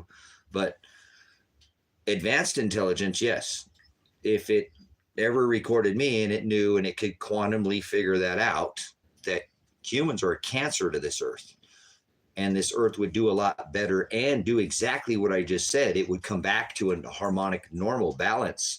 And I don't know. I'll go ahead and ask you guys, in how long do you think, if we were all gone, that it would take for us to, or for this place to come back to where everything would be back to what it was without us? Because we've done a pretty good number at, I don't believe in, like CO2 or greenhouse gases or none of that nonsense. Like, we're destroying the planet because of automobiles and pollution. Yes, we're not good stewards of the planet. Obviously, Fukushima, all the radiation that's still leaking out into the Pacific Ocean. That's all those currents circulate, as I told you.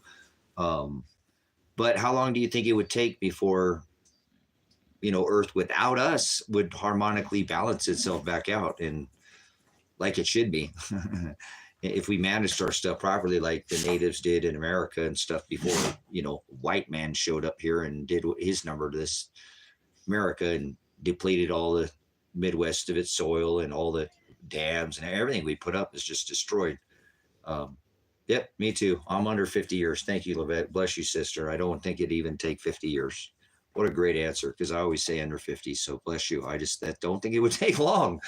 So if it was artificial or advanced intelligence, right, and it ever figured it out, guys, it would destroy us on this planet so quick. Long answer to the question, but we're a cancer to this earth. We really are, if you think about what I'm saying. But it's okay. God will bring the fire, guys, and he's going to take this evil. If people would stop doing capitalism, I don't push what I'm telling you guys on you because I think it's wrong. It's God in me. And I said, broad is the way. Big city lights. You got to get out of the city. That's not capitalism. Is filthy, disgusting. And I know that my father does not. High rise, Babylonian, Nimrod's 58-story tower. God doesn't like that, because there's 8 families now hold 80% of the world's wealth. There are children that die in every country and aren't fed and die. And I don't believe that's pleasing to the Father. And that's capitalism. So capitalism is filthy. I rebuke all capitalism, and anybody supports it. That's why I live out in the dirt, and I sometimes I get a little dirty, or I like to be like that. I don't like this filthy world of. I'd rather just have a little dust on me and take a shower than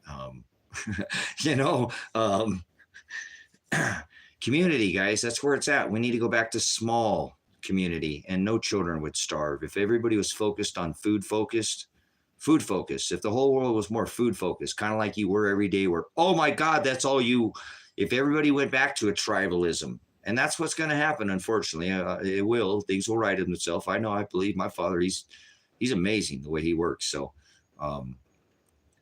narrow is the path, straight is the gate that leads to eternal life, and broad is the path, and wide is the gate that leads to hell. So the cities are filthy, and that's where all. And I'm not saying things don't happen in the country, guys. We're not perfect people. We're born of this corrupt dust, but I really think if we were all food focused and not focused on building up our riches, and we would humble ourselves, and we would go back to small communities, children wouldn't starve, and we wouldn't be. So I don't believe that God likes capitalism. And so I believe that humans are a cancer to this earth. And again, that, but that's why we're supposed to live harmonic with this earth. And God wants us to be, humble and not, not worry about these things of this world so much, and be more symbiotic. You know what that means, right? Like a clownfish, it uses that anemone, and that anemone protects that clownfish from predators, and then that clownfish takes and feeds that anemone, where it would sting any other fish that come there, it'd sting it and kill that fish. That has what is called a symbiotic relationship. They work with each other. They both benefit, right? They benefit each other. That's called a symbiotic relationship. That's an example of, and we should be symbiotic with the land, and we're not anymore. When we build up riches and we deal with these concrete jungles, and I was born in the concrete jungle, guys. I mean, I know. So wasn't always country, but my soul called out to me. That's why I live the way I live. I build the way I build. My buildings look the way they look. I build this because this time and this tech, and this is not. I'm on here, obviously. I use tech, but I try to flip it up on its head. So community I'm telling you, I'm not a prophet, but I understand cycles, and I see where this is going, because it's written in God's book. Okay. This nation is going to give its power and its authority to the beast system, over to communism, and there'll be no more freedom, like people call it. I rebuke freedom. There's no such thing as freedom. There's will, pornea, self-will, and then there's agape, love, God's will. So a nation founded on freedom, huh? Interesting. But if we were more symbiotic with our surroundings, and we didn't have all this capitalistic type, mentality, it wouldn't probably be in this situation, because that is the haves, capitalism, and the have-nots. This always happens throughout history. People they fall for the same game over and over. It's happened time immemorial throughout. You can look at that, fascism, socialism, fascism, communism. It's just a matter of time. They always, one leads to the other in a matter of time. It steps throughout history. So here we are again. And so I'm going to make and state my case for another theory for George there, that there will be nothing left but communism on this earth, because this freedom as we know it here in America, that's what they're signaling. That's what I'm trying to explain to you guys, on this overlay and all this work that I put in for is the destruction of this system, whole system. And the new system, the beast system being implemented. Communism in a digital form, digital communism. You ever heard that term? Digital communism? So it's already going on in China. It's called social credit scoring, track and tracing, digital track and tracing, blockchain technology. Everything's chained to the beast. I mean, the blockchain system, central bank digital ball and chain to their new system. Not a literal mark, remember, never a literal. No, what does it say? One world government or one world currency. It says you will not be able to buy or sell. But yes, you can, because there will be another community. I mean, communism, to all kinds of communism. Their system, their beast system, which they're about to unleash, the beast, as I've told you, the va, everything I've showed you. I speak their gematria. I speak their dialectus. I understand their ciphers. I can decipher their codes. I understand the gematria. So, they're showing you, they're showing their hand on their destruction of the system and the unleashing of the beast system. Communism, worldwide. They just made Canada has social credit scoring. Welcome to communism in Canada. Like the Sesame credit that started out as a, hey, come over here and play this silly little game. In China, it turned into social credit scoring. Everything by the number. So, controlled by the haves, not by the have-nots. So, this is the system they're about to unleash on the whole wide world, because the last place that there was supposed to be hope of this type of freedom, not that there is another, rights, because there's no such thing as freedom. There's natural rights, laws of the land, no such as freedom. I already told you that. I rebuke freedom. Freedom is isn't that the motto of the satanic church? Do as thou will. Freedom, free will. So either way, I believe we're going to see a destruction of this freedom as we know it in America, and we've already seen it. Everybody went along with it. Nobody spoke up. The parable of the fig tree, already showed you that's on that board.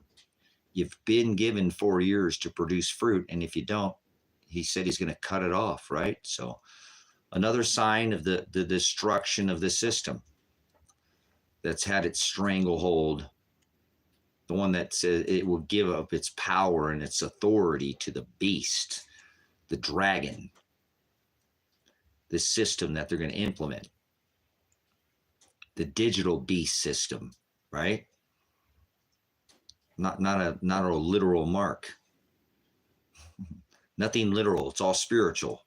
So, but this system that they'll implement will be communism, whether you understand it or not. That's what CBDC is. That's what central bank digital, backed. Everything tracked and trace. Everything. No more, dollars to go to pay the kid to cut your lawn. No more, going to garage sales. No more. That's all going to be a thing of the past. Nobody paying the babysitter. All these things that we use that we have some anonymity, that the government's not up our, but that'll be a thing of the past. You don't understand. Communism is just like Sesame credit. They have ways to implement this to make a tattletale system where people tell on each other, and they do that to gain. And it's a sick system, brother, system that they're about to implement. And I see it. It's already started in Canada. So now it's plain as day. Trudeau just implemented social credit scoring in Canada. So it's over. It's going to be an implementation. It's already starting. We're already starting to see the unleashing of the beast system. But once this power and this authority is given over to the dragon, and there's only communism, most people don't understand that that was the key that we should have been with the whole time. Communism, community, small communities, taking it away from taking their authority away by not giving in to their system and creating our own, taking back our purchasing power in ways, creating our own communities and growing our own food so that they can't offer us non-genetically modified foods. All this poison that they feed us in boxes, shrinkflation, more poison for less money. Chips, less chips in the bag. How is it still the same ounces though? That's what's weird. I haven't been able to figure that's like a Mandela effect or something. Yeah. The prices go up and they're feeding you less and putting in more fillers, you know. You're getting less for more money. So it's already starting to be implemented. But that's the other side of communism. Thanks for coming in, Babylon. Is community, guys. Not all communism is bad. Remember, community is the number one key to survival. How many times have I said that? That should have been clicking back in your head. Now, wait a minute. He kept saying that community is the one key to survival. What does he mean? Yeah, yes, there'll be two kinds of communism on this earth, brothers and sisters. Your type system, community, or their communism, where you can participate in that system where most people will go. Most people stood on the X. Most people put on the ritualistic shade muzzle and participated in the masquerade, the worldwide masquerade. So I'm sure everybody will go along with it. Again, not crickets in America, nothing going on in this country, you know. Little talk at the border, but nobody cares, you know. It's just kind of second back, you know, back of the burner news now. So everything's so 30 seconds ago. Oh, got the attention span of a TikTok, right? That's about to go, right? Who's going to buy that? Anybody? $10 bill? 44? Maybe Mr. Stinky Muskrat will buy it and turn it into Tick X, Talk X marks the spot. Goofy Stinky Muskrat.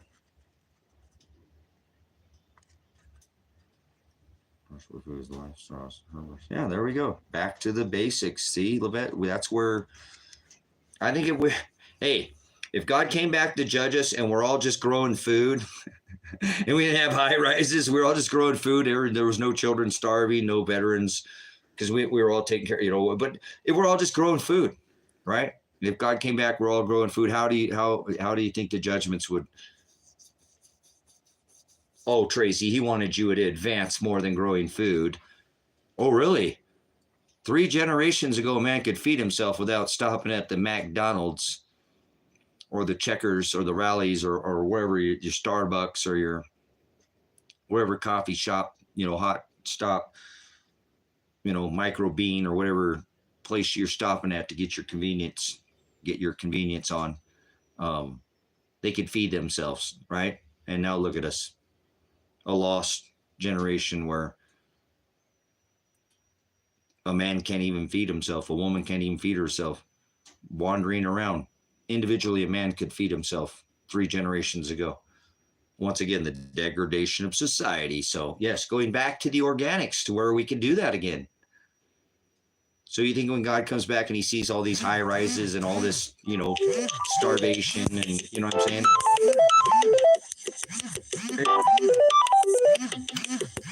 Go let these puppies out. Hey. Puppy tails.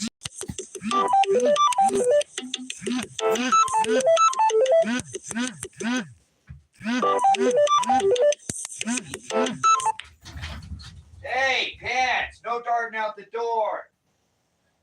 Pats, come here.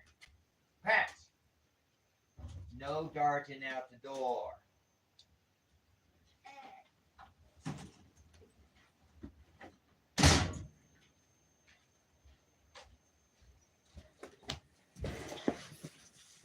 Apologize, the puppy darted out the door there. He knows better than that. He's darn dingo in him. He's got the dingo in him, so every once in a while he gets a little jerky there.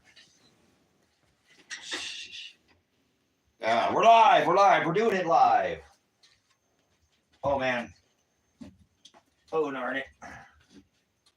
I got a little bit of time.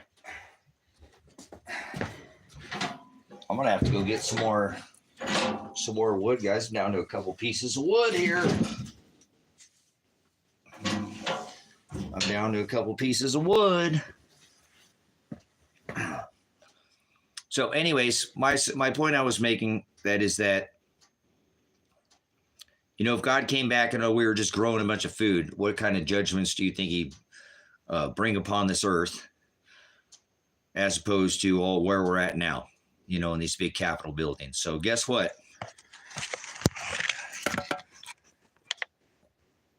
God doesn't like cities. God doesn't like people building up riches. That's self. That's idolatry. We're supposed to be community type of people. And we're supposed to be thinking about our children first and putting them, making sure they're the ones that are going to wipe our tails later, and that we have somebody there so they don't just throwing this into nursing homes, because that's where we're headed. If I was a youth right now and I found out what they did to us, I would never even want to take care of the elderly. I'd throw them under the bus. I'd be like, nope, you're going to the care home. Sorry, I cannot have this. Actually, I'm not sorry. I apologize. Get your butt over there. You're getting in the car. You're going to the nursing home. I ain't wiping your butt. No way. So, yep. Sounds kind of crazy in theory, but it's not. As a matter of fact, God hates capitalism. And so, if we went back to the basics, I think it would be much more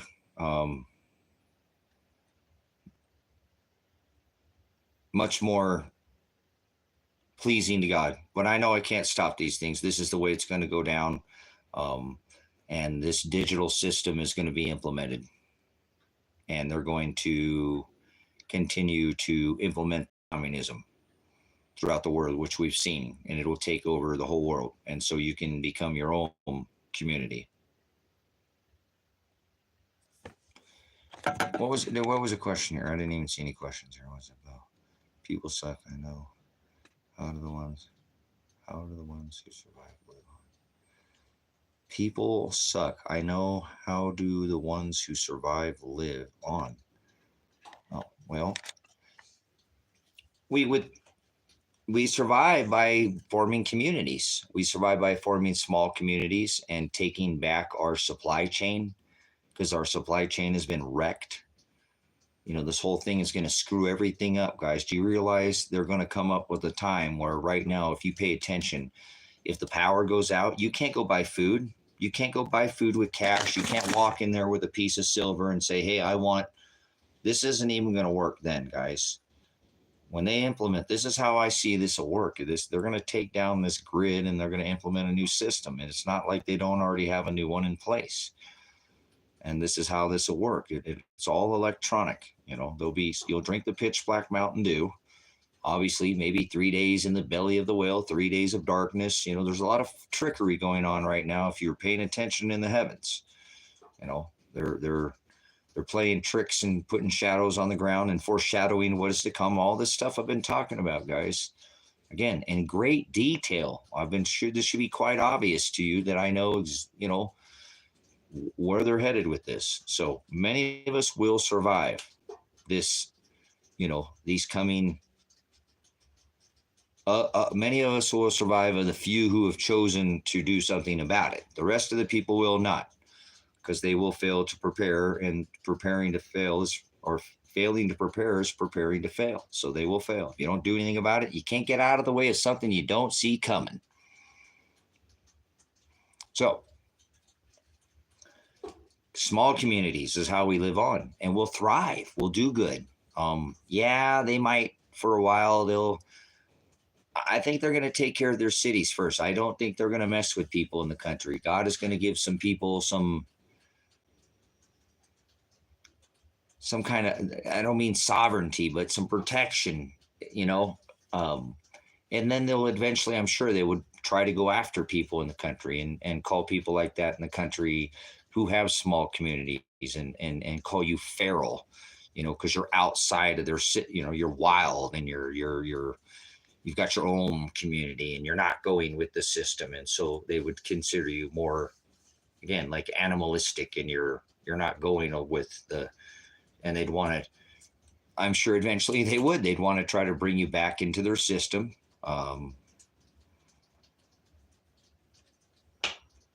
Neuter you, fix you, mark you, stick you, and label you and throw you back in the cage, throw back into one of the cities or something. But until then, I think there will be small communities that thrive outside of the system, and I don't think the system will be able to touch them for a while. There would be some protection, because I think there's going to be a part of this technology that will be taken down, that you just won't necessarily be able to be reached more if you're just, I'm not saying they'll have they've been setting up this whole digital system. It's all coming from Stinky Muskrat and Mr. Uncle Warp Speed, and then now Mr. McNugget, McDonald McTrumpet, right, has all the techie tech, and the Mr. Space Farce, Mr. Warp Speed. Get it? Making it plain as day that these two are about ready to have a laser light show, if you will, visual voodoo, lies to the sky, lies to the eye, to your eyes in the skies, the whole fake alien invasion, come on. It's not hard to see where they're going with this. So either way, this system is going to give them the ability to do their system, but there will be people who live outside this system. Just like people didn't do the COVID, people chose to move on with their lives. Yeah, there was effects, but some people just moved on and they didn't go inside, and they never stood on the X. They never put on a face diaper. They didn't get the greatest Jabadooski ever, get the roll up your sleever, they became their own system away from it, and they still here. So I think that'll happen in the same thing. Same thing here is that many will thrive in these communities, and they'll go back to a much more organic lifestyle, and they will have abundance because they'll be eating foods that their bodies should have been eating all along, and they will go back to that organic, free range chicken, and eat, blue eggs, green eggs, and ham. No, I don't eat ham. But anyways, you could raise your own and you could eat organic foods again. And I'm sure we'll be much more healthy people.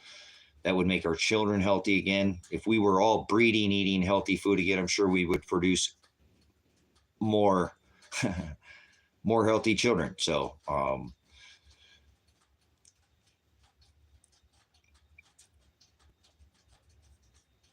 until that day comes when the Father comes back, and nobody knows the day or the hour, of the coming of the Lord, when that great and terrible day, happens, that seventh trumpet sounds, that sky rolls back like a scroll. But, I don't think that's too far off either, to be honest with you. And I'm not a date picking on that, because I think we're years, plural, years away from that event. So no end of the world, but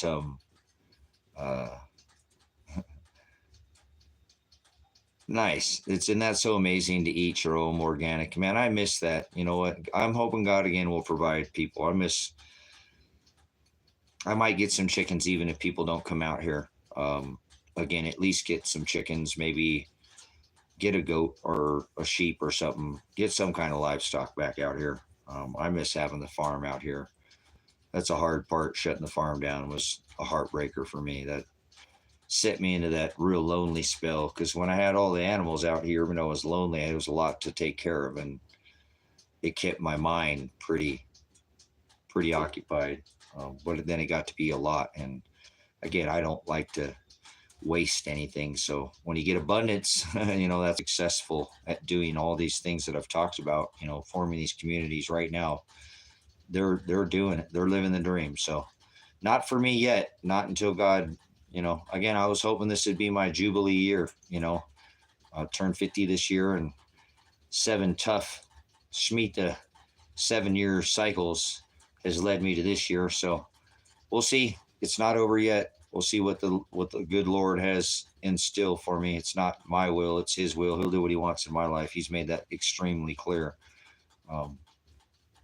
I have very little control over my life. I have none, actually. Sometimes I feel like I have zero control over anything, but that's okay. That's how I live.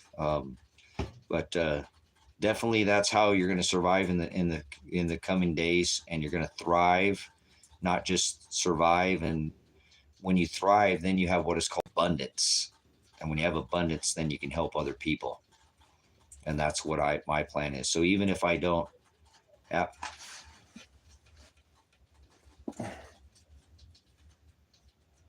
Sorry, the dogs are out there messing with the cows. You silly puppies. The cows are messing with the dogs, actually. This is silly. You silly cows. They're literally messing with the dogs. You guys. They got a bunch of these guys. None of them are probably just all about a year old right now. All this Angus out there, and they're literally over here messing with the dogs. This is hilarious. Maybe we should take you over there and show you. This is hilarious. Silly dogs. Or silly cows. It's going to get windy. Hold on. Let me show you. These cows are over here messing with the dogs.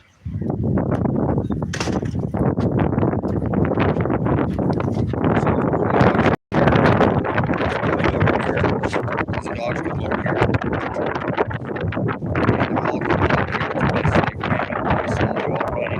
With the dogs. That's why they're all right here. The dogs are right here. They're all coming. Go say hi to the house. Go say hi to the house. Does one get out? Did one get out? Did one get out? All right, guys. There. Come inside, guys. Hey! No darting in the door. No darting out the door. No darting in the door. Hey, give me 1 second.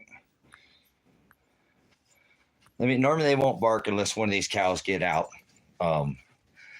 They've done such a good job at all these years keeping these cows inside of this fence line here. So give me 1 second. I'm going to go see if there's one outside. They normally won't bark like that unless one's gotten out too. So I've seen them all running over here.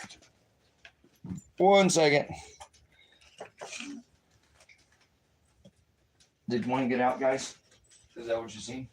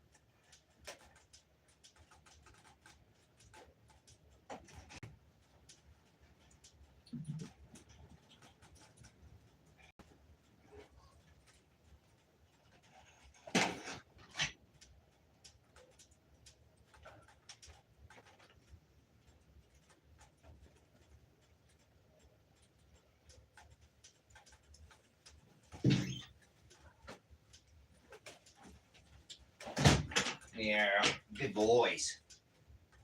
Good boys. He went back in there. He got back in there.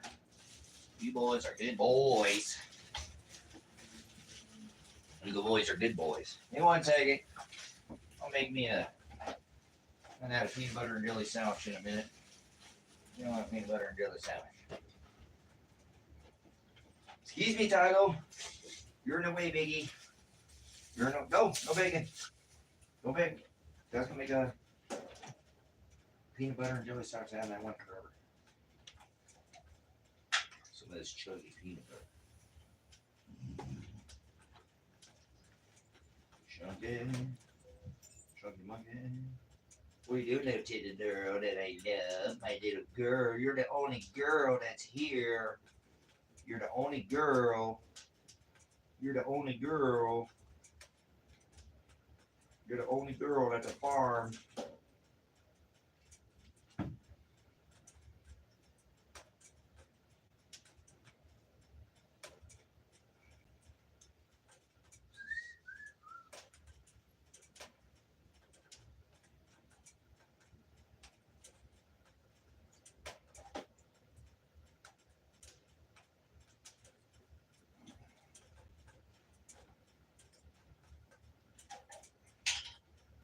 Oh man, could never eat peanut butter jelly fast enough.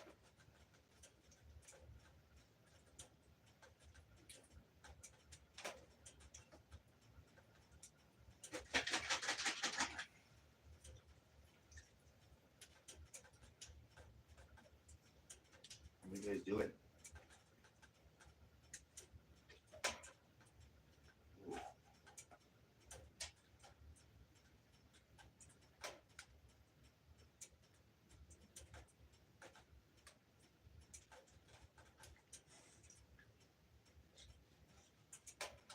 That's real strawberries.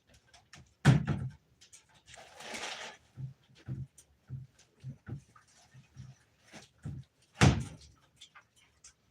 gonna do real strawberries.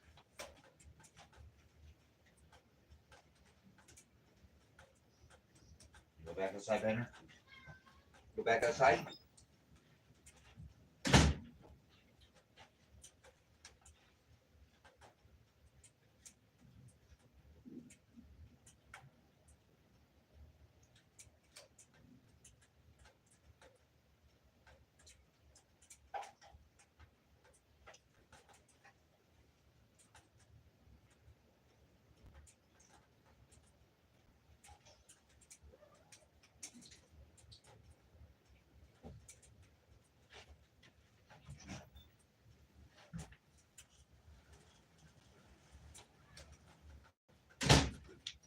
In and out, kitties. In and out, kitties. In and out. You guys are silly.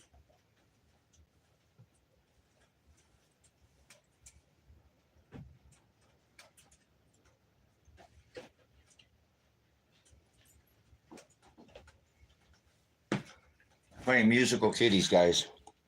Musical kitties here.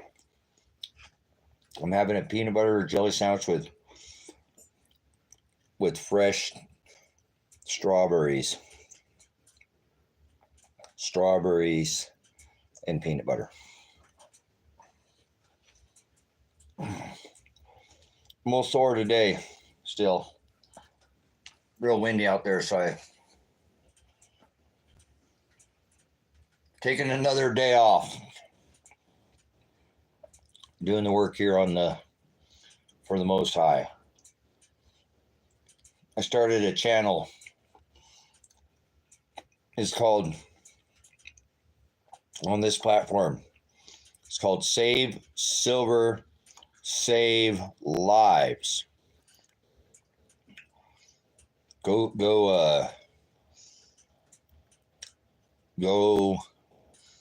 My hip's telling me not to keep going because sometimes you got to know when to hold them and know when to fold them.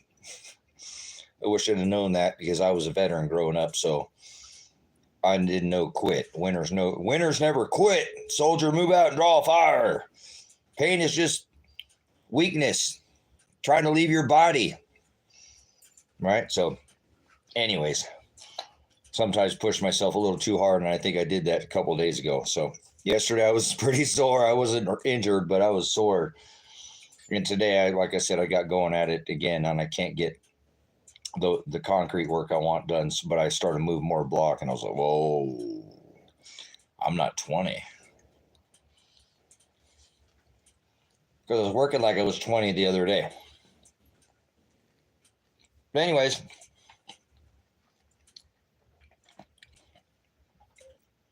go check out my channel, Save Silver, Save Lives. I'm going to start doing the daily. Took me an hour to make that video, but whatever. I'm eternal. What's an hour of my time?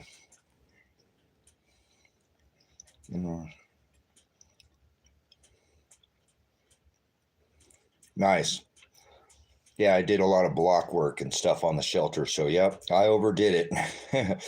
I got all fired up as it got into the upper 50s or 60s, I think 61 or 62. So I was just like, oh, yeah. So, but I got a lot of work done. Sound like you've been working hard yourself.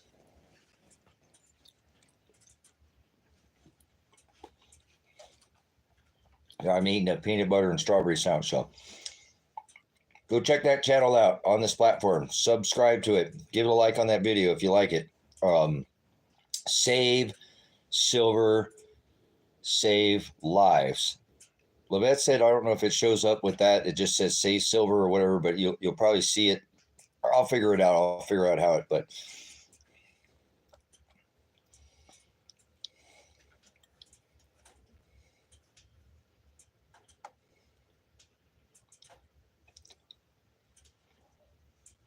I did name the channel that. It can't be that, Vicky. It's Save Silver, Save Lives. It's my Gmail. So the channel is Save Silver, Save Lives. So I don't know. Maybe you're not seeing the, you know what I'm saying? Because we do it off of email. Remember? Our Gmail is, so I didn't start a channel called Save Silver, gmail.com. It's Save Silver. So I don't know. It's something. I'll fix it. Thank you.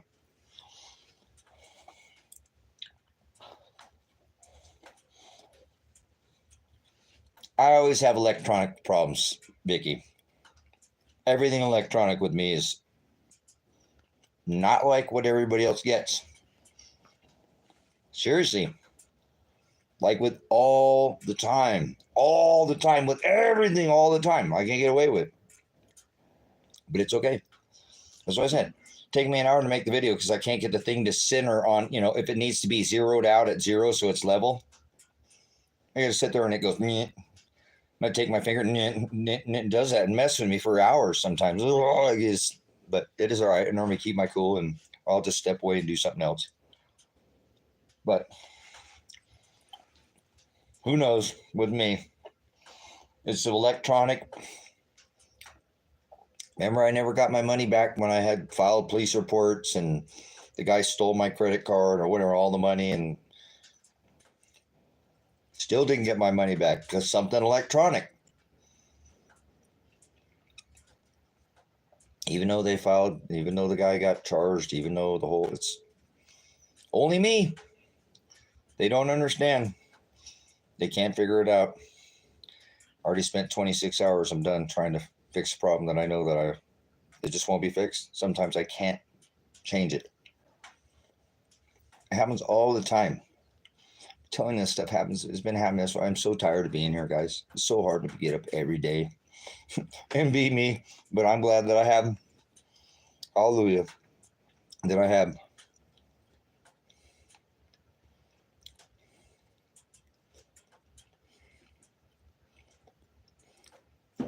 Yeah.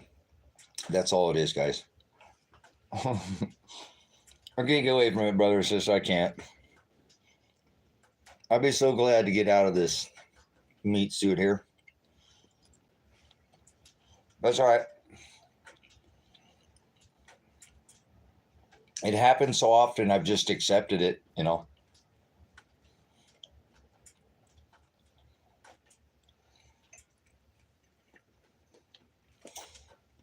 Remember, things that even defy physical.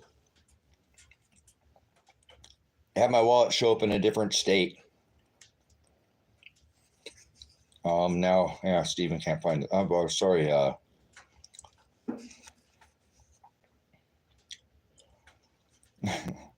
We're almost home there, Vicky. We're almost home. We're about halfway there. Okay, I don't want to put too far out. I don't know. So we can make it, right? We can do it. We can do it. It's tough though. Every day it gets old. But I'm glad that I have the technology. Because imagine if I didn't, I just have to sit out here alone. That would be a tough. And I've done it. Remember, after the TikTok went down, it was pretty get pretty loads. I'm used to having that talks with people, and then I can work and stuff out here, but I don't have a friend or anything. I never kept up with anybody from high school or any of that. I got my son. You guys seen Elijah? He's a good man. Elijah's a good young man. He's got good energy. I really am. I'm happy that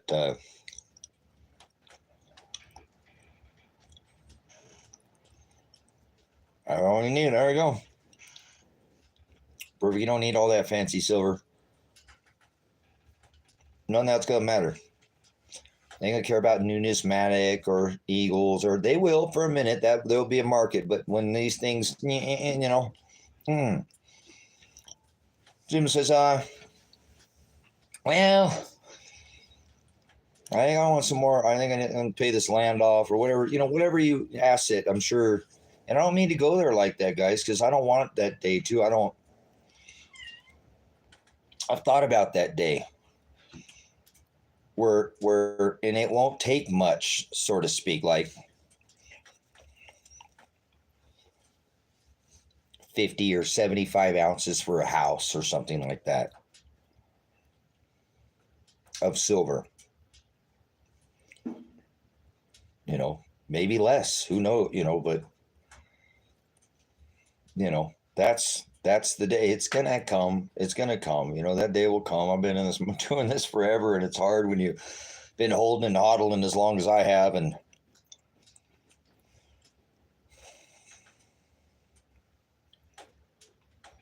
but there will come a day again where you'll again, my deal is it's just to trade it for assets. You won't want any amount of money. You won't take no money for it. Again, I talked about that. Sure. I think you weren't in here earlier. I talked about there's going to come a time where there'll be probably a 2 to 3 day window. 2 to 3 day window. Yeah, don't listen to Cliff High like that on his predictions on his silver. He's not.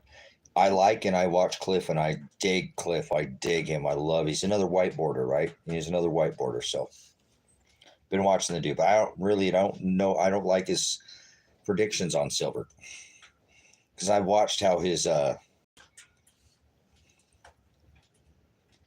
only because I'm the cycles, though, Steve. I've been watching his. But on his silver, he has massive things that he hits. You know what I'm saying? But his machine isn't hitting the silver prediction because I've watched him for a long time because I dig Cliff a lot. I feel a lot like, I don't know. Remember, he's up north, up me here. Let me see if I can get this phone to plug back in, guys. I might have to end the stream if this phone doesn't plug in. I'm going to probably want to reset it, which probably wouldn't hurt to do anyways. All right. Yeah, here, I'll probably end this in just a couple minutes, guys, so that the phone will plug back in. I unplugged it to go look outside. I don't know why my phone does that. But anyways, I dig Cliff High a lot. I really dig that guy.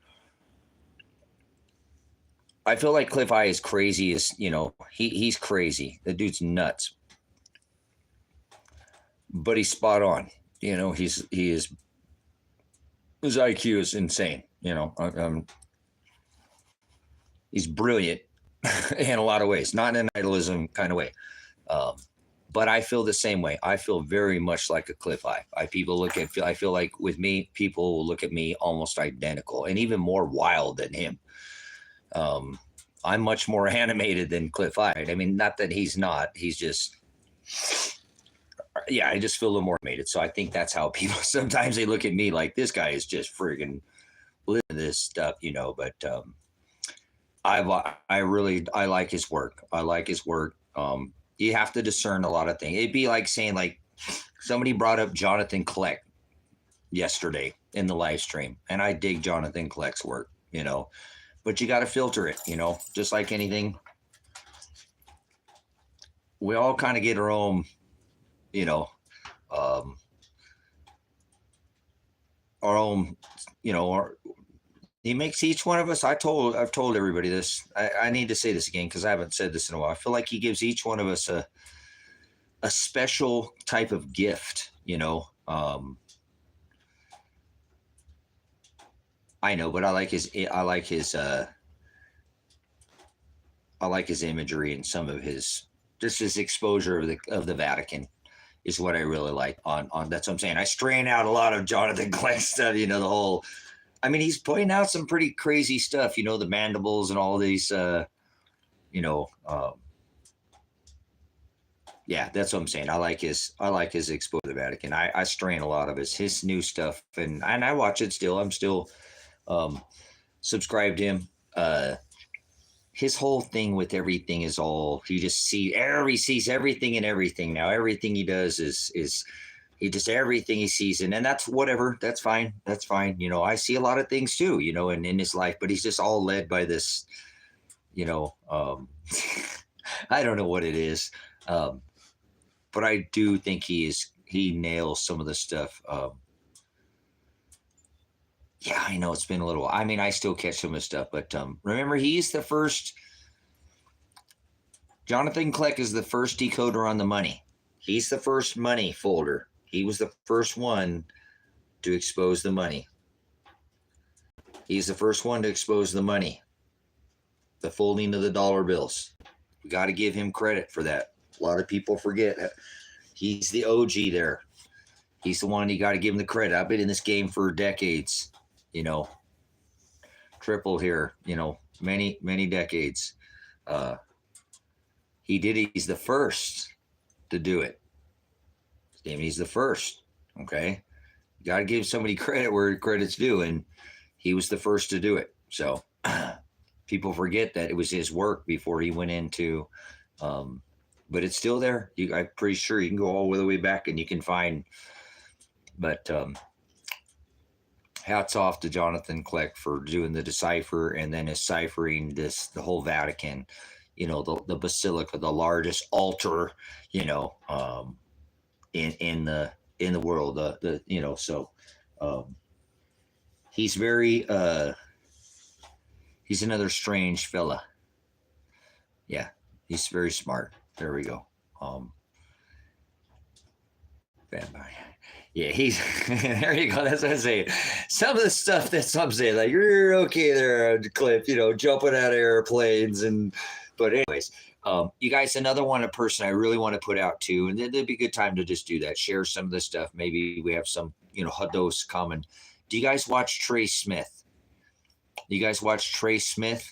You guys know who Trey Smith is? Trey Smith. He puts out videos on YouTube. He does. What's this series? I've actually bought some of his CDs, and he has. Man, he does amazing work. Another just, oh my goodness, he is just fabulous. He put some recent out. Never heard of Trey Smith.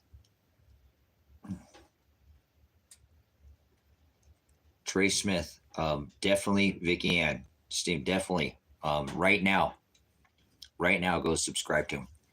You won't have any hard time finding him. Trey Smith. He got curly hair. You'll be glad you did. He does long videos.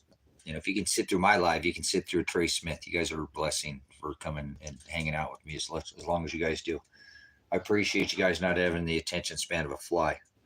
Yeah, Trey Smith, and you'll see he does a really nice. It'll be nice. Actually, I'll go get a cover because all he does the same. All his graphic work is.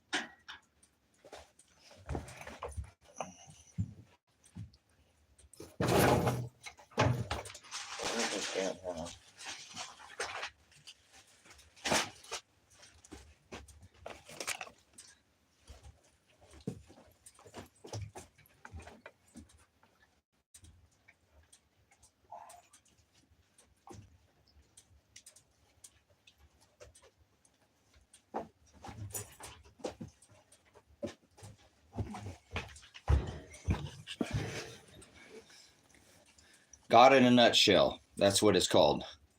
God in a Nutshell. He does these series, guys. He does all these series. This is the Noah. I have a whole. He's done more since then, but this is like Noah. He does a lot of he is just. You guys will like him. I know you will. I just know you will. And filter out some of his stuff, but man, I'm telling you. His stuff it's excellent. It's really good. It really is. What are you doing, good? Is it not that time yet? I don't think. Oh yeah, it is almost that time. So, but yeah, you guys will enjoy this gentleman's work. I've been watching him for many years, and he does absolutely fabulous. Um, I don't normally spend my money on wasteless stuff. This series I bought, this was like 15 or 12 or 15 in the series that I have, and most of it's biblical. Okay, he's a spiritual person. Yeah, you'll enjoy his work. I guarantee you, you'll enjoy his work. He's really again, I don't lead people to that's something that I don't watch. And again, there's stuff I don't agree with that he puts out too, but I still he's spiritual. You'll see he doesn't. It's all biblical. I don't watch anybody if they don't, you know, not like every single. No, I will. I have a couple economic people that I watch, but it's kind of crazy that almost everybody I watch, even if they're not like a spiritual channel, they always still talk about. They're not afraid to talk about the word or something, and to be at their channel, you know, because I believe that they know it says if you deny in front of your friends and your family in public, I'll deny you in front of the Father. So they're not afraid to put it, just make it a part, you know, of their channel. Doesn't have to be the whole thing, but it seems like almost, you know, 95% of the content creators that I follow, no matter what, somewhere along their channel, they're spiritual. Maybe a couple of the people who are in my economic channels are not, but not like that. I still feel like they're not. Like I was talking to my son, like I watched some yeah, I hear you. I hear you. The gospel is the only thing that should be preached, if you ask me. And remember, uh, somebody can preach. That's the word of God.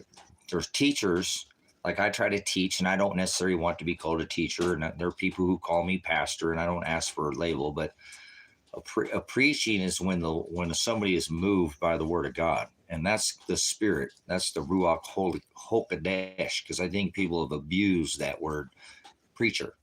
Um, that's when it's a teacher teaches you something and you're moved by that word itself. He moves you, not the word is moving you, not that man, but his lesson that he's teaching you. I believe again that's that Ruach Hokadesh. If you follow Brother Jim over there at Grace and Truth Ministry, sometimes when I listen to him, I don't like hymns. They're just not my thing. They're kind of actually, I feel guilty about that. I talk about that often. They're annoying sometimes to me. Like just when the whole church tries to sing in the song and half of them are out of tune or whatever. It just always seems like that to me. I never heard people sing hymns in church and it'd be like, sound like a choir. That's different when the choir's singing it than when I'm talking about everybody's singing the. So, but anyways, sometimes when Brother Jim, you know, gets to teach in the gospel, it's like he's singing to me. It's like it moves me. You know what I'm saying? I get moved by the word. I just can't help it. When Brother Jim gets going, I was like, sing it, brother. Woo, I get going. Nobody's hearing. I get to blown out of my seat and stuff. And it just feels like it's like music to my ears. So anyways, so again, that is, brothers and sisters, that's the gospel. So I love to teach the word of what I know, you know, pass on but I hope that, you know, that some people are moved by the message, you know, and that I never want to be called a preacher, but preaching is something, again, that's been kind of misconstrued, that people, preaching is when the word of God moves a man, you know. So yeah, I don't like preachers now because they've taken and they're not. Most people don't. That's just man speaking, you know, so to speak. The message should take over a man. And I know a brother. I know a brother that Brother Jim. He is.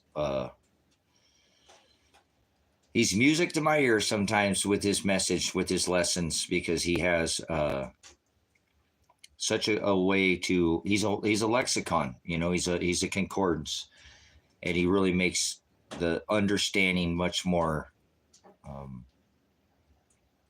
Because I know there's others that are getting it. You know, I know that I have a lot of, I really seek the word a lot. You know, it's part of my, it's just who I am. But I know there's others out there that he moves, that word moves him. They're moved by that word. Like he just has a way. When you feel like you're getting a reteaching, if you will, because a lot of the times I have to do that with people, right? They don't want to hear there's two Jesuses in Scripture. They don't want to hear that, you know, these things are vanity and worthless, and these are all the things that they do that they think is normalized and it's okay. And you know, and I come off like I'm some kind of bad guy when I'm just trying to lead them to God's word, you know. And let this kitty out. Are you going outside?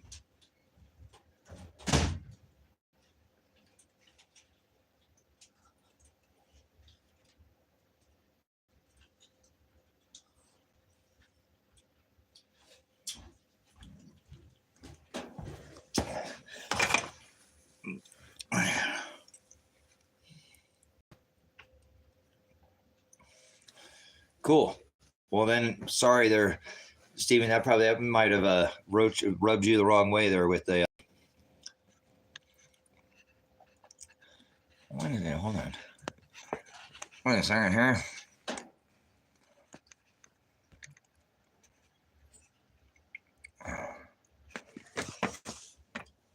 I can't see your profile. I've never actually looked at your profile picture because I've been having so much issue whether with your name, if I'm saying it right.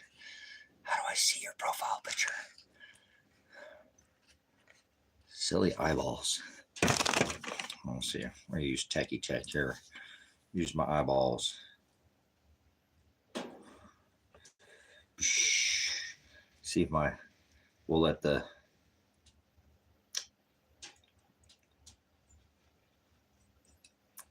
You are a female, and I've been thinking you were a male. I apologize. Shame on me. I have to use this. So is it Stefan? Am I saying it correctly? I've never realized. I don't, you know, like I said, it don't matter. We're all brothers and sisters in Christ. So, but okay.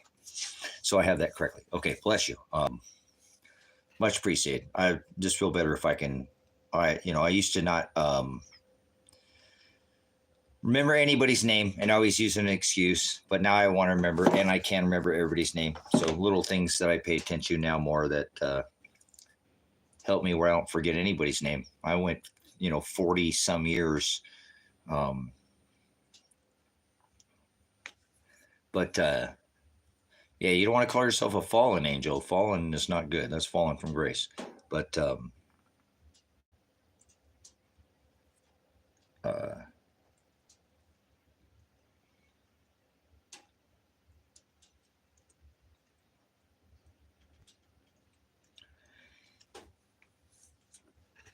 yeah,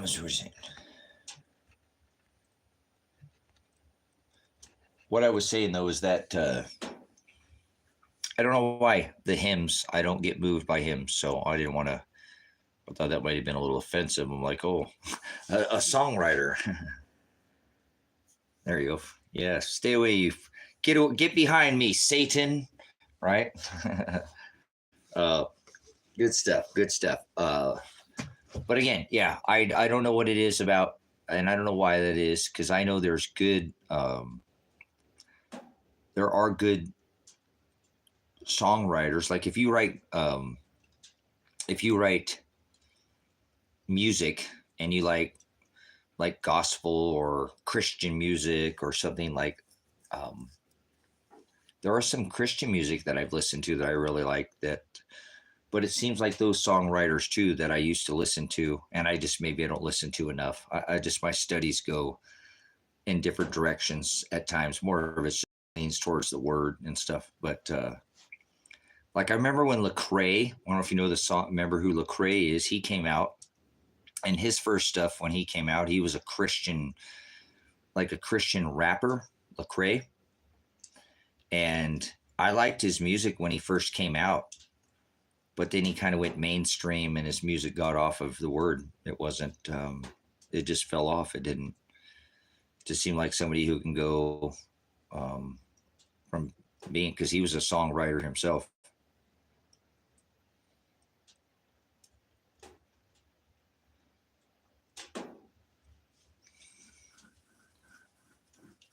Tyson James, nice, get behind me. Cool. Um, so yeah, I don't know.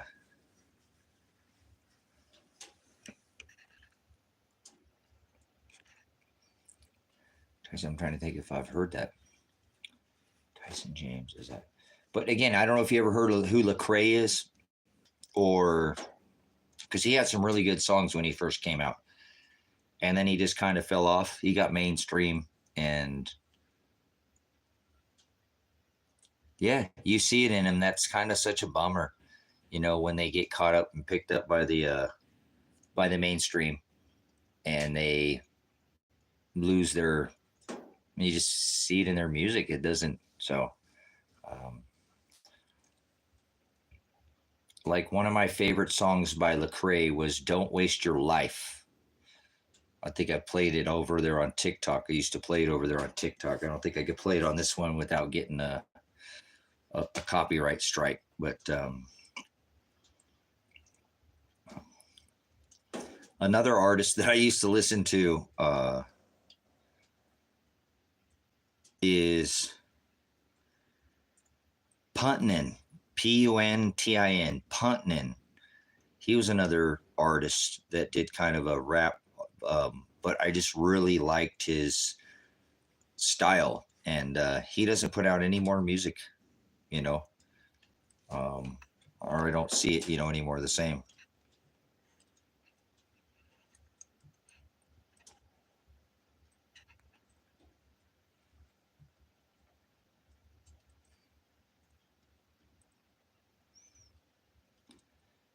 Oh, a roadie.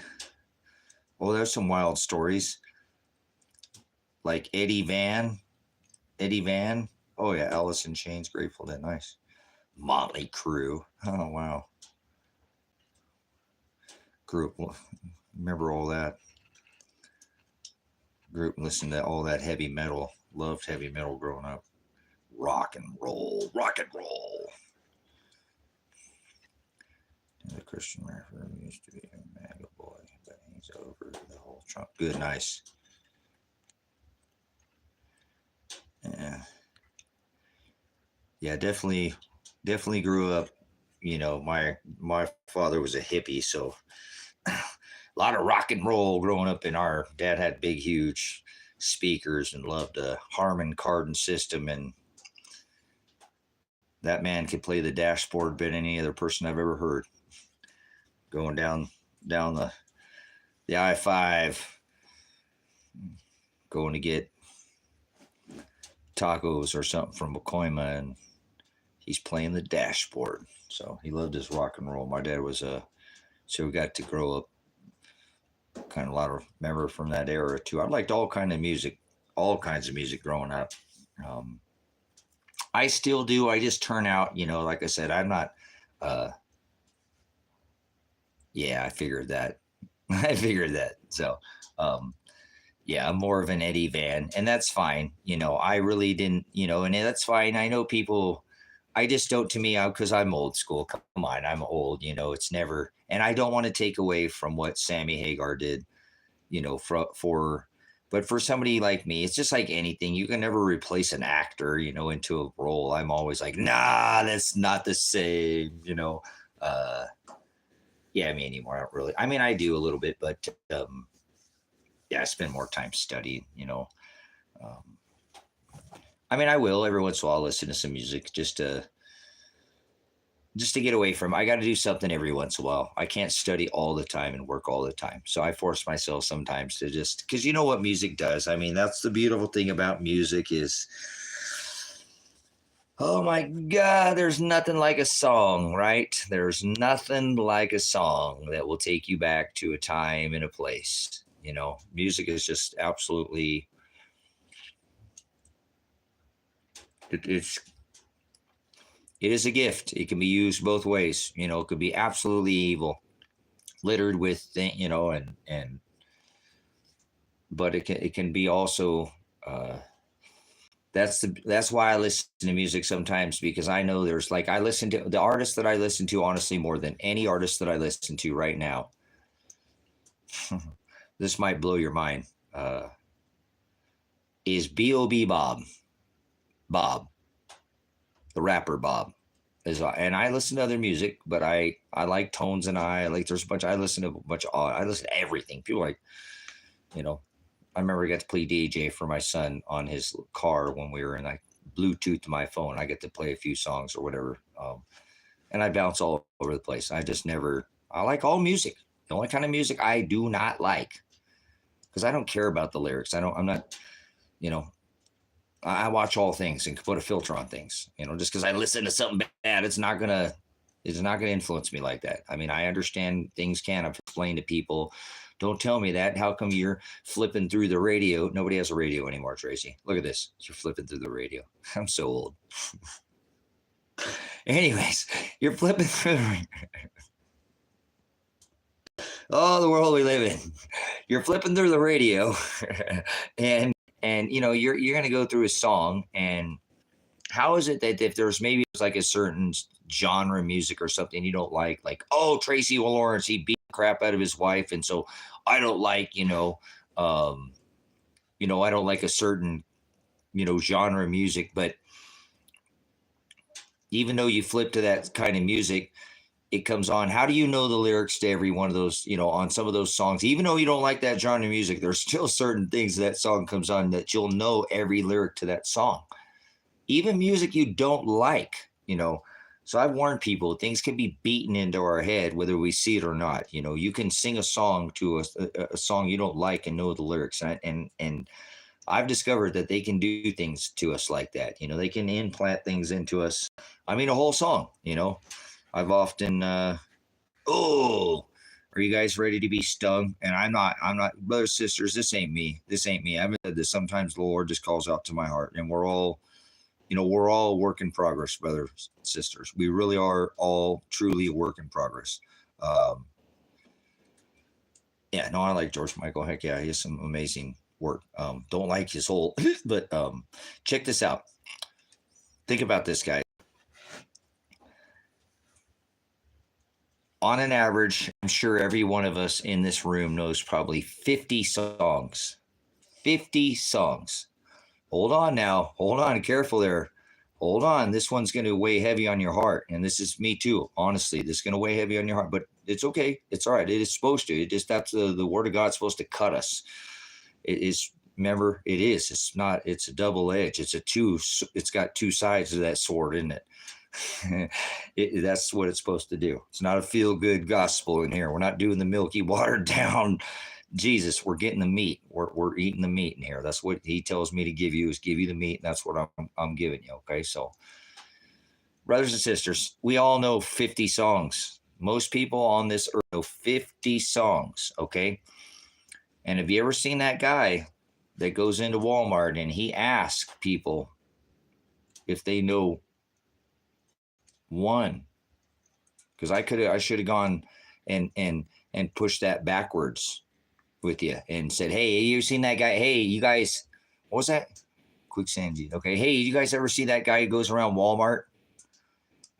He goes around Walmart and asks people, he's going to give them a gift card. Hey, if you know one thing in scripture, I'll give you this gift card. You ever seen that guy? I think he was on Facebook. He might have been on TikTok thing too, or here on YouTube maybe. I think I saw him over on.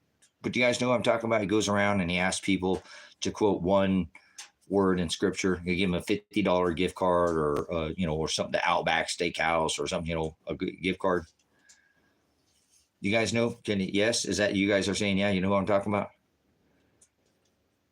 And I think that's pretty crazy that I've never seen who he is. I just know that he goes around and he offers, hey, if you can tell me one line in anywhere in the Bible, thou shalt not kill. Yep. Okay, there you go. Right. One verse. Thank you. So you guys know what I'm talking about. what's crazy, brothers and sisters, is those people and many of us guys, and I'm still always we're work in progress, brothers and sisters, that I find it ironic that people cannot say one, maybe quote one passage in scripture, but they got a Rolodex of between 50 to 100 songs in their head. Just like all 12 of us right now have probably at least 50 songs that we know on our head. Every single word from front to back. Can you quote 50 passages in scripture? So that's what he just leads me to just brush up and go back on the things that are, and I'm telling you, as the gospel is what you need to focus on, brothers and sisters, that you don't need to have just a massive Rolodex like a song's in your head. You need the gospel is what you need. So think about that. Many people, they couldn't even quote, and I'm sure there's a couple of us in here that cool, good. But many people, though, Babylon can obviously put 50, 60 songs and come on the radio and sing them all front to back. Many hundreds, thousands, some people can sing, and they don't know one line in scripture. So he tells me to put that on your heart, okay, brothers, sisters. I have to too. I constantly just take it as it is, brother, sister. He just tells me to put on the message. So it's written on your hearts, brothers, sisters. It's written on your hearts. He tells us, ask and you shall receive. And that's not for things of this world. It's for that aletheia, that Ruach HaKodesh, that knowledge that's in that book. That's what it pertains to, those words that I was telling you, that we should all have, a pretty good Rolodex of understanding of how that works. Okay. Please make sure that you remember that he said, seek. Remember, not, he said, ask and you shall receive. That's for that truth that's in that book, and seek, you shall find. That's what he's speaking of as well. It's not, I need to find me a helpmate. I need to find me a good yoked wife, come on, where do I look for a wife? I've not only the property, so you're not going to find a wife, Tracy. You seek, go, you got to go find her, Tracy. That's what it means, right? Seeking you shall find a wife that you're looking for. No. That's not what he's talking about, brothers. He's talking about what's written on your heart that I was telling you.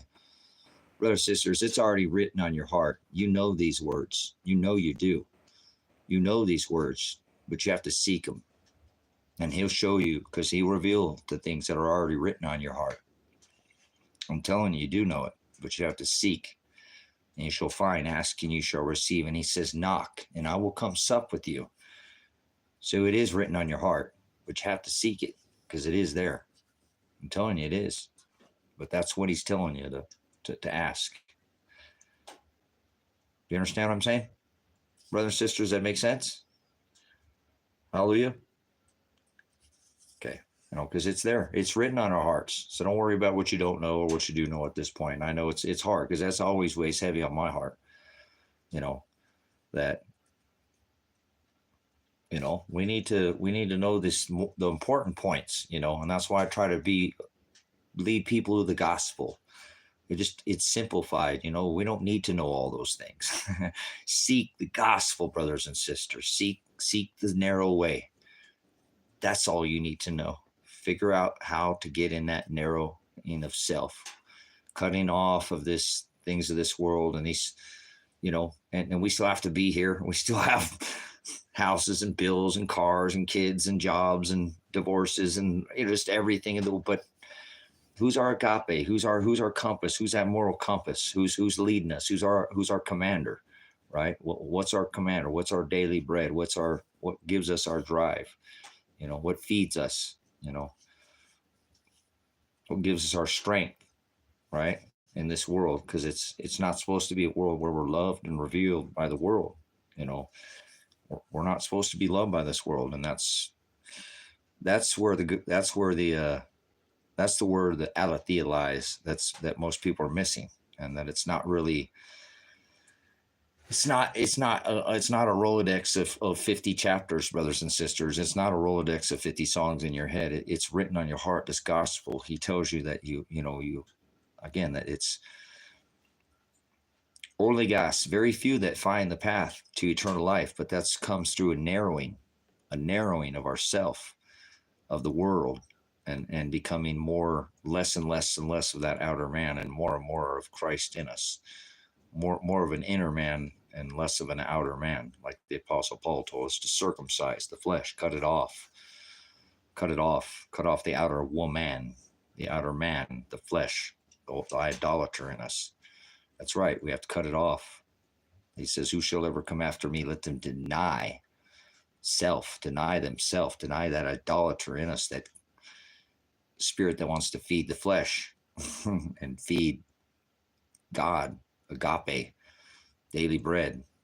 Let him feed you with his word. Seeking ye shall find, asking you shall receive, knock and I will come sup. There's your fulfillment, brothers and sisters. Daily, you should always be hungry, correct? Daily bread. So he makes it clear. It's not a bunch of, it doesn't lie with, oh, I know all these things, because that's just head knowledge. You can know every single word in that book and you can quote every chapter and you could say, but that's just head knowledge. If you're not applying that word, you're just a hypocrisy. And he throws the hypocrites into the lake of fire. Remember, with the unbelievers, those people who don't even believe, and then people who are lukewarm, lukewarm of this world, right? Not hot nor cold. Remember, he said, if you're lukewarm, I'll vomit you from my mouth. So we can't be in between, right? So that's why I've tried to tell people, brothers, sisters, he said, deny themselves, take up your cross daily. So you can't set your cross down. You cannot set it down. I don't know anybody else that's passing that message on right now. All glory to the Father. It's in his word. I'm just telling you what his word says. Remember, don't shoot the messenger, okay? You don't like the word, take it up with him. He said you can't set that cross down. It's going to get heavy. It's going to be a long enduring. You guys must endure to the end. He tells us to be picked up and redeemed for the one he paid that price for. But that cross that you must carry, you can't set it down. Cool.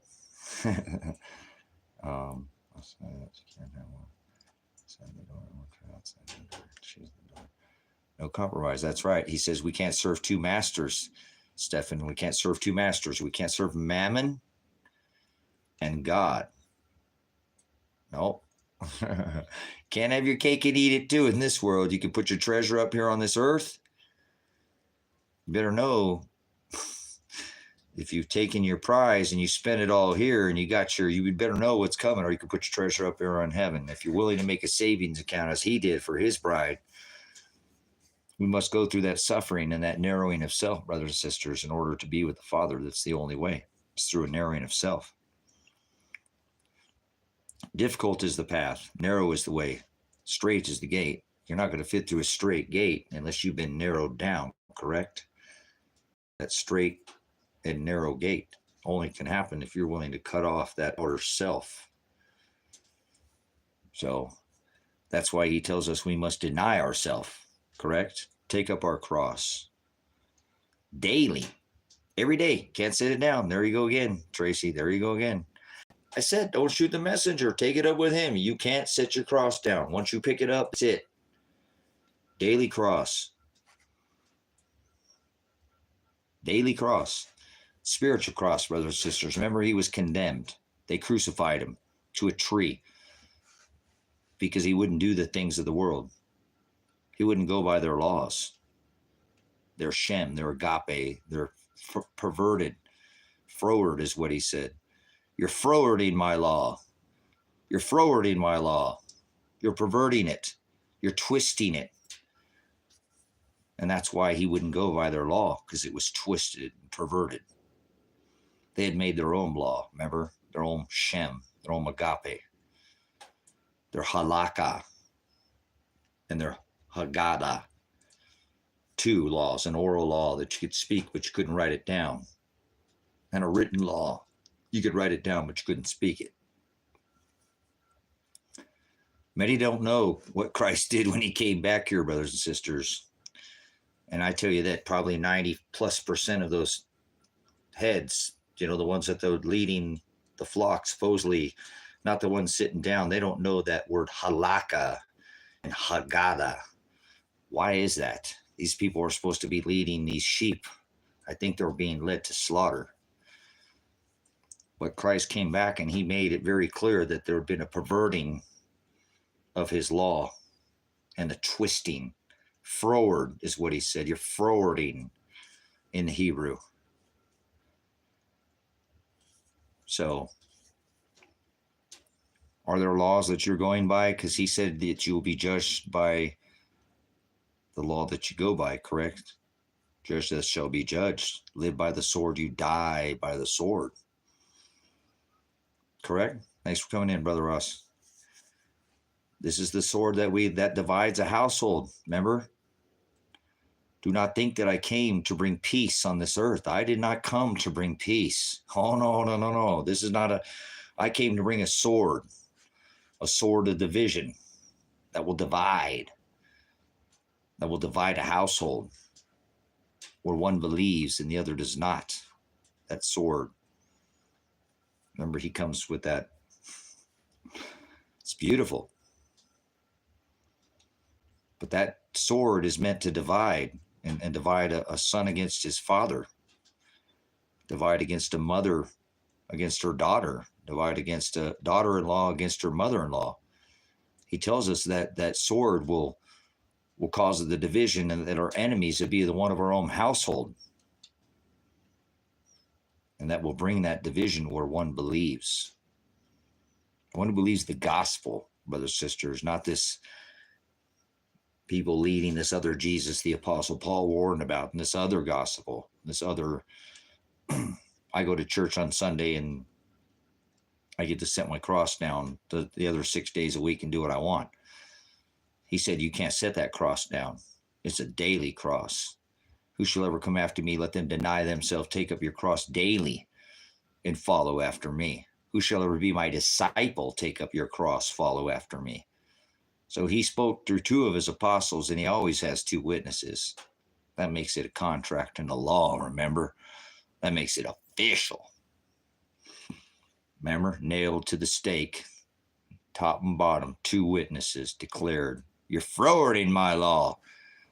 And your halakha, you have perverted my law, where it says in my book of Deuteronomy, my Torah, my book of laws, my Jewish law, and my Torah, in my book of Deuteronomy, it says that you must give her a contract, a bill of divorce. You must go back and nail that same contract, giving her a bill of divorce as you gave her a bill of marriage, and must again have two witnesses declare that she has been released from this contract that you entered in to with me, and you and her, and I was the tie that bound the two of you in marriage, not some ring or some church. This contract, left and right of the tree, the stake, it must have two witnesses declared, nailed top and bottom. You see the price he paid? How he nailed himself, the contract he made, in blood he paid in the flesh. Two thieves, left and right, declaring, witnesses.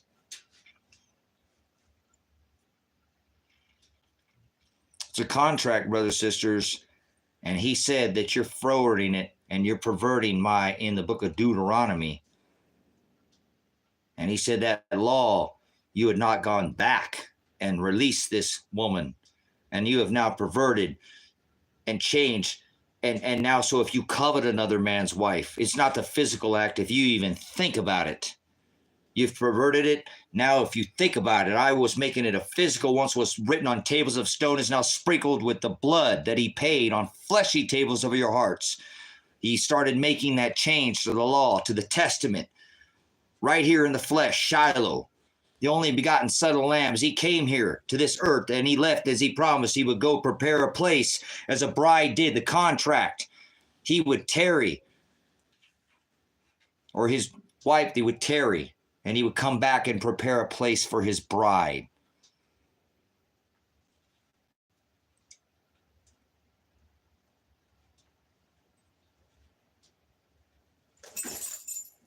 It's a contract, brothers, sisters.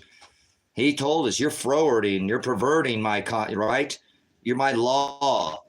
And now this woman is out there selling her body on the streets, literally whoring herself to feed herself. And in my law, it says you must give her half of what you own. You frowarded my law. You perverted it. And he called out the Pharisees for their perversion of his law, of his agape, of his shem, of his authority, of his name. Hallowed be thy name. Hallelujah. Glorify his law. Our Father who art in heaven, hallowed be thy shem, hallowed be thy love, hallowed be thy agape, hallowed be thy law, hallowed be thy name. Hallelujah. Hallelujah.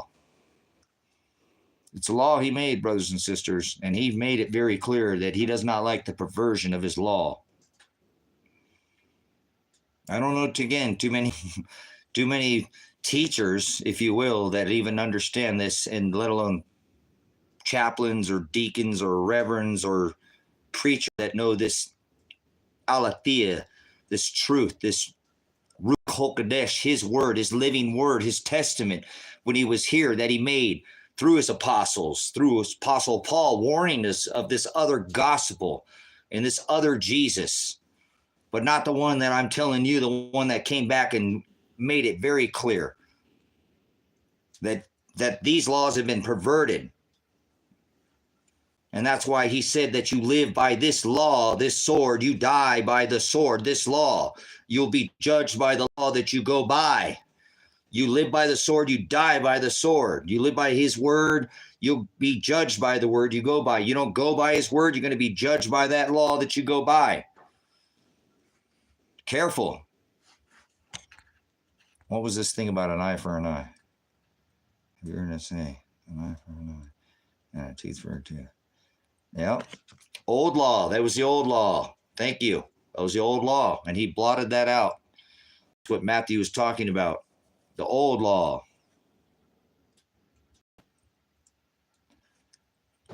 So I hope people understand.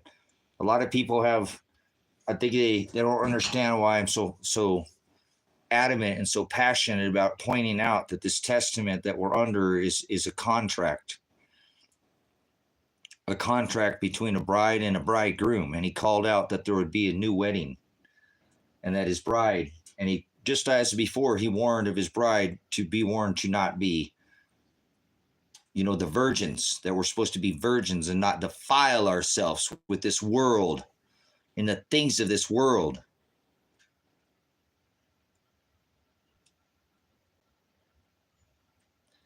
Yeah, the perversion of their halakha, their oral law.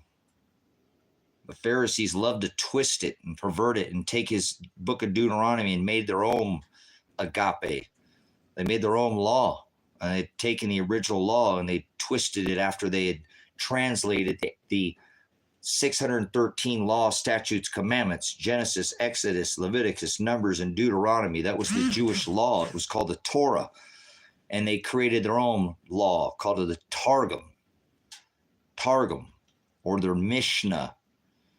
And they perverted it and then created an oral law as Moses was given the law orally on the mountain. He pounded it out and wrote it on tables of stone.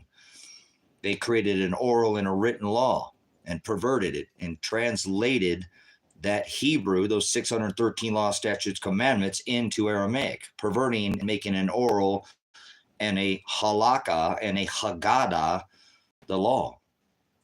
So he made it very clear that he doesn't like law perverted or twisted.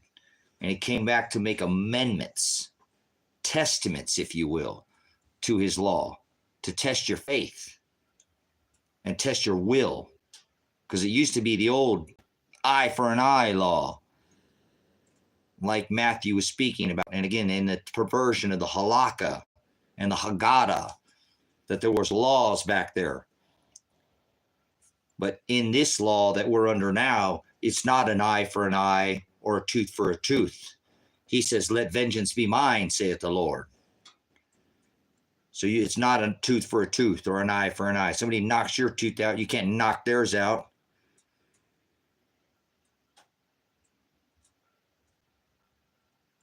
So we're under this testament of our will. Turn your cheek 490 times. Can you do that? Can you give somebody your cheek 490 times? I'll do the math for you. Give them your cheek. Give them a chance for forgiveness. Don't just beat the snot out of them. It's not an eye for an eye. You can't go back on somebody. He says, let him just be mine. We're not supposed to be like animals. We're supposed to have some reservation. Do you understand? This is a meek, he says. We must be wise,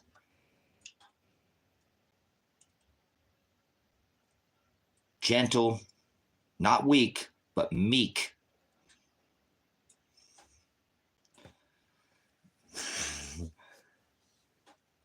What'd you get to make it with there, son? What kind of meat did you get? There's a couple different ways you can barbecue it and then bake it. The truth is the truth, and a lie can never become the truth. Yep.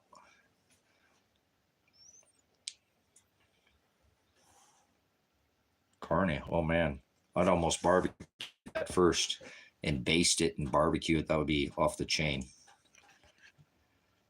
Got some Chinese barbecue. The son went to the Oriental store and he got some Chinese barbecue seasoning, guys. And so he's asking how to cook that.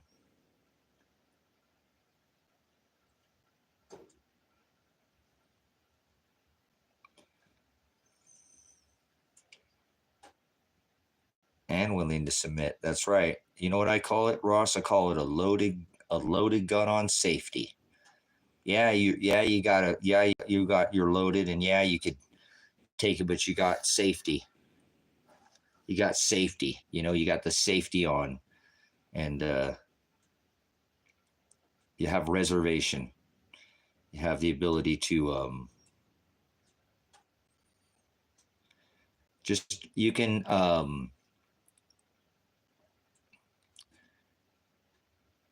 I would normally just add it to water, like I said, and just make it into, you know, this, not a paste, but, you know, like a sauce. I don't know how much meat you have, but that normally I don't use that whole thing. It's pretty strong. As you can see, that powder is really, it'll go a long way, especially if you don't over water it down there. It'll still spread pretty thin. Do you guys know what Chinese barbecue is? Yeah, so probably about half that packet, I bet.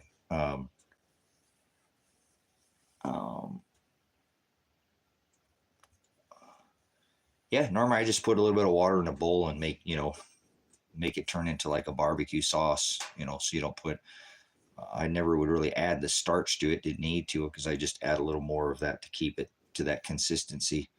Doesn't have to be as thick as barbecue sauce, obviously, but somewhere in between there, not runny. But and then that if you'll baste it on, is you can bake it on. You can flat, I don't know about frying because you're putting the, or you can barbecue it, and you can even cook it in a pan, and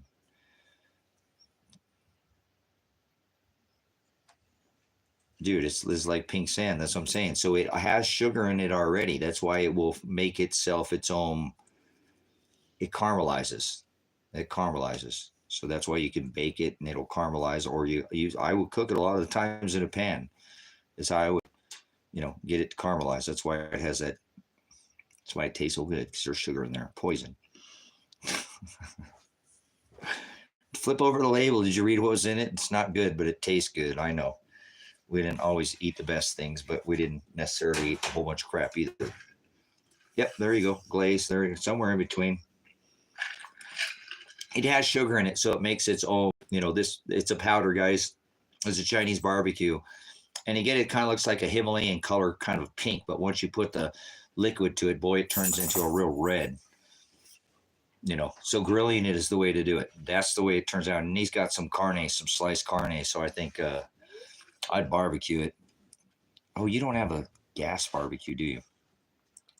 That's all right. Get your barbecue going. If you're hungry, you can do it anyway. You could even bake it and it'll still caramelize, and you can go in there and turn it a couple times around. But it's the sugar in it's what's going to turn it into that that'll it'll caramelize it because the sugar in there. So it's like a powder. You buy it in a, like a brown gravy type powder. It comes from an Asian store. I do, but the meat is too cool. Yeah, so I would just so it's thin then. Um, yeah, either bake it or just cook it in a pan. Just cook it in a pan. It's too bad you didn't have a good cast iron pan. You get that thing seared up. That thing would caramelize real quick. You could with the right heat. So, but there's an art to cooking in cast iron. You don't want to cook it too hot. You know me, I cook everything hot. So, yeah, it went from from hot pink to blood red. Yep, I told you it would. Goes from salmon colored to, yeah. But like I said, it's kind of a sweet Chinese barbecue. That's what you're going to put on barbecue pork. If you ever had barbecue pork, remember they make barbecue pork. It's got that red on the out of barbecue pork. That's the ingredients that's used to make barbecue pork. So, and come on, everybody loves barbecue pork. Back when I used to eat pork, I used to love barbecue pork. Man, I couldn't get enough of that. I'd go to the buffet and eat the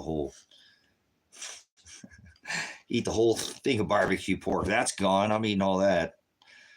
I'd eat all the meat. So I don't eat pork anymore, though.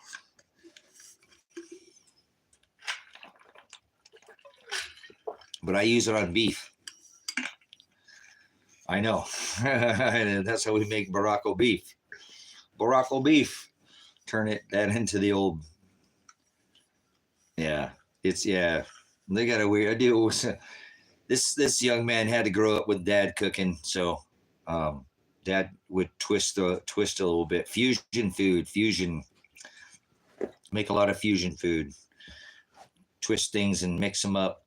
Do the people don't like mixing their barnyard animals sometimes and stuff with their pork and chicken in the same dish or things like that, or just changing up the recipe. Just it's good to change things up in life sometimes. That's how you discover new things. Is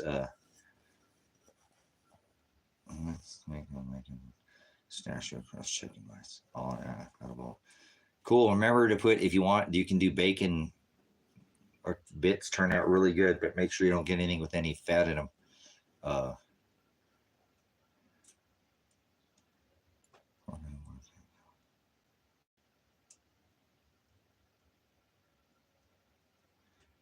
yeah, I don't eat pork. A lot of our lives, we didn't. I mean, we did when we were younger. He was younger, but I got to a point where I still make him pork from time to time. Just because I chose not to eat certain things, I would still make him dishes. Just like the other day, or just a little while back, I showed up. We drove. He came and got me, and then we drove back there that night, and it got late. Yeah, it does. It's just sickening. It's what you feed it. It's you are what you eat. So, again, I went over there, and his lady made me some turkey bacon, and they had some turkey bacon. He offered bacon. I'm like, oh, don't be giving me no bacon. I don't, and then what's turkey bacon? I'm like, oh, don't you be trying to trick me. He's like, they would do that to you. It's turkey bacon. You can check it out if you want to know. But his lady made me turkey bacon, and they still have bacon in there. So I made his, I wanted to make them breakfast in the morning. So I made them breakfast and I made them bacon. And I cooked all their stuff in the bacon grease. Their eggs, all of it got cooked in that bacon grease for them, because they still eat pork. So whatever, people eat whatever they want. Remember, we don't fall under that law. You can eat whatever you want. There's nothing on this earth that you can eat to be or not be in the graces of God. Yeah, we're not under that law anymore. What are you, Jew? What is this, a Torah? No, we're not under that. We're not under. He fulfilled that law, and now it's not what goes in a man that defiles a man or a woman. It's what comes out of him.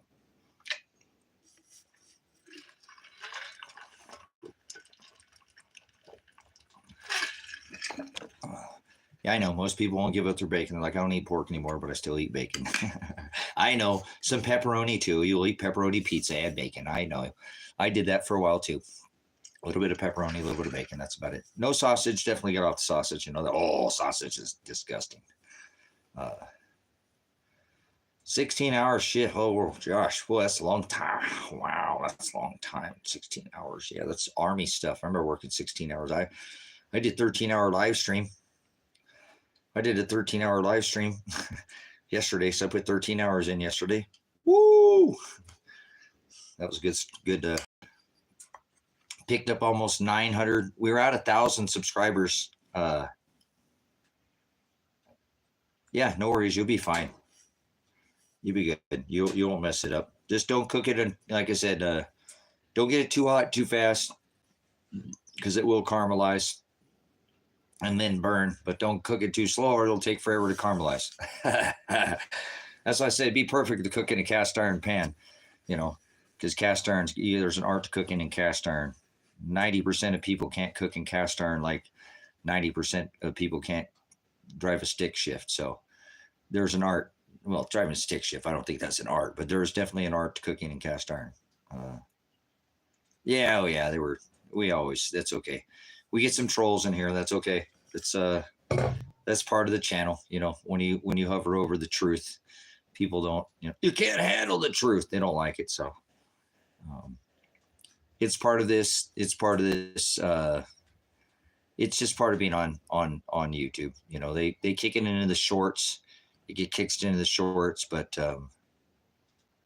hey, thank you so much for coming in there, Vicky. I thank you so much for your continued support of the channel, coming over from the TikTok platform. I think after today, I'm gonna go check. Actually, I'm gonna get off here for a minute, guys. Take a break, feed my dogs. I'm gonna go back on TikTok and I'm gonna try one more time because it's been 90 days. Cool, right on. Security, hello, security. Hey, security, I need some security over here. Can I get some security over here? I'm feeling a little insecure. Nah, just kidding, Josh. Just kidding. You're not a flashlight cop. You said you're armed security, so you won't. Hey, freeze! I'll throw my flashlight at you. No, I'm just kidding. He's an armed security guard, so we can't make fun of him like that. So just toying with there, Josh. I'm in law enforcement. Remember, I used to be a prior police officer, so no worries. That's actually a pretty good job. You're taking care of people's property, and you have the right to defend. You have the right to. Nice. Yeah, I figure you don't have thin skin. Good stuff, Josh. Good stuff. Done a little security myself, but yeah, like I said, hello, security. Can I get some security over here? I'm feeling a little insecure. What's going on, Normus? Thanks for coming in again, Vicky. Appreciate your continued support of this channel. Again, I'm going to go probably shut this stream down. It's been 90 plus days since the live stream was taken down for the overlay video. I'll probably do a little bit more work on the overlay video. I have been working on that again today, guys. I'm going to re-premiere the water overlay video with some more work done to it, some more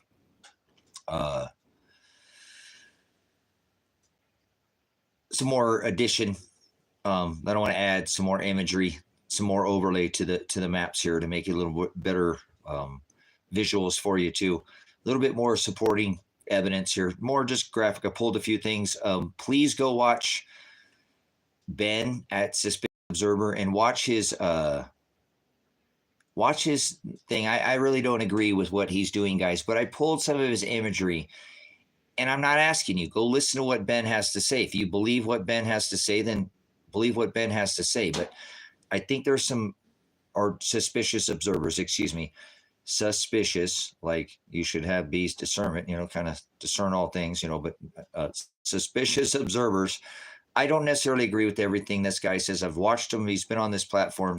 I've watched since his first video, but he's putting out some factual information, I believe, here. And that's why my son calls him shill suspicious observer, because we watched him put out like 96%, 97% of good information. But then Simon pulls some of these things. We're like, you're a shill. How do you, so this whole tilting of the world thing, if you believe that, cool. I'm not asking you to Discern everything I tell you. Do the same thing. Do the same thing with me that you do with him. I'm not asking you.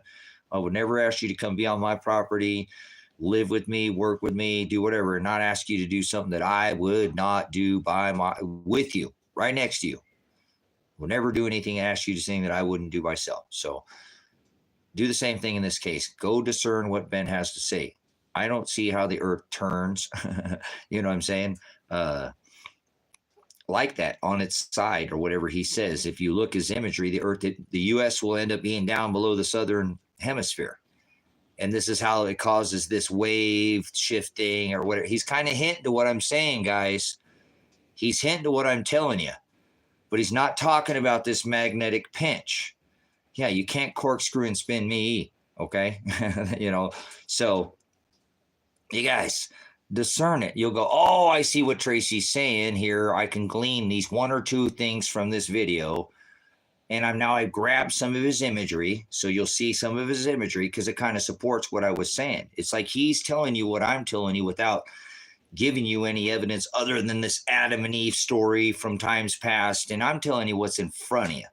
Okay, what I see in front of you with. Now, again, I told you last time we were in this magnetic alignment that the water didn't come up onto the, yeah, you can debunk. The whole thing is just nonsense, corkscrewing and spinning through time and space. This, the sun's this big, whatever, the moon's stuck there. Yeah, right. If you have the brain, that it's not hard to debunk that whole model. But anyways, guys, there's information to glean from Ben's information. I like his information. I've watched the guy for as long as his channel's been out. Okay, so I support Ben, but sometimes with this type of thing, I just don't know why. Because he's talking about the magnetic excursion, and he's talking about, he calls it pole shift. Again, I'll correct Ben on some of his things because he just studies papers, and I know of scientists that I've led you to that have magnetometers and the trimeg system and are actually calculating this stuff every 3 seconds. They're pulling a exaction of where the magnetic, we'll call it pole, is at, yeah, all this time it's been doing that. We've never hit anything, and I know we have a magnetosphere, right? All this time we've been going, we've never hit another body, right? All this time we've been corkscrewing and we're spinning, everything's spinning, everything's spinning, everything's spinning, everything's spinning, everything's spinning, everything's spinning, everything's spinning, everything's spinning, everything's spinning, except for the moon. Except for the moon, it's just sitting there. Well, how come we only see one side of the lunar phase? To the dark side of the moon. Yeah, okay. Anyways, can't corkscrew and spin me, and you can't corkscrew and spin Steppen. Sorry, we ain't having it. So we've done debunked that model. I guess we could leave that open, huh? It's getting a little warm here. I know you're just going to have to go back out in just a second. You are just such an in and out kid. This cat is in and out, in and out, in and out. But anyways, what I'm asking you to do is discern what I'm telling you. Look at this information that Ben's putting out, and you'll see some similar information that I'm talking about at Suspicious Observers. And there's some stuff you can glean. And but I think he's talking about this event. He's talking about this event that I'm trying to point out, the magnetic excursion, this magnetic pinch between the four large gas Jovian stars. And I don't know why, if this guy's talking so much about the stars that he always talks about, Suspicious Observers, he's got spaceweathernews.com, and he knows that all this weather is coming from the sun.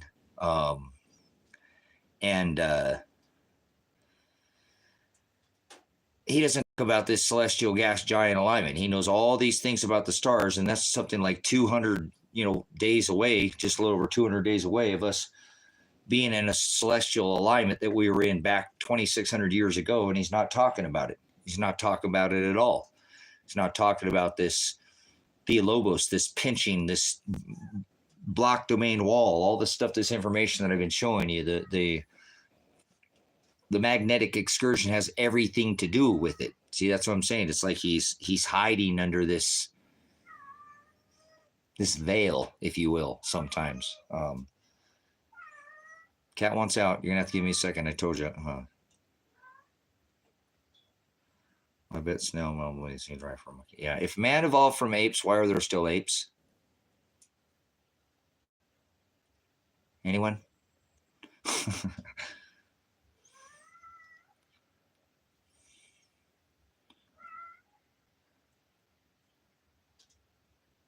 There's no such thing as evolution. You've never studied evolution. Evolution is, we're in the magnetic excursion right now. We're in the 6th extinction event, 5 major extinction events that have happened before in our life. And every time there's an extinction event, there's evolution. Species die down, not off. And other species flourish. In the military, we call it adapt and overcome. There's no such thing as evolution. That's nonsense, man-made, hocus-pocus lies. God created all things. He said, I create all things. I am the Alpha. I create everything that ever was, everything that ever will be. I create everything not written, everything that ever is written. I create good, I create evil, and I am the Omega. God creates all things. There's no Big Bang. There's no evolution. That's nonsense. That's a hocus pocus. You believe that, then you must believe Scientology, and this is probably not the channel for you. So I don't believe in the timeline in Scripture, and I understand there was times before what's written in this word, but the creator of all things is the Most High God. And extinction is not where species die off. Look, check it out. There's been 5 major extinctions. It's on my video. It's on this channel. You should already know all this. I already put up all this information when we came into the 6th extinction event, the exact day that we came into it. We're already 3 years into it. Pat yourself on the back. Congratulations. You already made it 3+ years in the extinction. You thought everything was going to die off when you hear extinction. You hear apocalypse.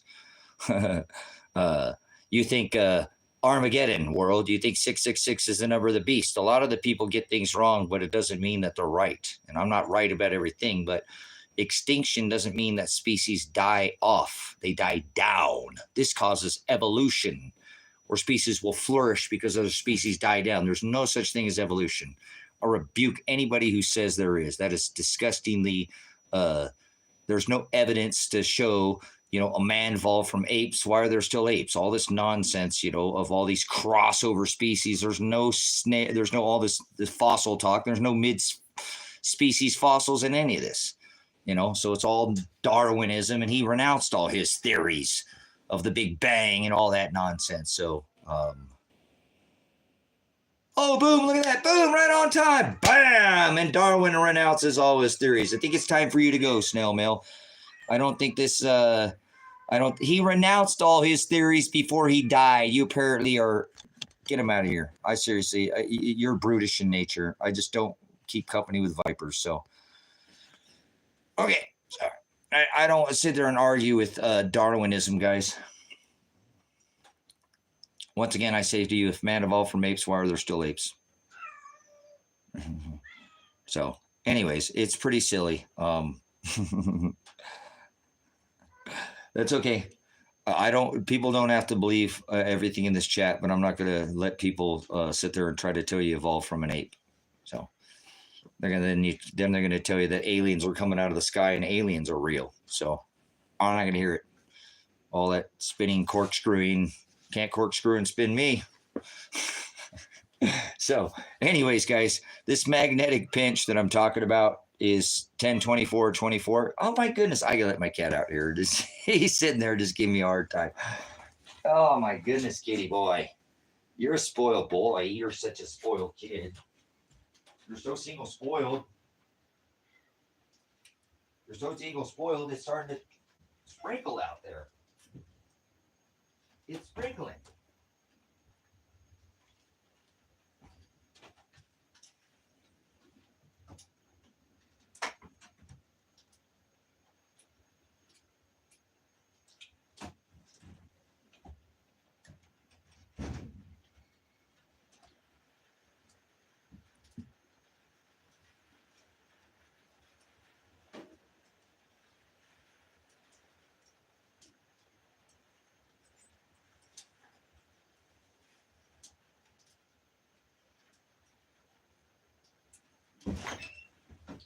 Starting to sprinkle.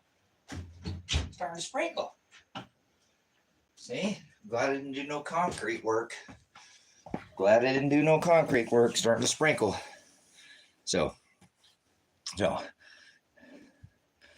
Okay. You guys, I got to feed these mules. My mules here, these animals need fed. Like I said, I'm going to go check that TikTok. I hate that filthy dragon platform. I like being on this platform so much better. Much better quality. Subscribers, viewers over here, I feel like better eyes. Just not my thing. So, I don't know. Again, it's been 90 plus days since that overlay video was taken down. Channel was banned. I haven't sold anything since that day. I've been electronically zapped. Yep. So they electronically zapped me over there. So maybe it's been 97 days or something, few months. And I've looked at, but if it's back up, I haven't even checked it today. So if it's not up today, I was thinking about just taking it down, the whole thing, because the channel's still up, but I can't bring any traffic, just like everything. I have multiple channels on this platform that's the same way. Can't get into, no channels added, no anything. Can't even get into them. America Ever After, there's a channel I've done on this platform. Can't get into it. It's locked up. Don't get any viewers ever to it. They've taken and flushed all the viewers out of it originally when it was locked up years ago. Truth Viral. I'm the original Truth Viral. Hi, I'm TV. I'm the host of Truth Viral Television, where the truth goes viral. So I'm the original Truth Viral Television on this platform. I've done multiple, and so I've been on these platforms for a long time, and I've been kicked off and been on some of the bigger programs, Alex Jones show. They used to go on Casey's show when he used to have guests and stuff at Enter the Stars, and I've always done this. I've been in this game again for a long time. This isn't new to me, but I don't know. Maybe it'll be back up. I don't know what it is, but I know it was the overlay video of the water map with the federal, and it's the dragon. I don't think the dragon has something to do with that. I think you know who the dragon is. So the one that made everybody drink Mountain Dew. So yes, the dragon, the red dragon, did the Maui blast. Do me, baby. So already attacking people by making them drink soda. They just made this had a barbecue in Texas, remember? And they had a chili bowl, and wasn't that long ago. It was like living in paradise. So ask the Aussies, they know this stuff has been happening. So please keep your eyes, to the skies and don't fall for their lies and their nonsense. But soon, I believe this is coming. Like I said, this event that they have in the horizon, obviously they know about this magnetic pinch and stuff that I'm talking about. So I'll come back on for the end of the night, continue talking about this. I might work on this video a little bit more, put some more of these graphics together for you guys. And I don't know if I'll get the video up tonight. I want to work on a little bit more. Like I said, I kind of have to do the things hard way. I'm working on $50 phones, cheap, because I won't do the 5G thing. So, yep, the Unleash the Beast system, their Antichrist system, getting rid of this, freedom system, this, petrodollar system. And nobody wants our bonds anymore, or we're about, to go belly up on this whole bond market treasury thing. Nobody wants this debt from America anymore. It's just oh my gosh, ISIS is going to get us again. Cool. Awesome. Finally, they brought the ISIS card back. I've been telling everybody that. Where's ISIS at? Aren't you afraid that ISIL? Remember? I thought it was ISIS or ISIL. I love it. His horse and ISIS, remember? So good stuff. Thank you for the update there. Dispersing way. I've been telling everybody they do these things in cycle. They do these. Oh my God, Kim Jong-un, he's going to get us. Oh my God, the dragon. But some of the things are real. Again, guys, please pay attention. They really did have a barbecue in they had a red barbecue in Texas, and then they barbecued 1 million acres, the largest barbecue ever in the state of Texas. And so I don't know if you guys have any barbecues in your neighborhood, but possibly this is something that, again, that's nobody's paying attention to at all. And this is where I think that the devil must be getting, not saying the end of the world, but boy, oh boy, things are about to get a lot rougher. How many times has that event happened on this earth? How many times have they made people drink Mountain Dew and have barbecues and live in paradise? And like I said, ask the Aussies, they know. And how many times has this not been recorded? But they've gotten away with it and nobody even knew. So now it goes back before that, Stefan. It goes way back before that, way back before that. It was called the Mujahideen, and then it was called Al Qaeda, and then it was. They just keep rebranding these same mercenaries. Okay, is all they are. Just so you know, but they help bring that form of ISIS or ISIL, which is the same mercenaries that we've been funding. If you take this and search this back, you'll see I'm correct. That before they were ISIS, they were Al Qaeda, and before they were Al Qaeda, they were the Mujahideen, and before they just rebrand these same mercenaries. Yep, they change their names and the accounts move on. They just move, accounts move, and they just change their names. So still the same group of thugs, hired, paid mercenaries will put on different. You ever notice they all kind of wear a uniform, all the same? So no different. We've got a bunch of them. They're called the United States Marines, and they're called the United States Army. I know I used to be one of those, trained killers. Same thing. Whatever. And paid, right? So, yeah. But they had a lot to do with bringing that back in that time. And then the thing I think that was really important is that we look at the times they fund them, Stephen. At that time, the Clintons funded a massive amount of destruction of such as the Arch of Triumph, the Ark of Jonah, all those, whether they were good or bad. Those are all those relics, biblical relics that were destroyed by ISIS. And, remember ISIL too. Remember it was ISIL, the Islamic State, or of the Islamic Levant. Yeah, that's all there. They're just doing work of you got it. But they destroyed a bunch of relics, though. If you remember during that time, that was really important. I really wish people would have paid attention to what was, some people did, but what they were destroying is they were destroying biblical relics. They put a big distraction on, and there was a lot of real things that happened during that time. Actually, I want to share this, and I want to go. I want to get this done, but this came to my mind. Okay. There was some real beheading of Christians going on there, guys. And it was tough to watch that, because a lot of the fakes, the guys in the orange suits and all the big acting, it was just a big play. But there was beheadings that happened. Yeah, that's what I'm saying. They just use people like me, as just fodder, and they don't go fight nothing. They don't. They make money on it. So and we lose the best of our best. So, but again, I don't know if you guys ever put yourself through back at that time of when Billary was in office, running the show, and they were having all those beheadings, and I hated watching them. But I'm telling you, there was something that I discovered. And I don't even like talking about this, but it's worth making a mention.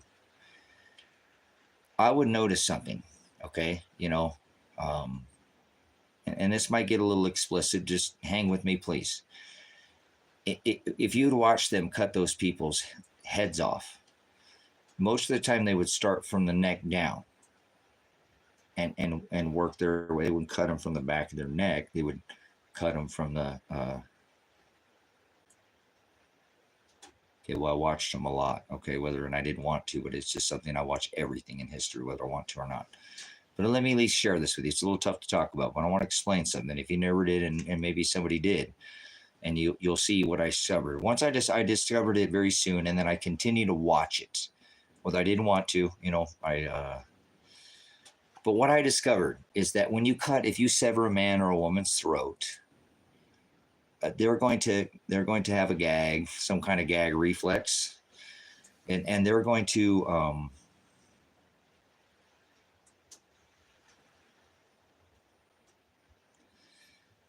wiggle, and they're going to move, and they're going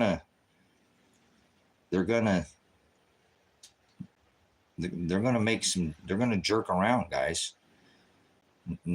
Nobody's going to let you just cut their head off like that without, even if they do, they're going to make some facial pain in their faces. And if you've ever watched these, and again, I didn't want to watch these, but after watching a couple of something, I noticed something right off. Almost, it hit me almost straight off that, and these were real, guys. These were very, very real, because they faked a lot of things during that time.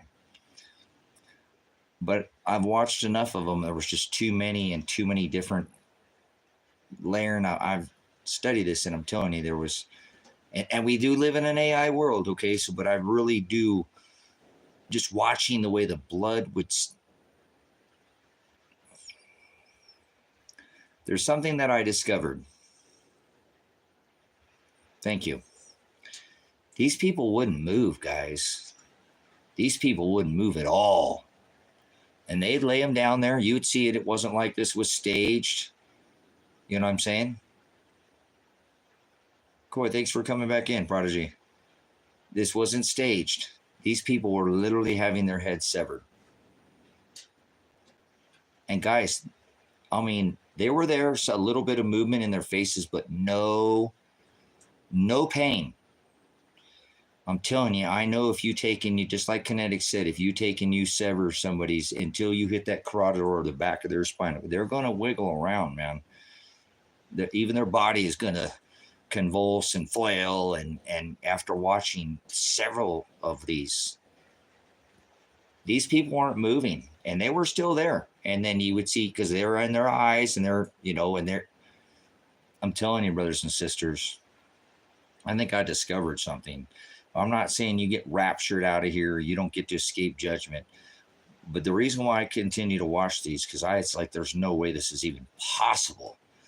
Because I'm a man of reality. I'm a reconstructionist. I'm seeing this going, how is this person just, and it's, you guys, these were people that were Christians, you guys, in a land where they're mostly Muslims, infidels, the whole things. I truly believe that these people were devoted to Christ, almost innocent too, guys, like a child in Christ, because they don't have this access, like, you know what I'm saying? Yeah, that's what I'm saying. And guys, I feel like the Lord had taken them. They were there, but the Lord had already taken them, because there's no way that you can sever. Almost like Christ had already passed when they came to him to break his legs, brothers and sisters. If you get what I'm saying. And because this was true sacrifice, like it talks about, they will sever the heads of Christians, these for believers. Never mind Christianity. They will sever the head for believers.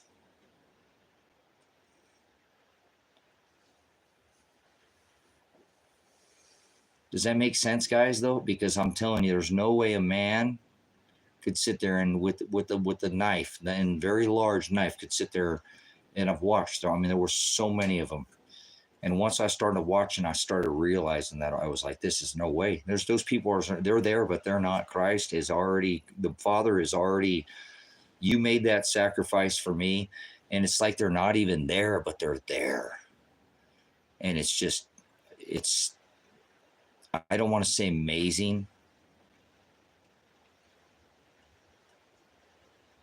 Do you understand what I'm saying? It's like they're not even there, like Christ is already.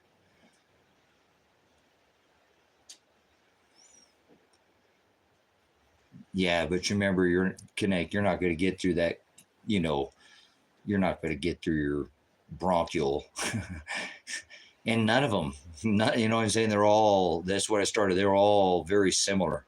Little movements, but very little blinking of the eyes, no choking, no, not just bring it. Like, send it.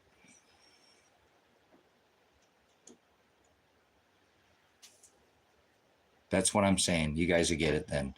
Thank you, Prodigy. I don't know what I'm seeing.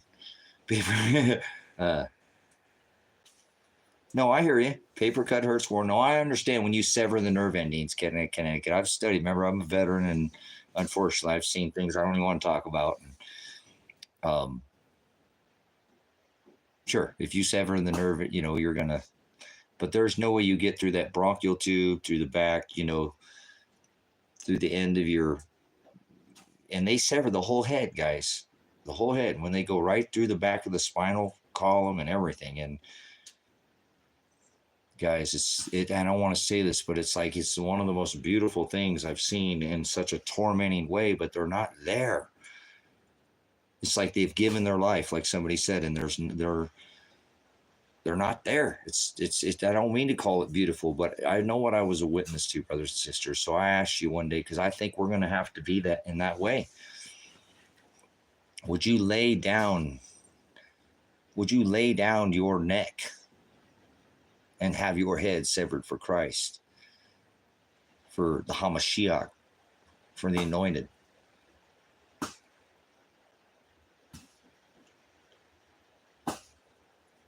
I think we're going to get to that one day, guys, where you might have to literally put your neck out there, so to speak. Maybe not literal, but I know what I saw, guys, and that was one of the most, I mean, I've had some amazing experiences in my life, but to sit there and see that that's the true power of God. If I've ever witnessed the power of God in my life, I mean, and I've seen some crazy things in my day, but when I seen that God has the power, you know, it's just numbing. It's just numbing to see his glory, you know. And I believe that those people were devoted people in Christ. And when they laid their necks down there, they were, the minute they laid down there, God had already taken them. Yep. Hallelujah. So thank you for letting me share that with you guys. It's a tough story to talk about. I don't like talking about it. I didn't like watching it the first couple of times. I'm like, Tracy, come on now. And I'm like, but hey, what is this? How is this even possible? And I became almost, I didn't overly watch it, guys, but I probably watched 50 of those separate, because I got a little technical. I'm like, this might just be, guys, I played devil's advocate. I was thinking this could be AI. This could be, there's no way. This is an impossibility. But sometimes when you see something that words, physical, nothing can explain, that's the glory of God right there. Nothing can explain it. No words, no anything. And all I was trying to explain to you is the energy that it made me feel, that I know that had to be. And I don't want to be certain and be blasphemous, because I don't. But I'm telling you, if I've ever seen and witnessed the glory of God in my life, that would be one of the times that I would say that would absolutely show how divine, for the people who are willing to give their life, as he says in the book of Jeremiah, or excuse me, in the book of Matthew 34, at the end of that chapter, in 37, 38, and 39, I believe he talks about or willingness, those that are cling to this life and are not willing to lose their life for my name's sake, is the promise of assurance of eternal destruction. And those that are willing to give their life through suffering, and if so, dying, it says, for my name's sake, is the promise of eternity with me. So if you're willing to give your life, that is what I believe that I was a witness to.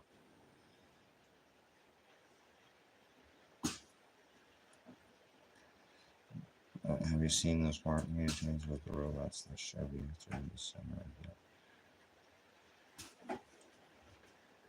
No, I don't know about that there, Steve. I've never heard about that, but I did explain to people that you don't need the head to keep the body alive. and you don't need the body to keep the head alive.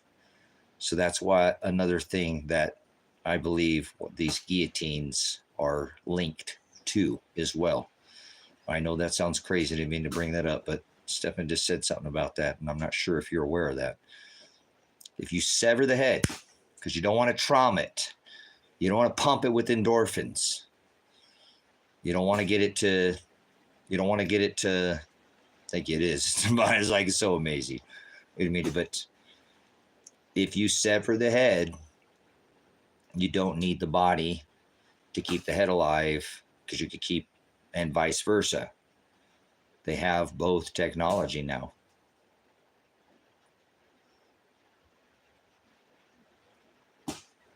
So that's a lot of the reason why I think that we see these.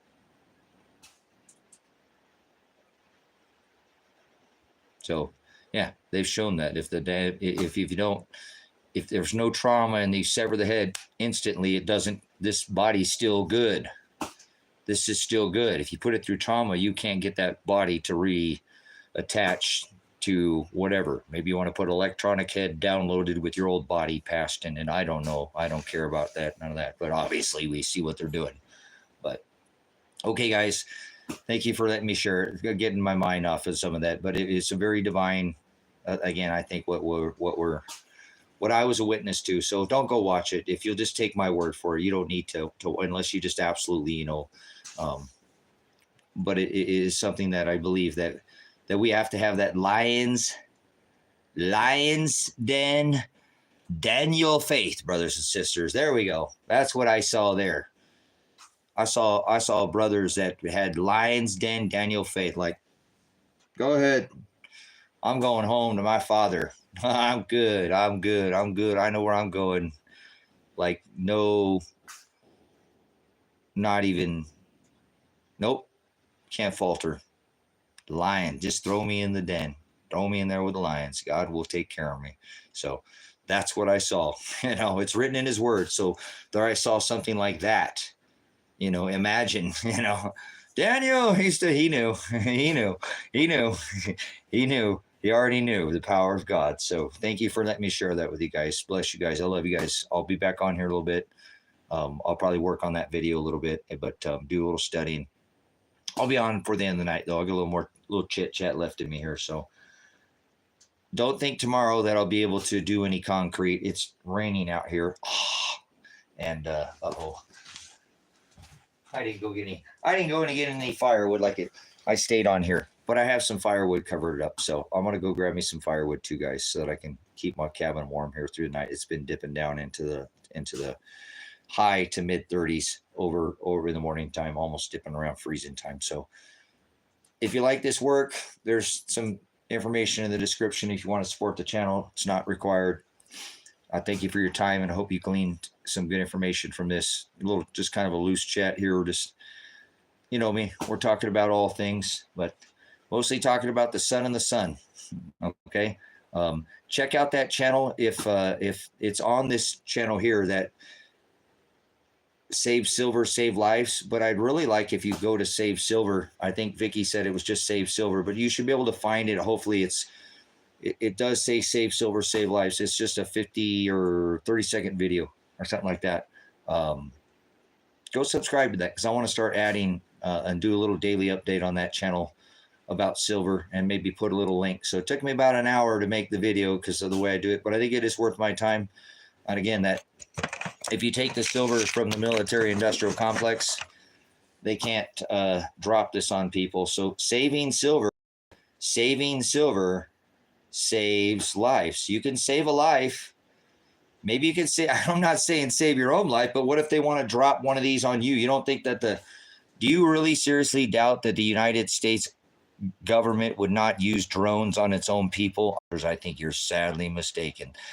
They've already used a drone on an American citizen before outside of this country. So you don't think they'll do it inside this country? They surely will.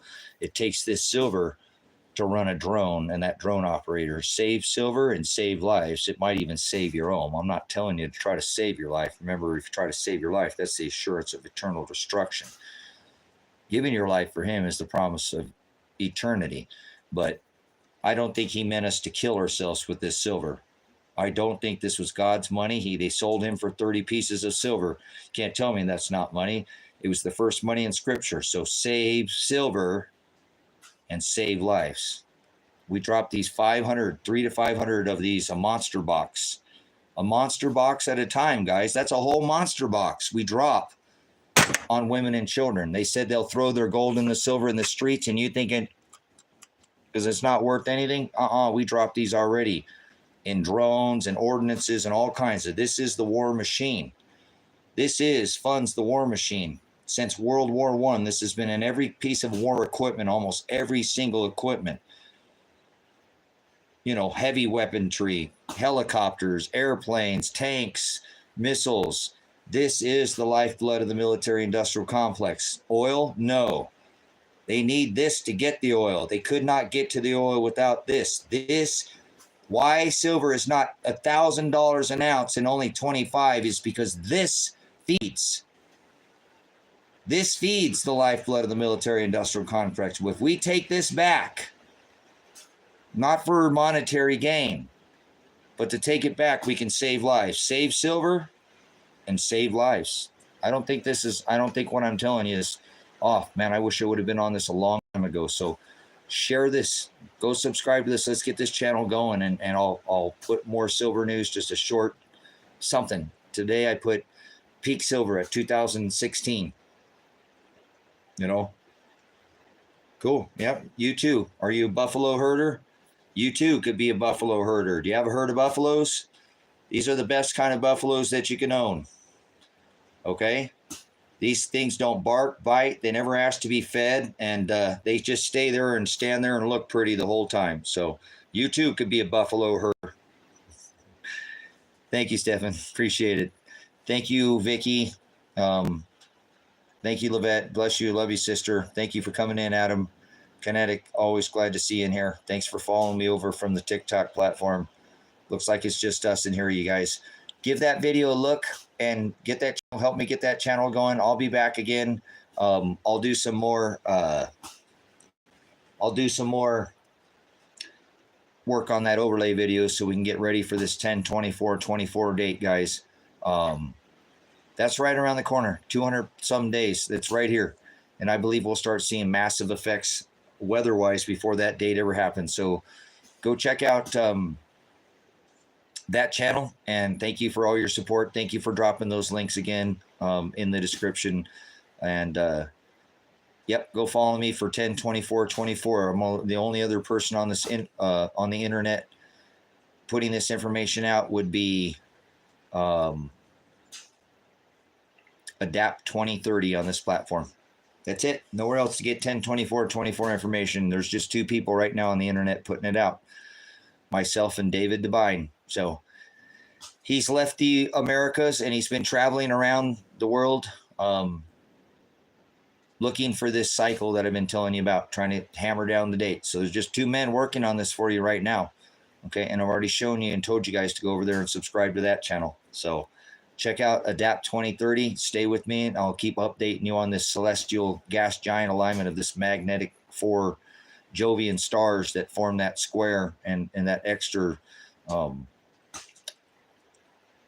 magnetism in our outer solar system, which is going to pinch this Earth in between, and what I believe will cause that block domain wall, and we'll have a void, a negation, a canceling of our magnetics or our